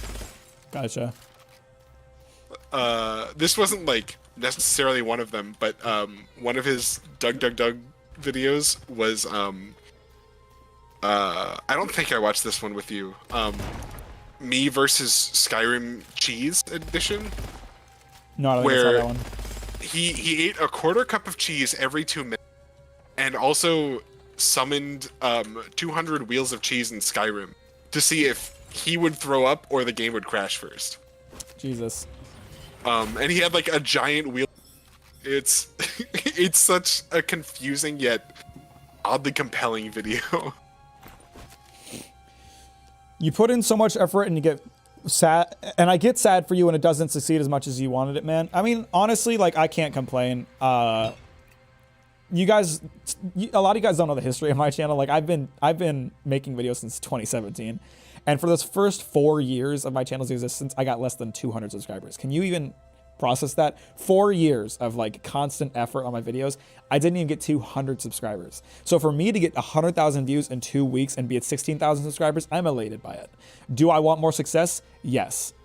Can I be that upset when my videos don't do as well as I want? Not really, because I'm still happy with where I'm at. I think that's something that a lot of people don't really understand. That's like an in the You got cut off by Discord. Oh, sorry. I think people who don't create content themselves or aren't like close with a content creator, that's an extremely common experience. Yeah. Like being that small for that long, despite great effort. There's just so many channels and so many people. There's so many channels, so many ideas, and you have to learn how to work with YouTube systems. We can just do the vault now, just right now. And you have to get lucky. Like there is a little bit of luck to it's it. true. I prefer to believe that it's more skill than it is luck, because knowing how YouTube works is a part of it. But, and like a part of it too is like you need that. You need to like find the content you really want to make. You know, when I was not succeeding, it was when I was doing stream highlights and let's play videos and content that I honestly just wasn't that great at making. Yes, I had some videos that I still look at and say, this is fucking hilarious. Shout out Resident Evil 5 co-op with Sean. What businessman with standards? What businessman with standards? But my content didn't really blow up until I started doing video essays, because when I started doing video essays, I finally started offering people something they weren't getting somewhere else. My content was unique in its own way, in ways that my other forms of content just weren't. So I'm glad that it took me a while to figure out how to do it and what I really wanted to do. I think that's also one of the most important things in like avoiding creator burnout is creating content for yourself, not creating content for your fans. Right. Because everything has an it's just a matter of waiting for them to find it, right? Right. So like, if you're creating content for people that isn't content you want to be making, you're just making it for the wrong audience. right, and even like with my video essays content, like my first video essay on Death Stranding, I let's see, how many did I do? I did Death Stranding, then Godzilla, then Video Game Mastery, then Video Game Music, and finally Berserk. None of those videos did particularly well when they came out. The Godzilla video randomly blew up like 6 months after the fact, and that was what got kind of jump-started my channel, right? That was because the Godzilla movie was coming out, right? I think so, yeah. I remember that was what you told Gain me at the immunity time, to all cursed scrolls? What the fuck? What the fuck? That's awesome! Oh, hey, I found an emote wheel. So, like, when I was making my other video essays, it's not like I knew that they were going to blow up. I just kept making them because I liked normal? doing it. How is that a normal scroll? Yeah, no fucking clue. That's overpowered. I'm just going to use every chest that says I'm going to get a cursed scroll from now on. Wait, I wonder if All current immunity also cursed means... scrolls. But that means, like, if you have it. Like, Wait, does that mean it won't work when I get new ones? I'm confused. no, I think it will. But I think the trade-off is cursed scrolls usually have a plus and a minus to them. But you're not going to get the plus either. That's the only way that item can exist, right? I honestly don't know. Holy fuck! Why is everybody around this corner? I need a rev. Got you. Do you? I don't Alright, think maybe you it do. wasn't this time. Fuck. Oh, wait, shit, did you... Yeah, oh, I'm I didn't... down. We ever Okay, figure out let me go through chat real quick. Wendigoon is definitely a background listen, and Doug live streams are either boring coding or the most nonsense content you've ever seen. boring coding. I get exactly what you're saying. There are some even videos I can't stop laughing at, and others it's just like, meh. That's how I feel like he has to have a good idea to sell me. There are creators like Oh. Like Germa, who I was joking about, who I was being sarcastic about earlier. There are people like Germa who can make basically any kind of content interesting, in my opinion. And then there's How is a people like Doug 58-minute who run? need to have a good idea. And that's, you know, there's that difference. And I'm not saying Doug is a bad creator. I love a lot of his videos, but he's just not one of those guys that I feel the need to watch every upload. Sometimes I'll see an idea and I'll be like, that doesn't sound very funny, and I won't watch it, you know? Same. And I watch a lot more Doug than you, but I definitely feel the same way. I'm glad to be a part of the Mack crew now, but I'll step by step I'll be here to see your channel grow. It'll be awesome. Chris the boulder punching so asshole. awesome. It's finding your niche and sort of just luck that the right people will find it. It's Miura dying did a lot for my channel. You know, like, honestly, like, it's horrible, and I would easily, like, give up the success I've found for Kentaro Miura not dying. But I was working on a Berserk video when he died, and me getting my video out right after that, like, there was a lot of traffic surrounding Berserk at the time. I kind of rode that wave. And maybe I would have found success without that happening. I probably would have. But we can't pretend that my channel didn't benefit from Miura dying. So, you know, there is a little bit of luck. There is. But there is also a little bit of skill. Like I talked about before, like I timed my Chainsaw Man video. Well, I didn't really. But my Chainsaw Man video came out when people were talking about Chainsaw Man. I timed my Vinland Saga video for when people were talking about Vinland Saga. I'm making a Demon Slayer video when a Demon Slayer season is coming out. That's not luck. That's me playing to what's going to be talked about at the time.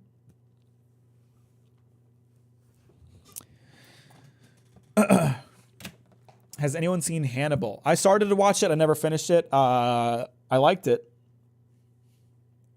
It's a good show. I'm definitely going to continue playing Monkey. I didn't like the bird as much. That shield takes a lot of skill to get used to.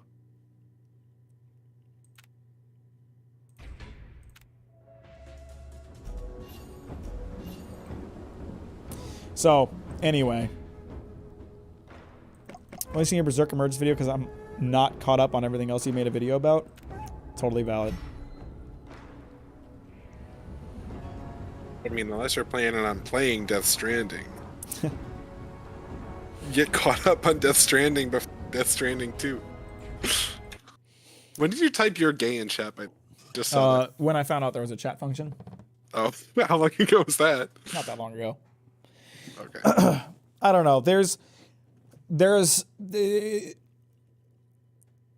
internet success is a real beast, and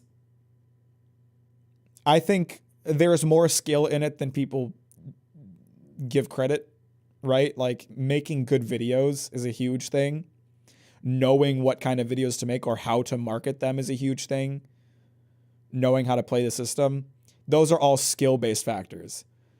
Yes, there is a little bit of luck in terms of, like, is video going to push this content? But, like, if you imagine somebody who is making Let's Plays on YouTube and isn't finding success despite the fact that their videos are really good, in a sense, that is still because, like, a skill factor, because Let's Plays are not something that YouTube prioritizes right now and haven't been for a long time. Anybody trying to be a Let's Player on YouTube is shooting themselves on the foot in terms of whether or not they're ever going to succeed, because it's just not something that YouTube pushes right now. So you can look at someone making Let's Plays on YouTube and they're really good at it and they're really funny, but they have no viewers. And you can look at them and say, man, I hope it sucks that they aren't getting lucky enough to get success, but it's also kind of on them because they're making a form of content that isn't prioritized by YouTube. You know, that's the kind of thing I mean. There's a lot of skill involved with it as much as there is luck. Miura had a good run, and I'm wondering if it was the stress of making chapters again that stressed him out so much that led to his heart attack. There's really no way of knowing.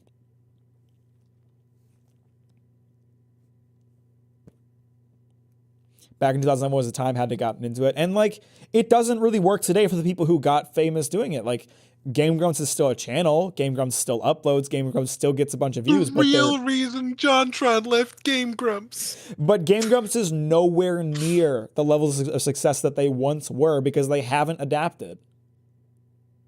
I mean, they have the Grumps now, but even that kind of when they took their hiatus between You cut off. stopped getting when the Grumps channel had their transition between season 1 and it really fell off in my recommended. It really did for me too. And when they switched from the Game Grumps channel to the Grumps too, like their views just tanked. Mm-hmm. I also, for some reason, when they're like season 2 Markiplier started, is a special exception. We all know that. Markiplier only fan. Markiplier has also kind of adjusted his content to fit with like how YouTube works now. Like the way he does his videos is not like the Let's Player format, I wouldn't say. Like his thumbnails and titles are a different kind of thing, I feel like. I also think your success was due to how good your Berserk video was. It's easily one of the best analysis in my opinion. First of all, thank you. And second of all, that's what I'm saying. Like it wasn't enough for me to put out a Berserk video while the topic was being talked about. I needed the video to be good too. Variety content and video ices in the current YouTube meta for growth is if you don't already have a fan base. Yeah. Thoughts on balls? Pretty poggin. Not gonna lie. Fun fact, me and Markiplier were born literally a day apart. Hey Justa, how you doing? I'm kind of ending stream here, so you're joining a bit late, but I'm glad to see you, and I'm glad you liked the stream on your way in. I don't know. That's just one of those things that I see sometimes. Like I occasionally get recommendations for YouTube channels that are getting like no viewers. Like I'll get recommended a YouTube video that has like 12 views. That keeps happening to me. I get like 2 view videos or.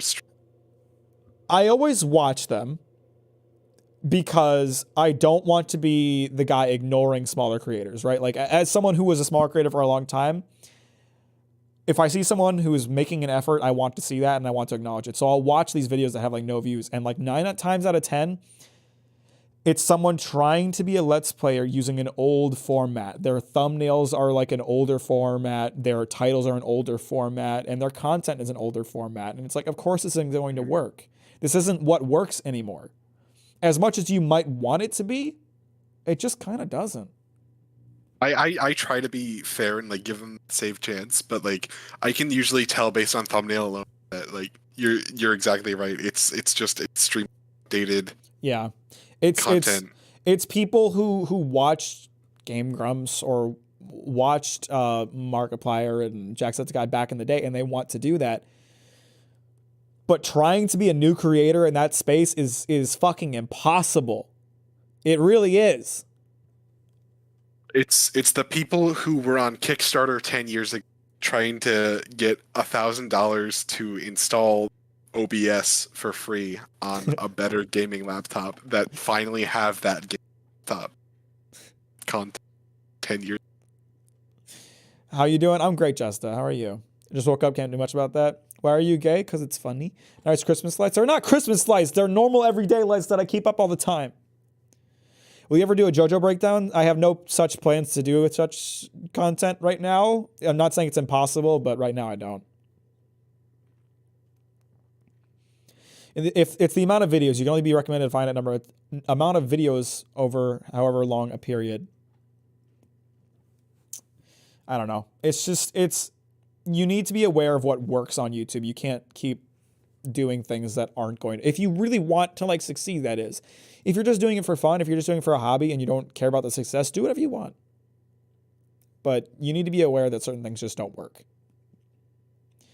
And for me, when it comes to me making content, like I said, I made videos for 4 years and got 200 subscribers, less than 200 subscribers. You know, I had accepted a long time ago, like this is the mindset that I think you need to have when you go into YouTube. You need to look at your channel. You need to say, I will never succeed. I will never find whatever success I want. And if you're okay with making videos regardless of that, because it's something you enjoy doing, you can keep doing it. That's how I viewed it. I was okay with never succeeding, so I kept doing it. I have found some measure of success now, and that's fantastic. But I approached it with the mindset of, I'm just going to do what I want because I don't care about the success aspect.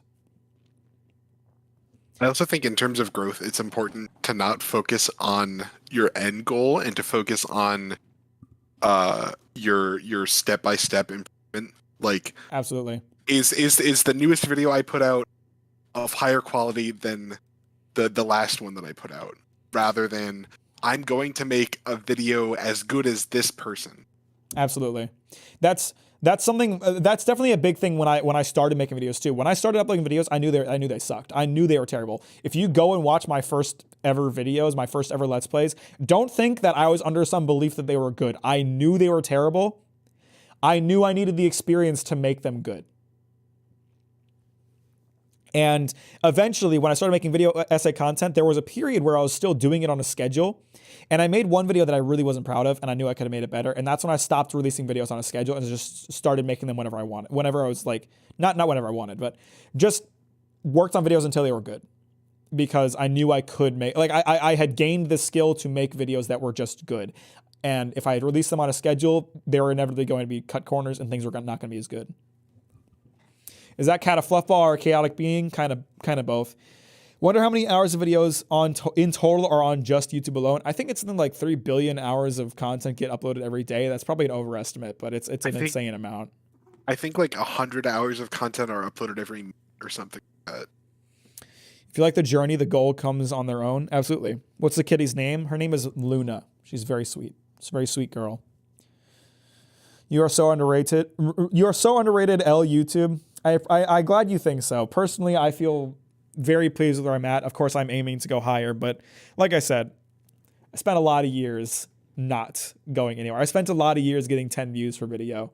So getting as many as I do now makes me extremely happy. Knowing that in the 4 hours I've been live streaming, I have gotten several thousand views is insane to me. It's absolutely insane. I found a stat pulled from February, like late February of this year. An average of 2,500 new videos are uploaded to YouTube every minute. 83 hours content, average length 4.4 minutes. That's insane. Staggering. Tom Scott did an old video about YouTube thumbnails and like if the like encoding bit was high enough to support YouTube videos. El Gato. The only thing that really caught my attention from videos is the copyright protection boys. They're pretty. People love them. They're honestly one of my most genius innovations for my channel. You know, like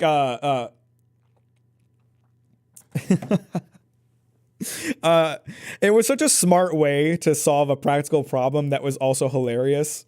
And it's also one of my prouder achievements as a creator because it didn't come from anyone else. It was 100% my idea, and I really am proud of that. That was from your music one? Yeah. What's the plan when you catch up to PewDiePie? I doubt I ever will. What are your thoughts on Redo of Healer? Haven't watched it. Keep trying to get my sister to watch your videos. And the one thing I've been trying to sell her is the copyright protection boys. I appreciate that. So let me give you guys some statistics here. So in the first 34 hours and in the first 34 days and 11 hours, my Vinland Saga video has gotten 155.6 thousand views. First 35 days, 155,000 views. In the first 35 days of my Godzilla video, it got 27 views. So when people say I'm underrated or that I deserve more, I can't complain. It's better than getting 27 views in a month and some change. You know?